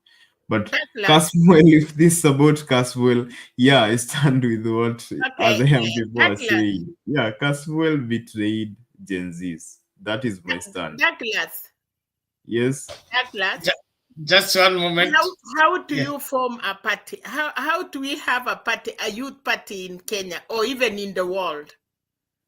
Structure your parties. Have you young guys mumaiangalia vile the structure of how to have a political party? Even not even to say a CNC party. Let me call it a CNC party. You are CNC party in case today you have a party. Structure that party. How will you form that party? Because you say you want a youth party. In the parties, youth iko na one structure ile ndogo. Kina mama wako na yao ndogo. And then now we go to a bigger party. Yenye tuko na chairman, secretary, treasurer, watu 20 to form a political party in the ward. Inaitwa village ile kidogo. You start with 20 delegates. 20 delegates yenye iko na one youth, iko na one women leader, iko na organize na ikuje mpaka hiyo structure upate. And then you form 300. The 300, batu tutakuwa na youth leader na structure yake. Hauwezi kuwa youth leader ya party yote. Kuna youth leader, tunasema tuna youth leader ya disciple, ya wasichana, ya kijana, na wote wanaenda in that structure. That is how the political parties initengenezwa. Now, tukikuja hapa, lazima ukue na Mzee Penat in your party, lazima ukue na Mama Selina, hiyo ni wase in your party, lazima ukue sasa na watu wengine. You have the president of the party as a youth leader in the wing, not in the party. Ya pili, nasema tu ndio ufunze wenzako. Go get the political party, usome vile iko. Ya mwisho, ndiye Kasmula wa use, how did you elect that guy? How did you young people choose him as your leader? Did you mulienda kwa nyumba yake mukamukongea, mukamwambia kucha hapa, tunakutaka ukue kiongozi yetu? How did he become your leader? How did you choose him?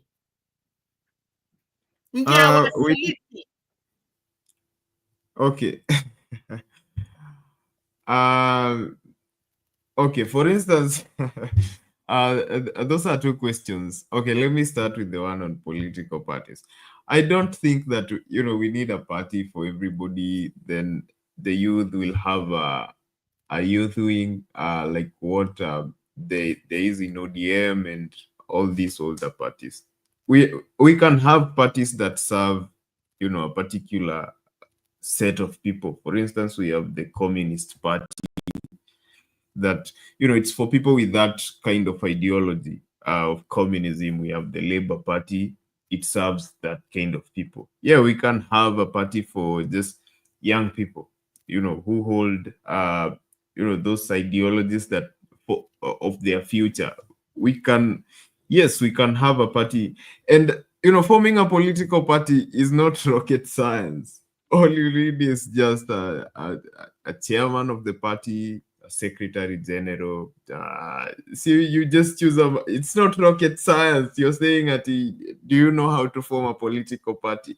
It has been outlined. It's law. You just need to take it and read it and meet all the requirements and form a party and form one. Do you know you have to go to every location in the country of Kenya to get your supporters? You elect people.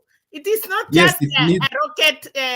You go. Of course, yes, of course, it needs to be a national outfit, but you don't necessarily need the older politicians to be able to form a political party. Morara already formed one. There is the Inject and it party. Is already finished. When they came out and they say, the secretary, the friends, they came out and say, hii jamaa kila kitu ilienda kwa mfuko yako. They close it. They came out themselves and say no. Yes, with Morara, I said it on this show a couple of weeks ago again. Morara, I said Morara is a man, is a fraud, and people have been seeing through his conmanship, and you cannot lie to everybody all the time. They say you can lie to everybody. You cannot lie to everybody every time. There are people who can see through the lies, and you cannot sustain them for long. So yeah, people can see through the facade, but there's that party. It's a good thing. He's formed that party, and there are people who are going to join. you're saying Omtata doesn't have a party. Omtata has a party. I can't quite remember the name, but he has a party. He has a party of his own. Yeah, so that's I don't think necessarily that Okay, if I remind you, Omtata was selected independent, and then recently akateua watu wasunguke Republic of Kenya kujua kama, because you cannot have a party pila katiba ya Political Party Act, you have to have those names. So Omtata ana party as we say, lakini anajaribu kutuma watu kuingia huko ndani aone if he can come with something, kwa sababu cost penat kukuwa na party lazima ukuwe na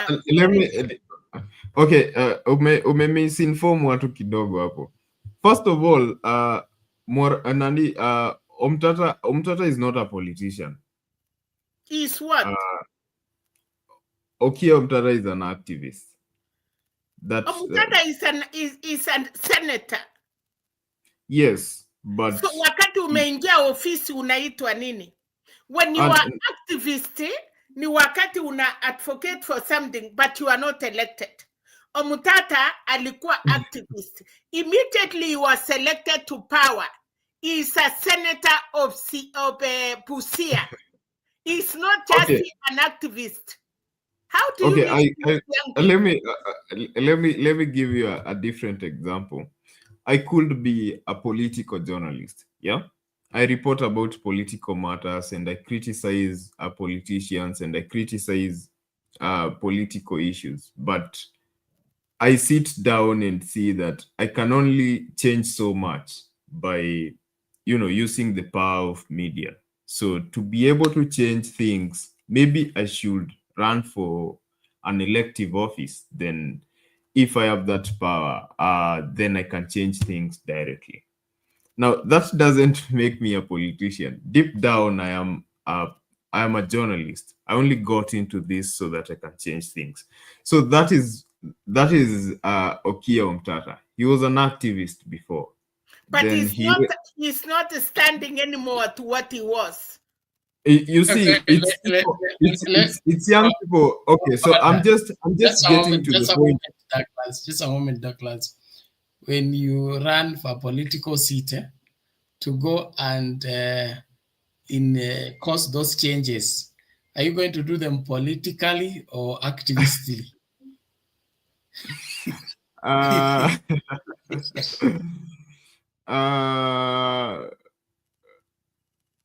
Okay. You are okay.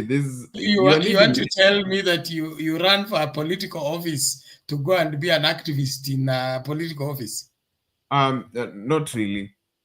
So every office you assume you function in that office according to the stipulated operations of that office. So Omtata, yes, he started out as an activist, but now he's acting as a politician. He is in the Senate. So he's a politician. Okay. We can't say that because he was an activist, now he remains an activist forever. He can't do politics politically. So but, I think we'll be stereotyping. And then also to you back on the issue of Kasamuel is a fraud. Morara is a fraud. All of them is because they betrayed the Gen Z. Now, no, Morara is not. Everybody who no, hold on. Everybody who does not stick with the Gen Z is a fraud.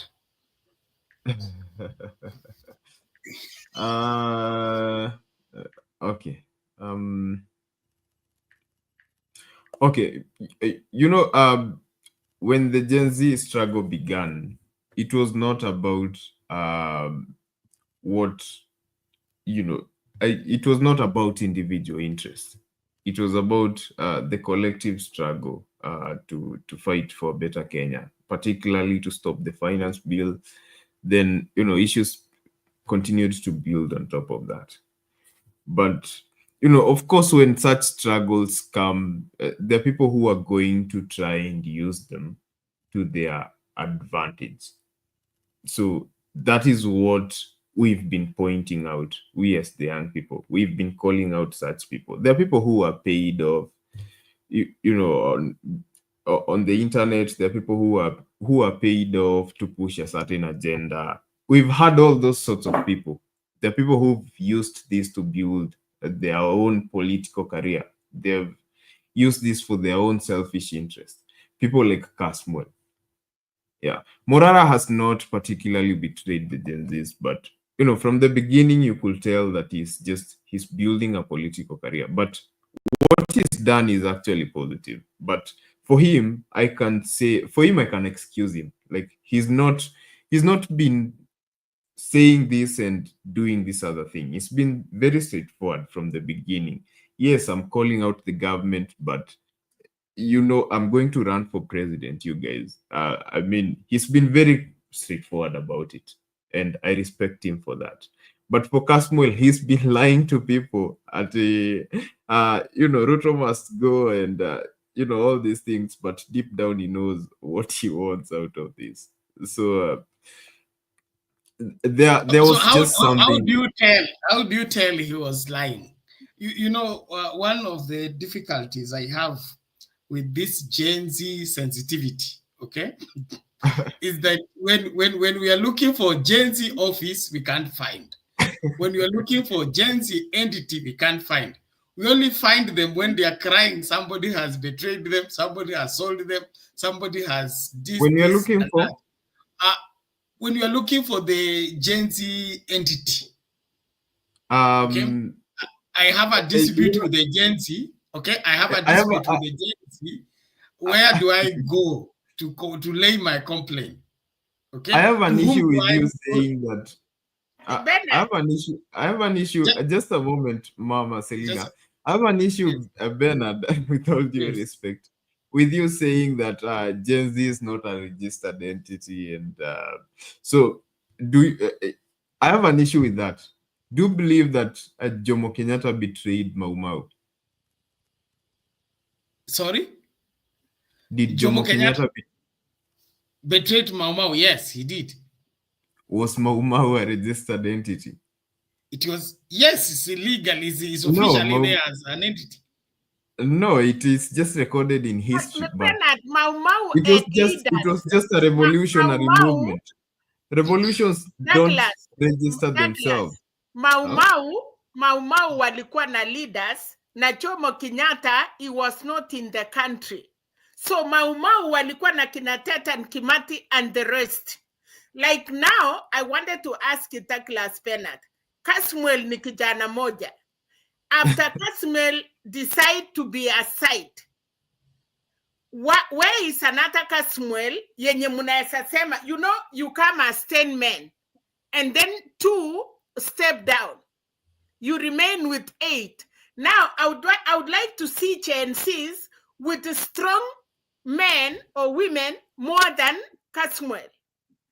But you are crying babies, munaongea about Casmuel, mwenye ameingia political party, is now recognized and lead 1 million youth, na ali promise, and they are there. They are following him. Nyinyi CNC, ni kutusi yeye, anafaa yellow, anafaa green. Yes, where is Anata Casmuel? Kwa sababu hiyo ilikuwa ni idea. They say, you cannot kill an idea when it's a scam. Sasa, I want you to tell me today, or tell Bernard Casmuel step out, and we have you, Douglas, or another Douglas, as Casmuel. And that Casmuel, like Douglas, now to lead TNC and show us the way.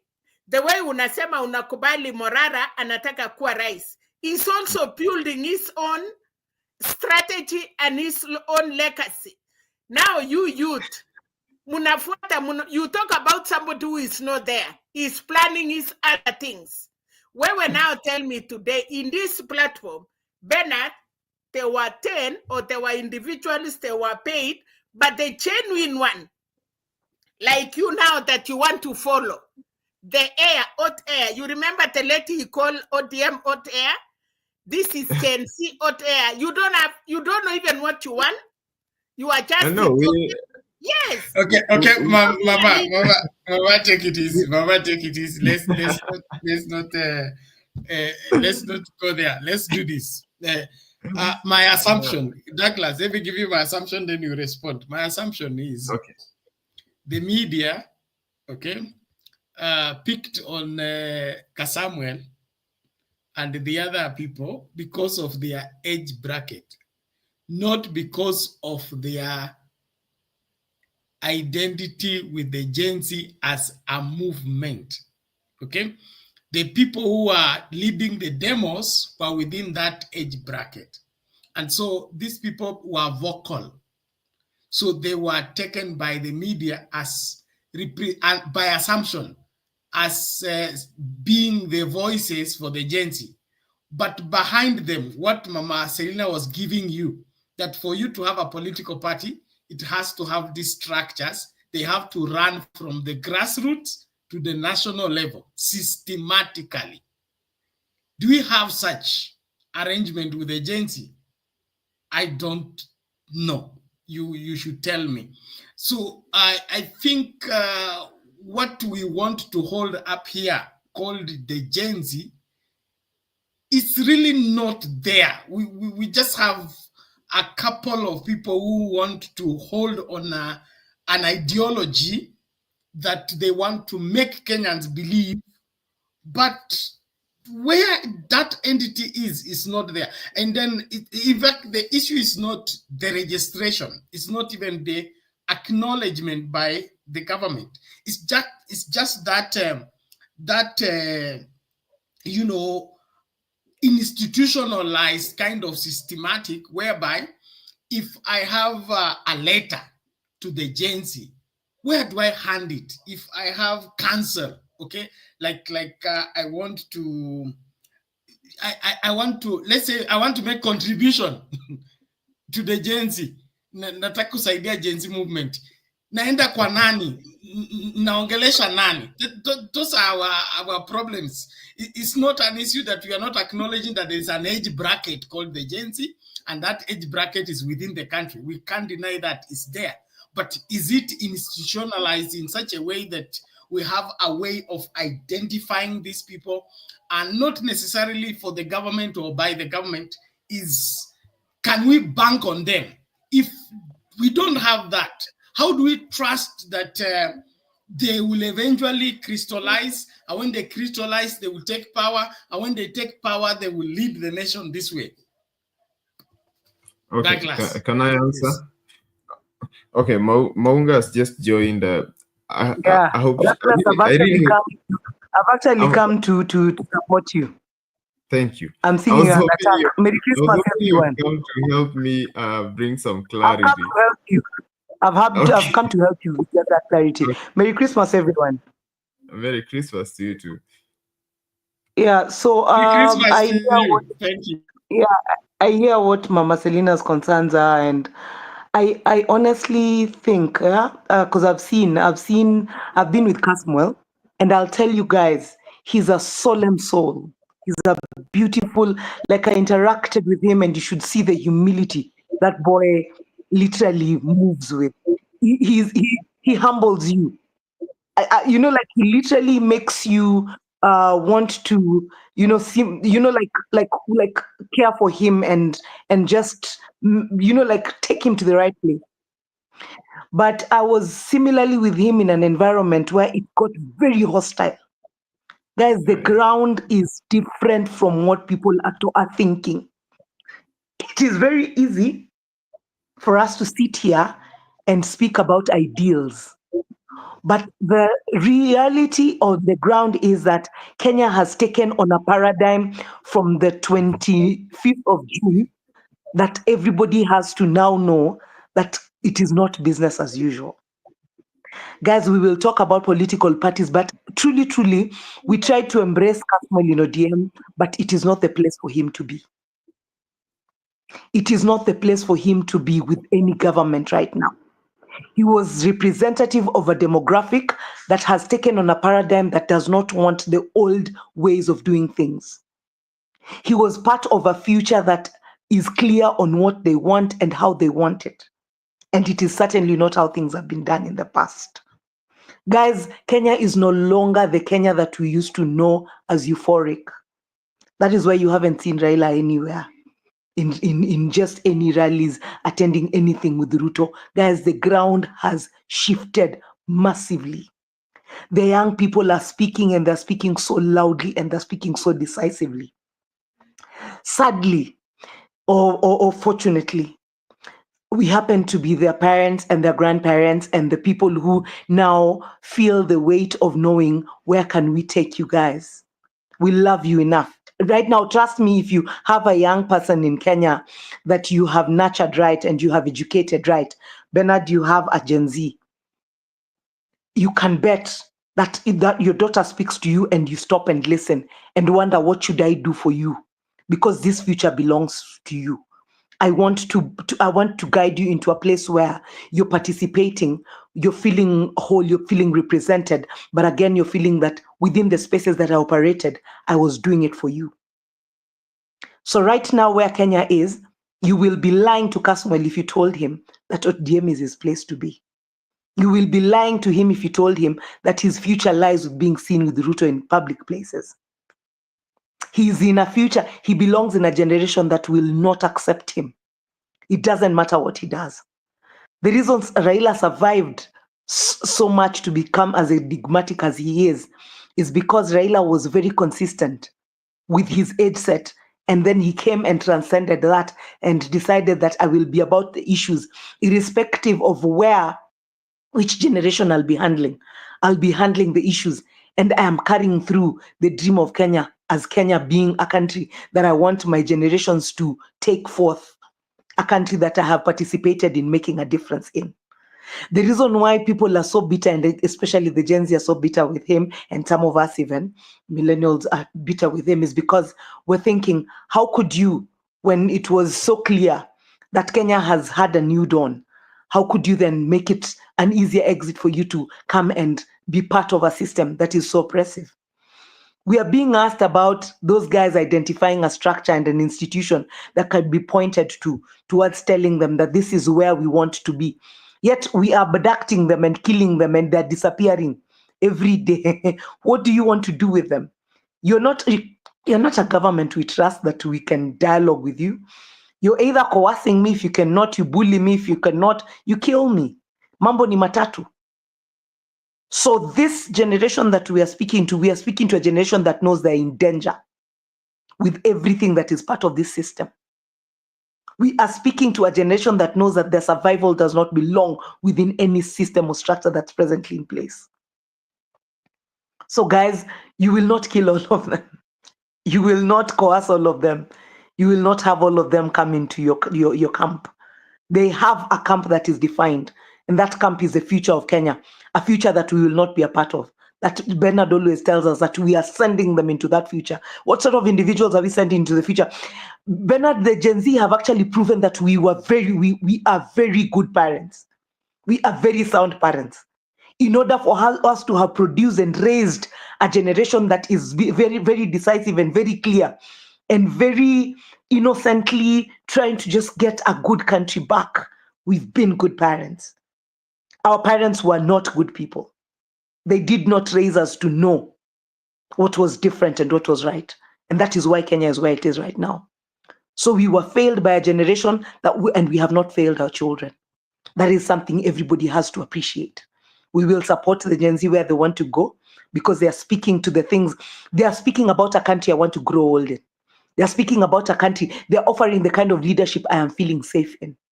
These children are not antagonistic. They're not power hungry. They are not tribalistic. The reason why they're leaderless is because they wonder what it is that you aspire to do if you do not aspire to give them a beautiful country. So the truth is, Kasmuel is gone. Morara has a chance. I don't know what his problem is being assumed to be. Maybe it's because I think he's talking too much. Maybe I wish he stepped back a little. Right now, as the water is getting dirty, I wish he just stepped back a little and let all the noise When all the noise has dulled, then he now comes with having gained a bit of wisdom. He should now then come, because the Gen Z are not interested in leaders. They're interested in structures that actually make sense, and they are formidable structure. The same way you need to get a storm to come, and the water will be very dirty, and it will be loud, it will be noisy, it will be messy, and then it will be still, and then everything will settle, and then the right water will come up, and then it will sail to stream, and then people can use it for the right reasons, to wash, clean, and eat. That is what we need to allow the Gen Z to do. As for imagining that we need to teach them our old ways, it has failed. As for Casmuel, it is over for him. Straight up. Thanks. Maunga, I share your, just a moment. Maunga, I agree with you 100%. But should we hard the Gen Z in such a way that their association means their doom? Okay.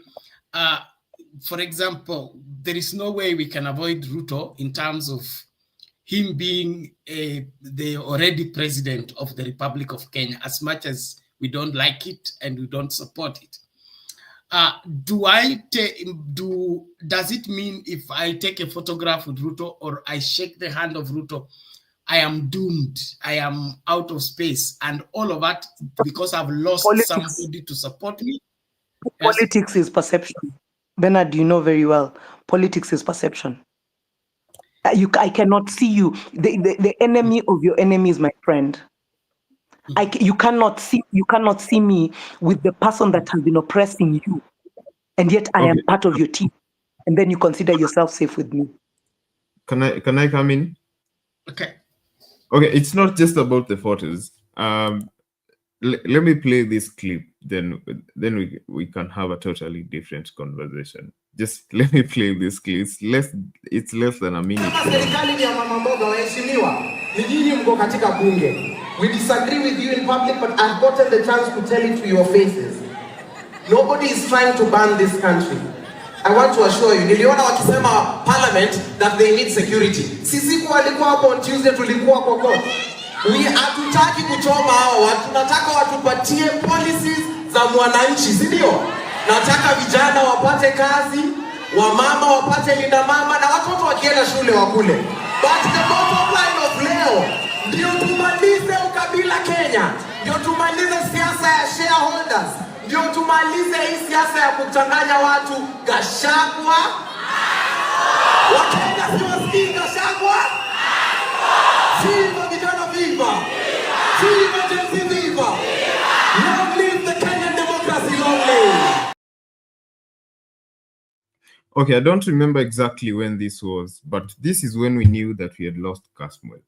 I can't remember what event this was exactly. That was during the public participation in Bomas where Nani Morara was beaten up. Exactly. Just immediately after Morara was beaten up, he was given a floor to address people so that Gachagua can give and Ruto stays.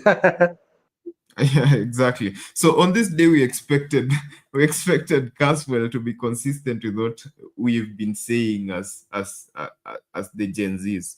Ruto must go, but he just said something totally different, and he sounded like he had been briefed on what to say in that event. And that is what we need. That is when we knew that Casmuel was gone, and after that, he was speaking like a totally different person. So it's not just about being seen with who and photos and what. It's about those personal interests. And Bernard is saying that the media picked him. The media didn't pick him. This guy was hungry for that attention, for the camera. He positioned himself strategically to yes, I can play another clip. You're laughing. Let me play this. What did you expect Samuel to say in a Gachagua public participation program? You wanted him to talk about Ruto in Gashagua's public participation. Alikuwa anasema vile everybody else was saying, kufa dereva kufa makanga. Exactly. That is what Kenyans were saying. Why could he say that? He picked his side. At Barack Obama, everybody, at Donald Trump, hapa kwetu. Ukitaka, you know, it is now this guy, kuna wale GNCs, they are partyless, they don't want to be a leader, they don't want to have anything, they just want things to be done. There are those GNCs, they are prone to be leaders, they are angry to be leaders. So somebody like that iko tofauti na ule GNC anataka kupika makofi. Moya alikuwa natuambia, so you cannot be a leader and still have principles. Mukienda mahali kuna nyimbo, unakumbuka ile nyimbo za nyumbani ama hata nyimbo za kanisa pena, za nyumbani walikuwa nasema aje, wanaume wasichana wakiimba, kuna wanaume watakuwa wanapika makofi mpaka nyimbo iishe, na kuna wale wanaume watakuja waruke huko juu, alafu wasichana wanaenda kuwashika. That is the kasmol. This kasmol, whatever the name. Lakini kuna wale GNC kasi yao ni kufika nini pena? Makofi. So in a generation, there are those people who are born leaders. Ample, they look nice, and they know what they want. So kuna GNC kasi yao sasa ni kupika makofi, na kuna wale wanaimba wanaruka wanafika juu, wasichana wanawashika. I can't believe I'm listening to that take. No, I'm telling you. There are Gen Zs, you know, there are young people who are way more accomplished than Kasmuel is. I say what? Kasmuel ameachieve nini bana? Unatambia ati Kasmuel ati is chosen to be a leader. You can be a leader and still stand for something. You choose yourself before people choose you. Kwanza unachiamini kama pastor, unakuwa kijana mdogo unaenda Sunday school. Watu wakiwa huko unajisikia I want one day to be that pastor. So ni wewe mwenyewe kwanza, roho yako inakutoa mbele ya wengine. Okay, just a moment. I think we are losing a good point here. Douglas, you're missing the point by getting stuck on a personality. Okay. What Mama Selina is saying is that in the Gen Z movement, there are people at different levels. We should also allow those levels to exist. We cannot have a uniform Gen Z that is at the same level, at the same par. There are those who have been shying away from political involvement or getting concerned about them running, how the country is being run.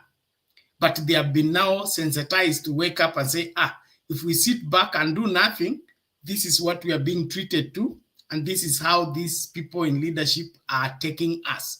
So they are getting into that space. But there are those who have been there long before. Maybe they ran for political offices while they are in the campus. They participated into political movement. They will not be at the same par when it comes to issues of even responding to the media. And so all these different levels of different Gen Zs need to work together. And the only way for them to work together is to accept that we are different levels. So Samuel may respond to the media different from another person, but they are all Gen Z.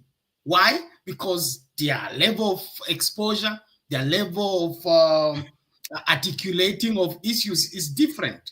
But now, if you people brand him to be a fraud and to be camera happy and media hungry, did he block anybody from going to the media?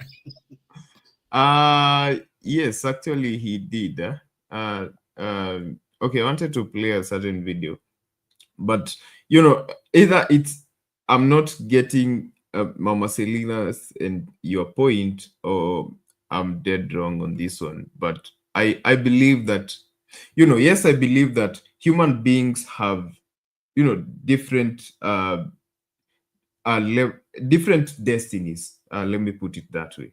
And you know, there are those who are destined to, you know, to guide people into a certain nini. There are those who are destined to follow. I mean, let me put it simply that way. But that doesn't mean that you cannot stand for principles. You know, when we say that this is what we wanted, for instance, the Gen Zs who rose up and fought against the tyrannical regime in in Bangladesh. It was Bangladesh. You know, they moved as one unit, and they just decided that this is what we want to achieve. And, you know, there was no space for someone trying to outshine the rest, because it was about a common goal. It was not about personal interest, and that is what we are fighting. The reason the Gen Z movement lost motion is because some people were bought, and, you know, they started planting those seeds of doubt and, you know, disunity amongst us, and that is how it lost motion, because of those personal interests. And that is why Kenya is in the trenches, because, you know, those selfish interests and the capitalism and corruption that is deeply entrenched in our society. And, you know, it's ndio inajitokeza even in the show, like, you know, you people are justifying that it's okay for people to just, it's okay for people to be selfish and, you know, seek out things for themselves, because this is selfish. Whatever Casmuel did is selfish. And, you know, you cannot convince me that it's okay. He has this destiny at Yakonas Juya Star to be what. You cannot convince me. This is selfish. And, you know, this is the problem with Kenya. And I'm not going to buy in whatever you're saying, Mama Celine. I'm not going to buy into that. But I'm saying, I was just saying there are people who are way more accomplished than Casmuel. That's my point. There are young people who are not necessarily politicians. There are young people who are in the movement, and, you know, they are entrepreneurs. They have achieved big things in society. But they were still... No, Bernard, let me ask him a question. The first day Gen Z come out, they had one mission.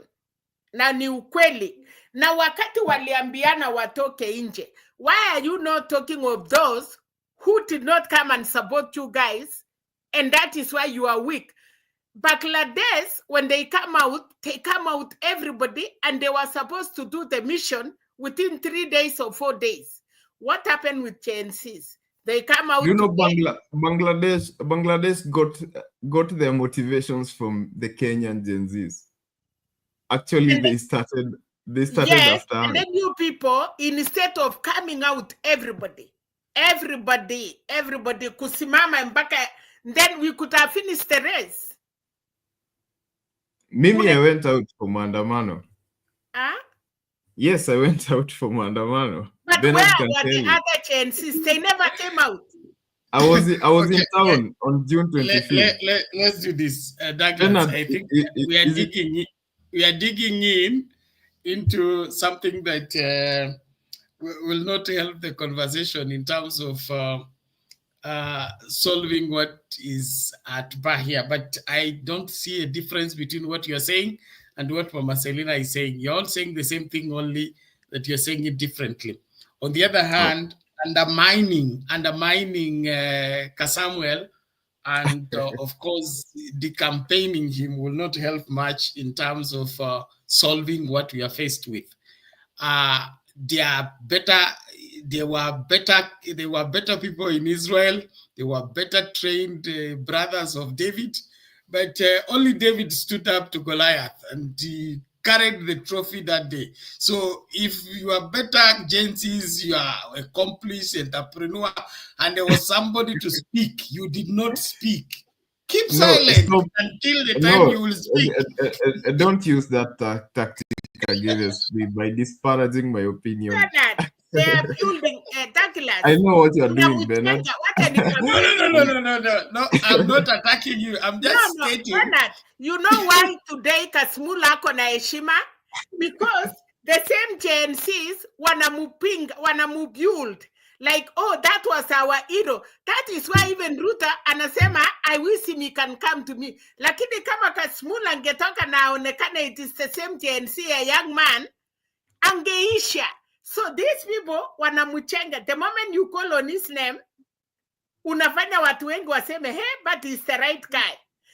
But now, hiyo betrayal, munasema amefanya. Anaendelea kuwa na support from even other youths. Munamushout kwa functions. Lakini akifika mahali, unaona he's a hero. Lakini kama mungenyamasia china yake, Kasmul hiyo vitu penalty ingekuwa imeisha kitambo na hata angeonekana ODM, but imagine aliparticipate kwa election ya grassroots. Now he has a certificate, he's a member, he's a leader. Anangojea ile ya huko juu. But if Gen Zs could have stopped talking about him, hata wasiongee china yake hiyo smartness yako naye angeisha. But wamemuweka, people are admiring him. They want to see this young man. Hey, this is a young man. Okay, people are not necessarily admiring him. Okay, what I'm saying is, okay, Casmuel was, people are gifted in different ways. Casmuel had the gift of oratory, and, you know, he's just a good speaker. But in the Gen Z movement, you know, people are playing different roles. There were people who are medics. There were people who are, you know, who are giving, you know, people who are amplifying our voices in media interviews.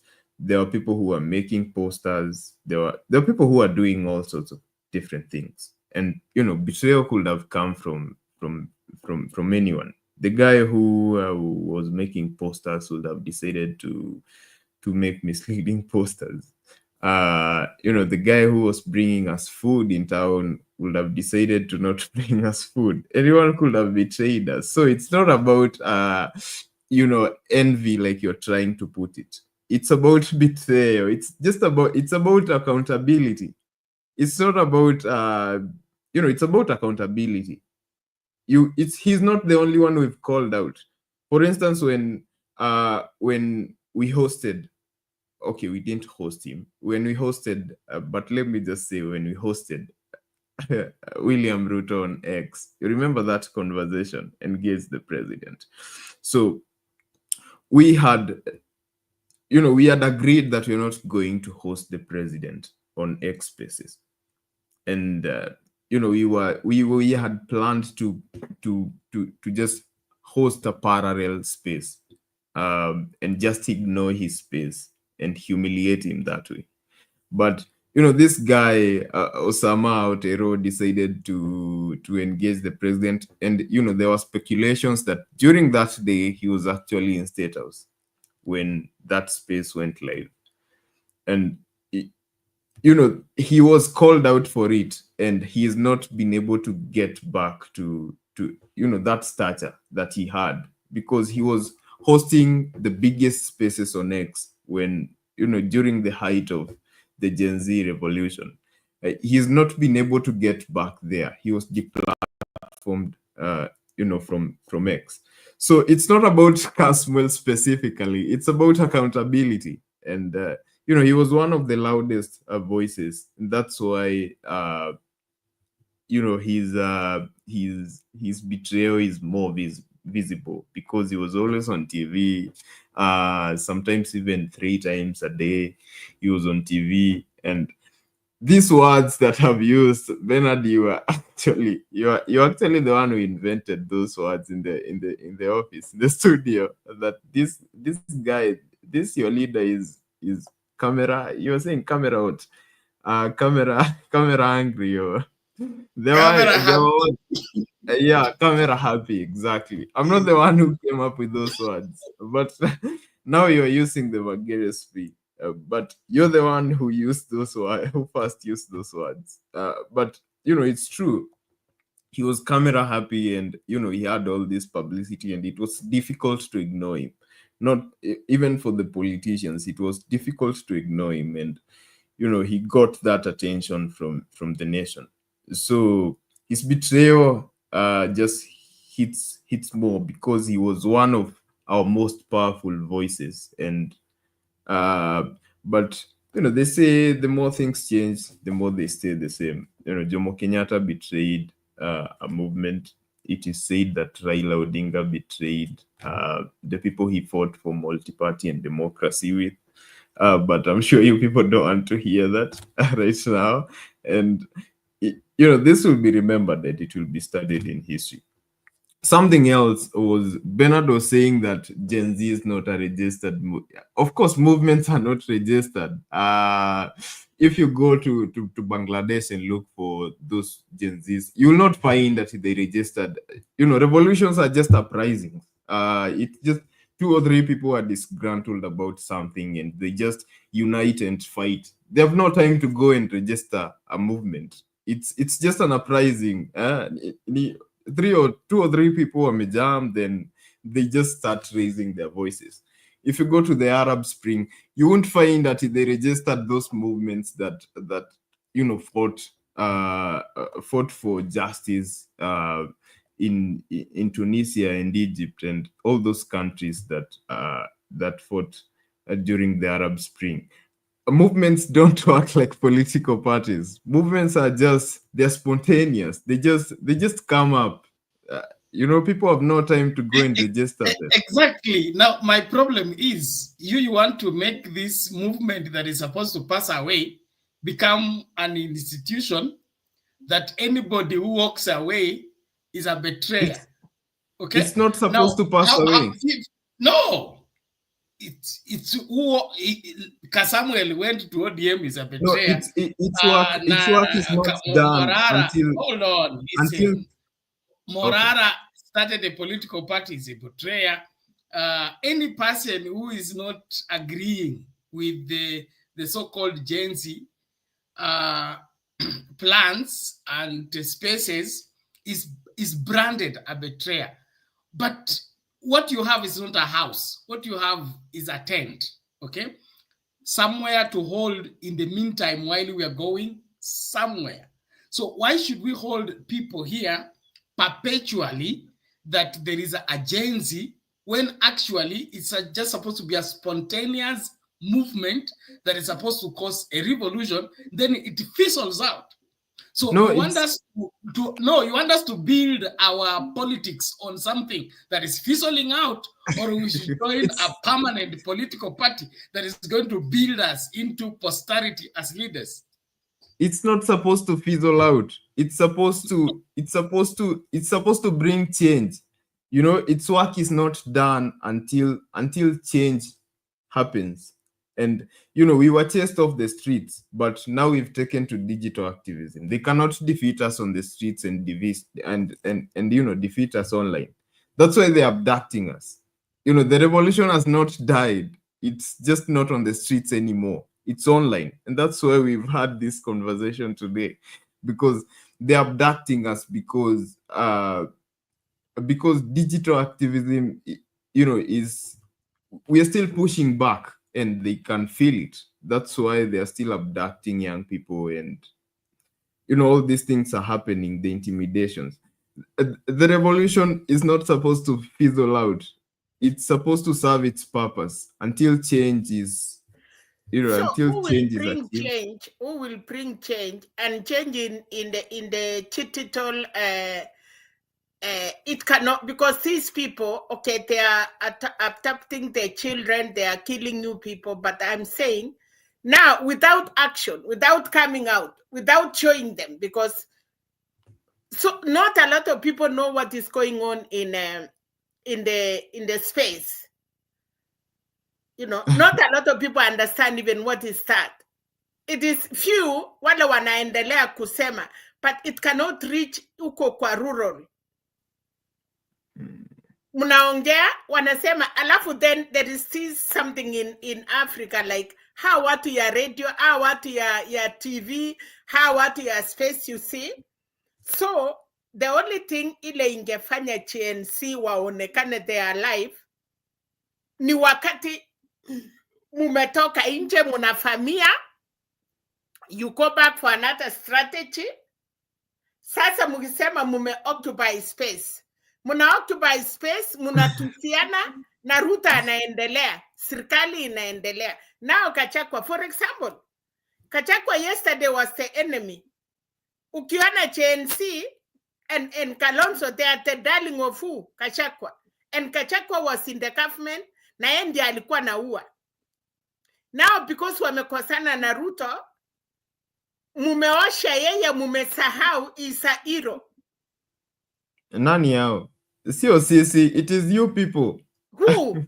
It is you boomers who ndio mmeanza kusanitize Gachagua sasa. That is what I'm saying. You see Oh, now, Gachagua ameonewa.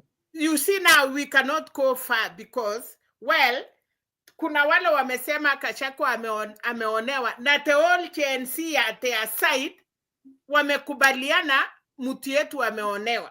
Not really. Yeah, we are saying. So I'm saying this. If Kenyans were serious, Bernard, tungemaliza makanga, and then now we do what we are going to do for the driver. But already tumemalizana na makanga, he has died. Now tumesahau what the vision we had. Now tunaumana. Unaona ndume mbili ikipigana nyasi inaumia. So nyinyi CNC umesetiwa kukongana. Now you are talking about yourselves. And the grass, yes, if you talk of Kasmul, you talk of Morara, you talk of who, then the government is busy. Now saying who is another target. Wanakuja wanafanya, kuna wachukua, kuskare. So your mission is not working because ile ya barabara mumewacha, now munapigana. Why can't you say, Kasmul, now you have a party. Can you show us the way as youth? We want you to be in that ODM, but ukue relevant.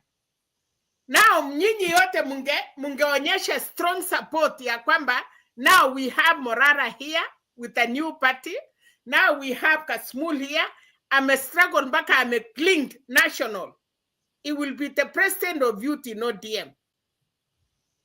That mungeweka anata CNC kwa hiyo pati ingine ya Ruto ama hiyo pati ingine ya Gachagua ama ya Kalonzo. Now tukikutana kama 10 political parties ama 5 very strong political parties.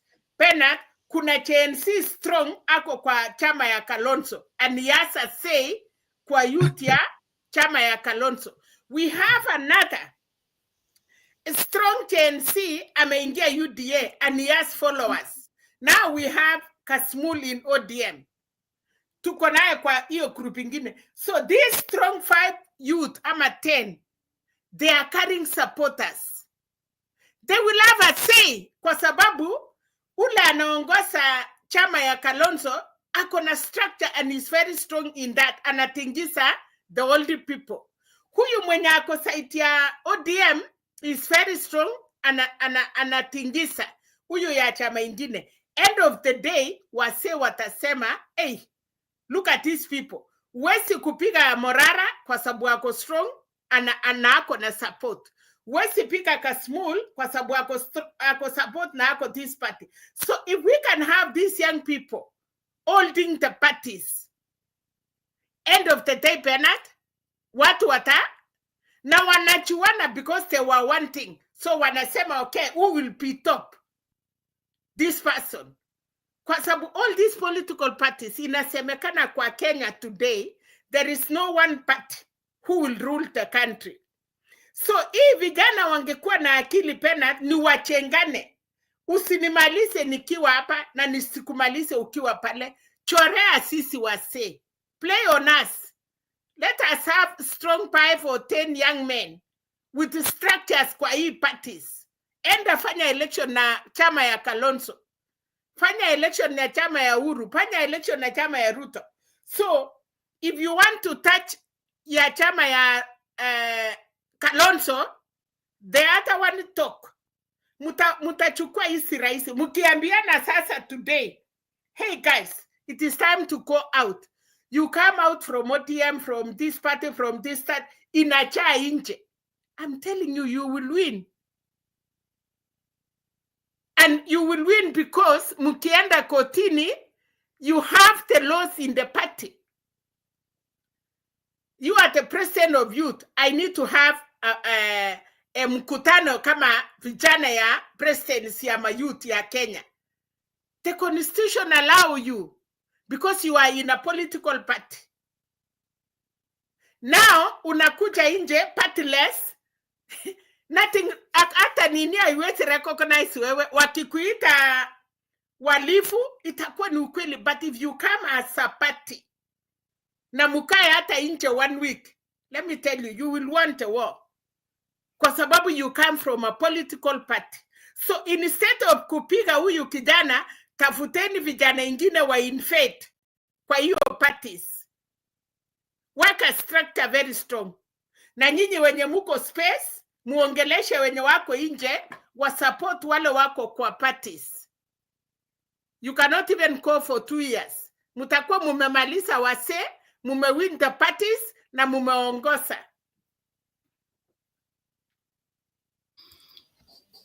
Okay, guys, I'm getting time bad. Mimi nataka kungatuka. No, atuambie hiyo kwanza kama ina make sense. Or he still wants to be partless.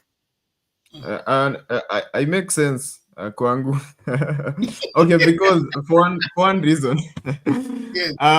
The original messages when during the height of the maandamano, the first thing ilikuwa reject finance bill.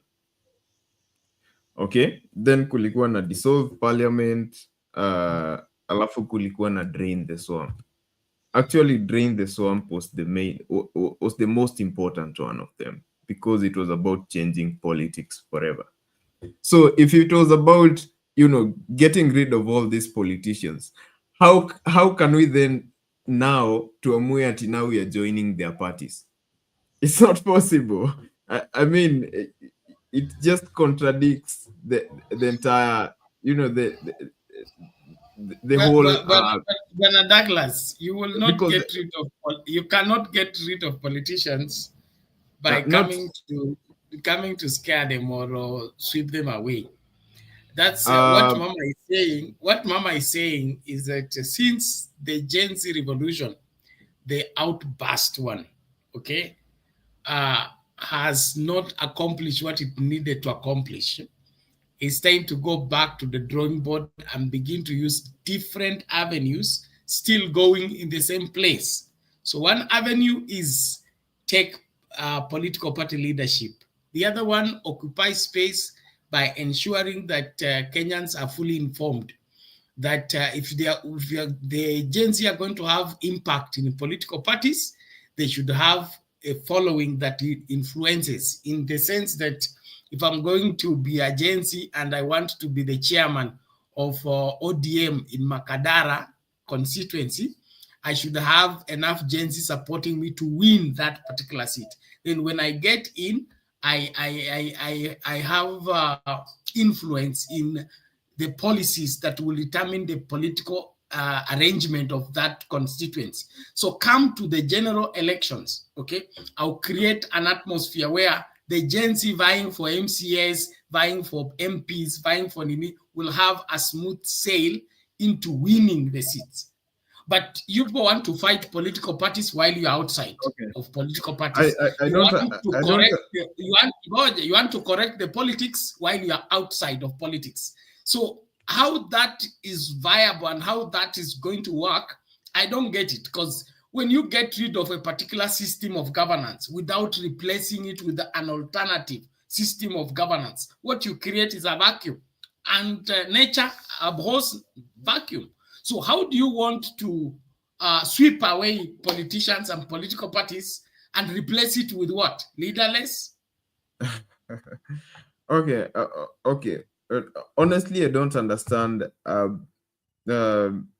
your fixation, both of you, with young people joining the political parties that already exist. All the political parties that exist today, apart from Ford and KANU, they've been formed inside this century. The oldest being ODM. KANU is the oldest party. Yeah, I'm saying KANU aside from KANU, aside from Kenya are the oldest party. Yeah, I'm saying aside from KANU and Ford Kenya, those ones are a little bit older. All these other parties, they were formed just the other day. So I don't understand your fixation that young people have to join these parties. We are not saying they have to join. What we are saying is that the Gen Z have a mentality that anybody joining a political party is doomed. Yet, You are fighting a political war. You don't want to use the political vehicle that makes the political war viable. So if Samuel joins a political party, is a problem. That's why we are using those two things. Samuel has joined a political party. Morara has formed a political party. And both of them are deemed to be betrayers of the Gen Z movement. Really, so what do you exactly want? You want Gen Z not really. Okay, Bernard, not really. We had no issue with Morara's party. Actually, on the day that the party was launched, Morara, I think on that day, Morara went into town, and there was this huge crowd, and he addressed the crowd, and he took people to the party HQ in Kahawa Wendani, or is it Kahawa Sukari, and he made people tea. People have no issue with Morara's party because it's a party that people we want third parties, but easy parties zingine sijui ODM, those parties embody the things that we've been fighting. They're not built on any ideologies. Okay, they're build just one party. Mutengeneze hiyo party moja. They're just wrapped around personalities, and if Raila dies today or anything, I don't think ODM will survive for that long, because mimi nasema napenda maneno yake Bernard. Let them now, because Gen Z have one party. Wacha tuone how they register the members and how they will take over the country. That is good. And something else that I wanted to pass across is, young people are statistically constitute 70% of Kenya. So if young people were to form a party, it will be the strongest party in Kenya. Ideally 70% not voting, no ID, no registration card. Yes. Okay, back then we didn't care about politics. Personally, I was totally apolitical. I didn't care about politics. Sikuwataka kusikia anything kuhusu politics. But young people have seen that politics actually affects them, and these people actually ride on their ignorance. And so now, I'm assuring you that in 2027 young people watakuwa hapo wakihesabu kura. Hiyo ni sawa, but sellers, sasa nyinyi ile kitu mnataka hiyo chama ya Morara utuusia wa Kenya tesera, utuusia what you are coming to do for us. You have already have the president, ama muta change. Now instead of fighting dooms and fighting people, now come out as Gen Z and say, look, we want a Gen Z all over the country, every county, every branch, wakue registered, mutengeneze your party. 2027 is very near. By 2025, we are starting next week. We want to see you having a strong party. Munasurura, munatembea Kenya musima with bicyclists na muguu. You recruit your people, sell them your utachukua ikiti because this is, and then we will see. Now you will be a strong party. That is what you need to do. Don't talk of somebody who is building his own party. Don't talk of somebody who left you. Start doing your own. And then now people will start supporting you guys. Okay, but personally, I have nothing against Casmuel. But I do believe that if Casmuel had stood with the young people of this nation, he would have the potential of becoming an even bigger, figure in the leadership of okay, I don't know. Wish him all the best. Samuel has not left the young people, and he has not stopped being young. You people should just let people have the liberty of association. You can't control people where to go or where not to go simply because you want them to be your leaders, or you don't want them to be their leaders. Okay, you can be infringing on Samuel's liberty. No, a moment. As much as you want your freedom, you should leave the other person also to have freedom. Now, Baby. Let me just make one last point, then I give it back to you. I'm just saying that was the whole point. hold on. Yes, hold on. I'm just giving it back to you, then you 3 can wrap it a.m. up. Yes. Oh, we are wrapping I'm it just up. saying that was the whole idea of being leaderless. You know, Kasmuel alifika mahali akaona hii maandamano is not going to help me now. I need money, I need power, and let me join these guys that we were fighting. And it's fine. Tumemwacha, go. But you know, we won't stop because ulienda. We were going to continue with the struggle, with or without you. That was the whole point of being leaderless. We're not dependent on someone's mind. Ati sasa huyu mtu akiamua ni hivi, tutakaa chini ishe hivyo, ama we are going to follow him. No, you've chosen this is what you want. It's fine. It's a free country. You can do what you want. But we are going to continue with the struggle, with or without you. That was the whole point of being leaderless. And that is why it was so important to remain leaderless throughout the struggle. And that is why the struggle is still on. That's why all these abductions are still going on, because the government can still feel the pressure. You know, the citizens are still pushing back. They're still fighting poor governance. They're still holding them to account. And, you know, with Kasmuel and all these people, it's not about fighting each other. It's about accountability. I mean, if you're doing something that doesn't sit well, we are going to call you out. And yeah, that's the point I wanted to make. Thank you for your time. Bernard? Thank you. That is the same thing I'm saying. I wish whoever has gone wherever they have gone well, stop the campaigning and the wherever what is called smear campaign against the person, just because he has chosen a particular path that you did not anticipate or did not want.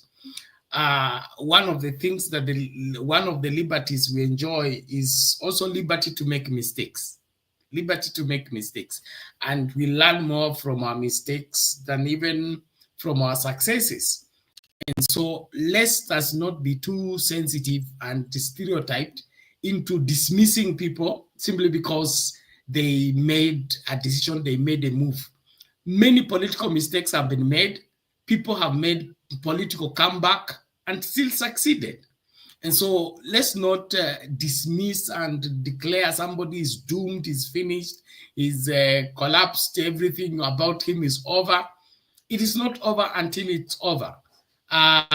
We had like the young Turks of the 90s, Kina Raila, Kina wherever, Orengo, Kitobu Imanyara, Mwite, all those people. We had the opposition win. We had the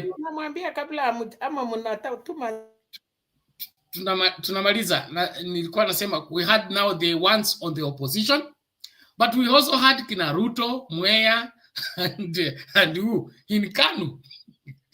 Okay, so these ones are pushing the Kanu agenda. This one are pushing the opposition agenda. But look where it is now.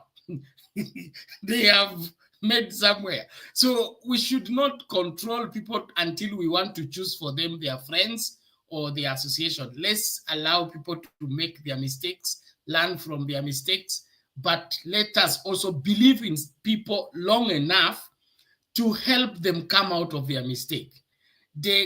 What is not sitting pretty with me is the dismissal attitude, whereby we write off somebody simply because he made a blunder or he made something we think is a blunder. To me, that is throwing away the baby with bathing water. If Samuel has made a blunder, we should keep reaching him. We should keep guiding him because we believed in his leadership. If we didn't believe in his leadership, then there was no need for him continuing to be there because he was also an imposter. Okay, so you didn't make bed for him. You want him to lie there, and then he has gone and made the bed elsewhere. You also don't want him to lie there. What is it that you want? The rest of you, Bwana K, I respect what you are giving, but please let us desist from the aspect of dismissing people just because you don't agree with them. It is not right. Let's build a conversation that will help the country move forward by having proper leadership structures that stands for what is just. The issue of saying that somebody, who is he to tell us, who is to tell us, that's an attitude that doesn't help. It doesn't help. My Archbishop of blessed memory, Archbishop Benson Idahosa, my trainer in the ministry, used to say, the big one you know, plus the small one I know, will help you know 1.5.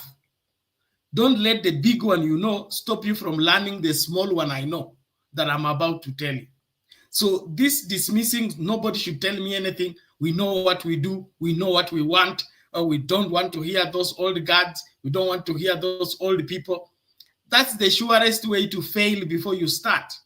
A good leader listens to the bad, to the good, to the ugly, and is able to choose which one works for me, which one doesn't work for me. Some of it you respond to it, some of it you don't respond to it because you are a wise leader.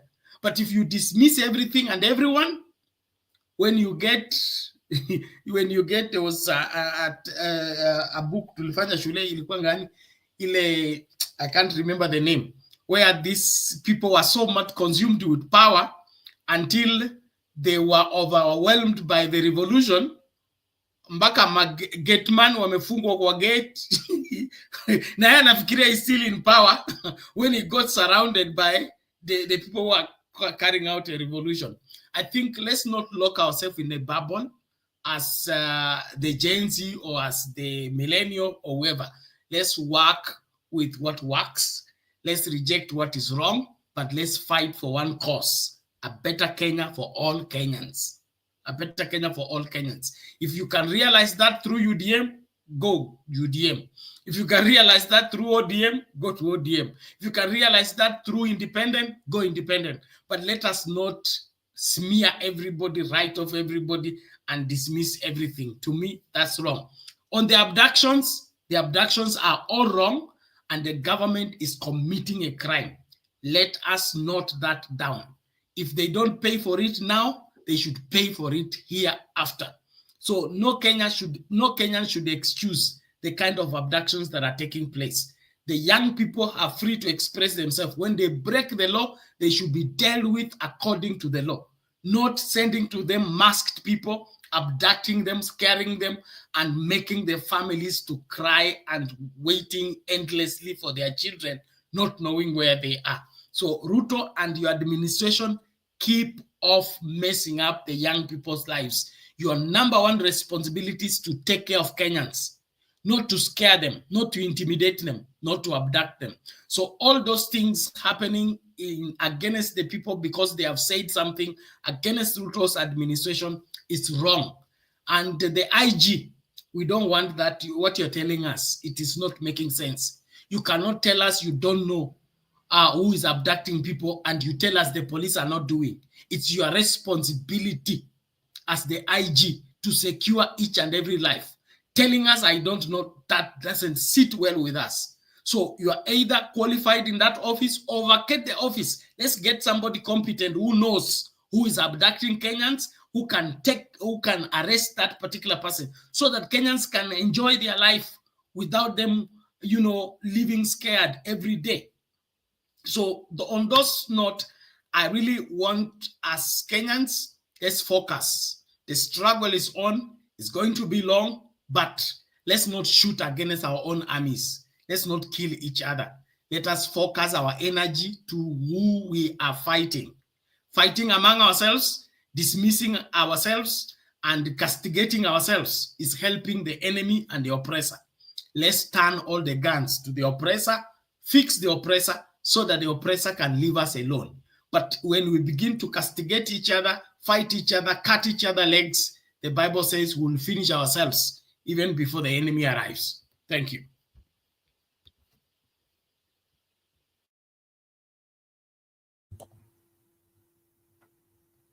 Okay. Okay, so okay, you were moderating and you left it without giving a way forward. No, I was not moderating. I was only standing for you. You are the moderator today, and me, I was giving my closing remarks. I'm Oh, out of okay. here. It's 3 a.m. I need to put myself together for morning service. Okay, let's have Mama Selina giving her closing remark.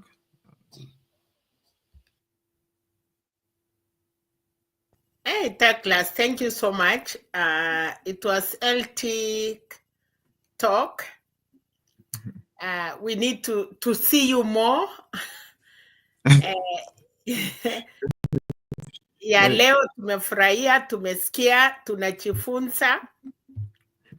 And the good thing is education, it is not saying old people cannot go to school. That is why mukiwa pale university, muko na makuka, muko na mashosho, and all of you learn.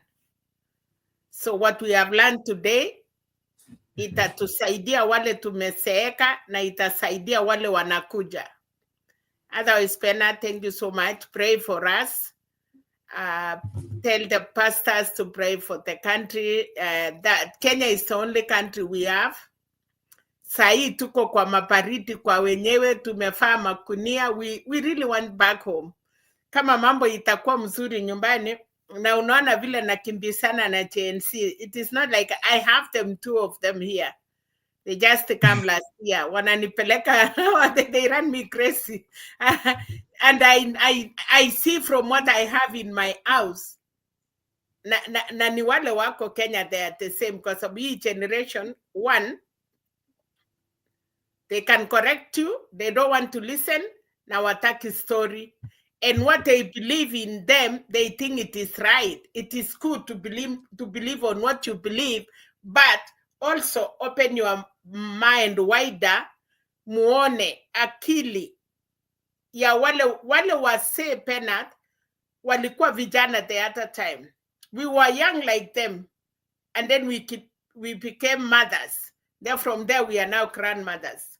So we have seen ile tuliona usichana wetu, umama wetu, na sasa tukiwa washosho. For them, hata wajafika, they are not even started. So they need to know that watakuja, and then wakiumba hapa hivi, kuna wale wadoko yao wanakuja speed, wale wamerudishwa sasa mambo ya utamaduni. You know the JNC, they don't have space ya ku mambo ingine. Kuna hii wadogo sasa wamekuja, sijui ni generation gani wataitwa. Wale wasasi yao wameona wamepotea, now they are taking their children back. Wanakuja na history ya kanisa, ya utamaduni, ya vile kuwa mwanaume, kukua msichana, kuwa mama. That hata generation, Bernard, you cannot play with them. They are coming with a leadership. Kwa sababu pale wako wamefunzwa. Hii ingine sasa unaona wako free, freedom of speech, freedom of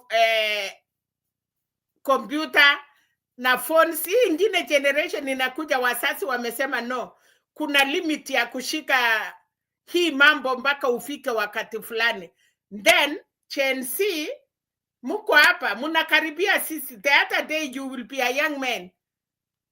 Kidogo utakuwa na watoto, kidogo unakuwa kwanza watoto yenu ni mbaya sana. Munapata watoto mkiwa wadogo. Sasa mutakuwa parents bila kujua what you are doing, and then you are grandfathers. Then now unajua inchi ina roll Penat. So today is their time, tomorrow is the other time. So use your time correctly. Use your time kutengeneza inchi yako. Don't blame.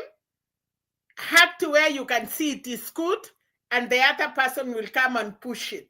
Atumalisi Penat, inaenda hivyo tu. Hata Ruto, he will live there. Uhuru was there, he never knew he will go. Kibaki was there, he did not know he will go. Moi was there, now it's Uhuru.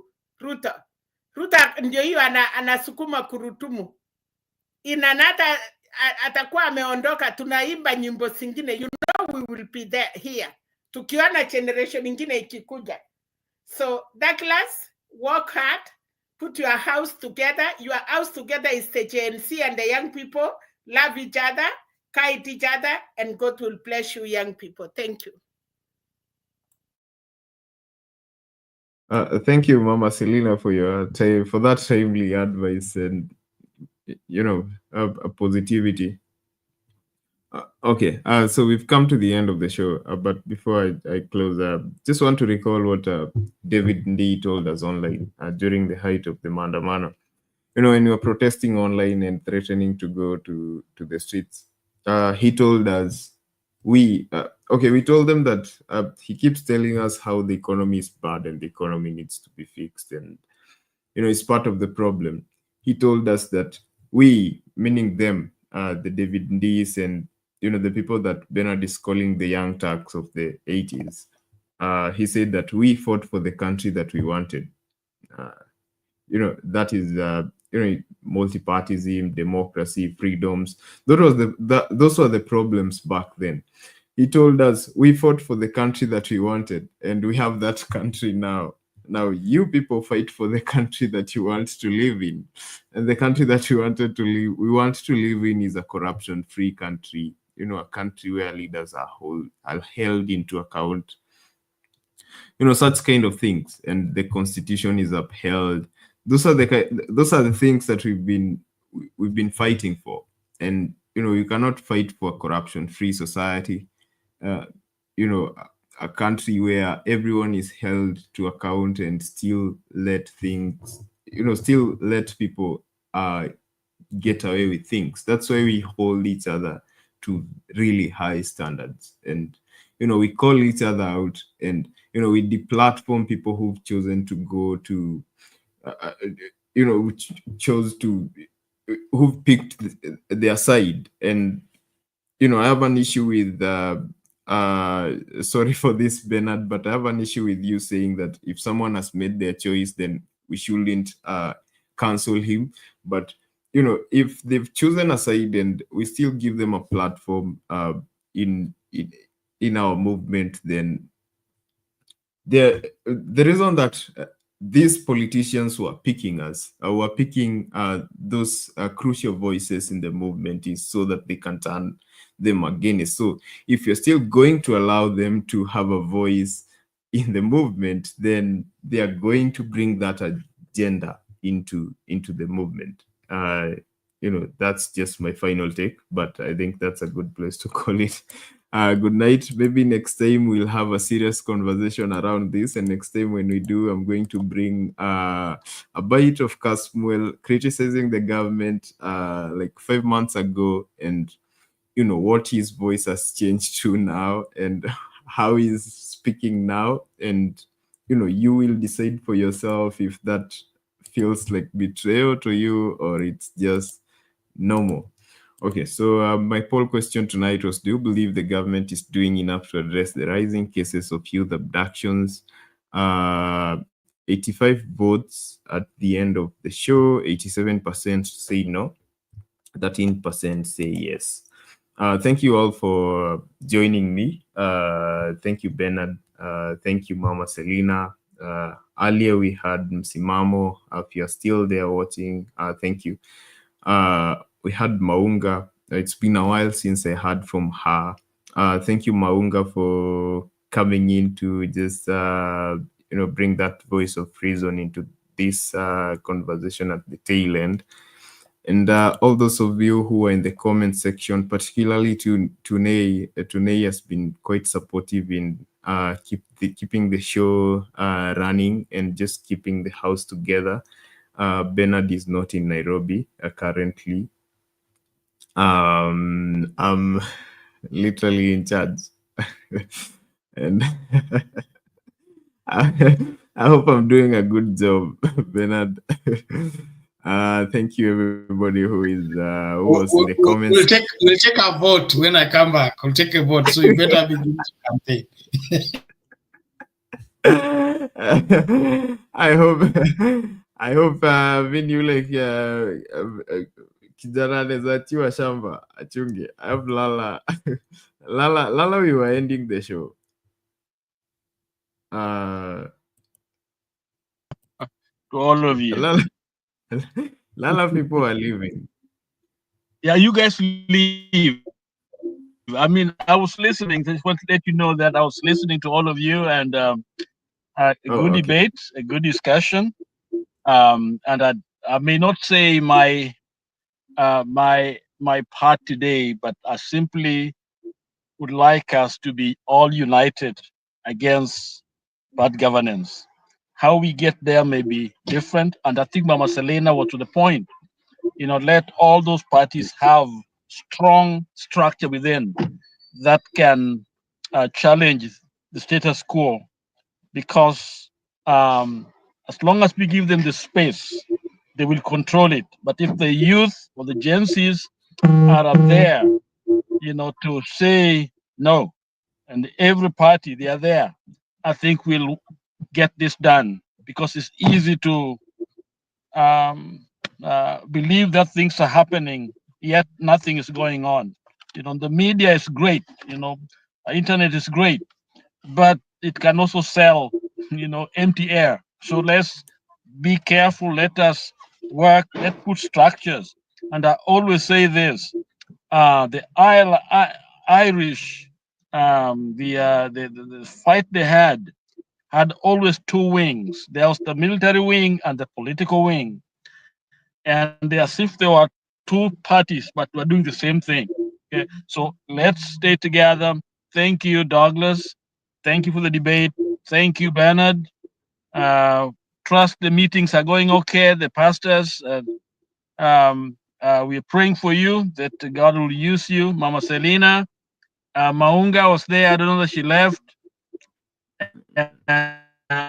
We all, I'm on the road. So God bless. God bless you too, Reverend Merry Christmas. Lala. Merry Christmas. Merry Christmas. Merry Christmas. Okay. Merry Christmas. Thank you. Thank you. Bless you. Tell them, America, we are working at your Christmas. Tomorrow we are at work. Today we are working. Merry Christmas. Kweli kabisa, tumependa. Lakini mbarikiweni sana na enjoy it. Okay. Thank you. Okay, good night. Thank you, Lala. Thank you, Lala. Okay, so that was Reverend Lala, who was watching us from the sidelines, but decided to weigh in just before we close the show. So I'm not going to read the comments. I want to release Bernard because he still needs to wake up early. But there was someone who had a question for you. I put it up on the screen. I don't know if you can answer him. Pastor Bernard, I viewed your service and I was really impressed. You reminded me of Pastor Jennings, a man who preaches true word of God. Are you familiar with him?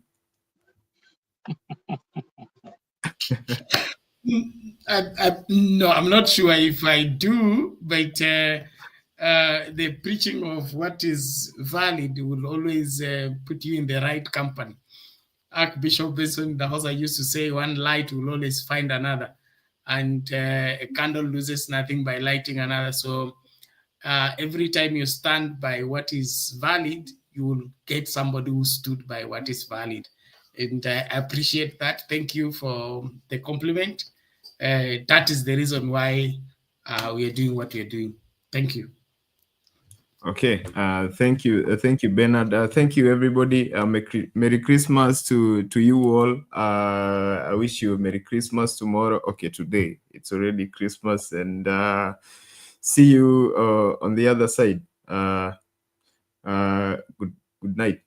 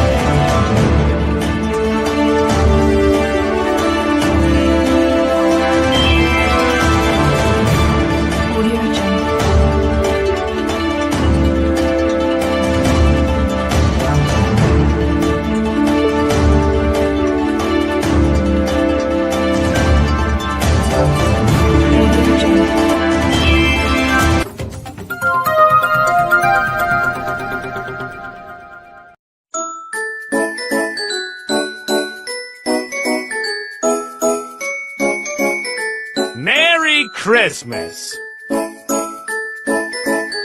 Tazama Sound Kandi Toko upate ufahamu.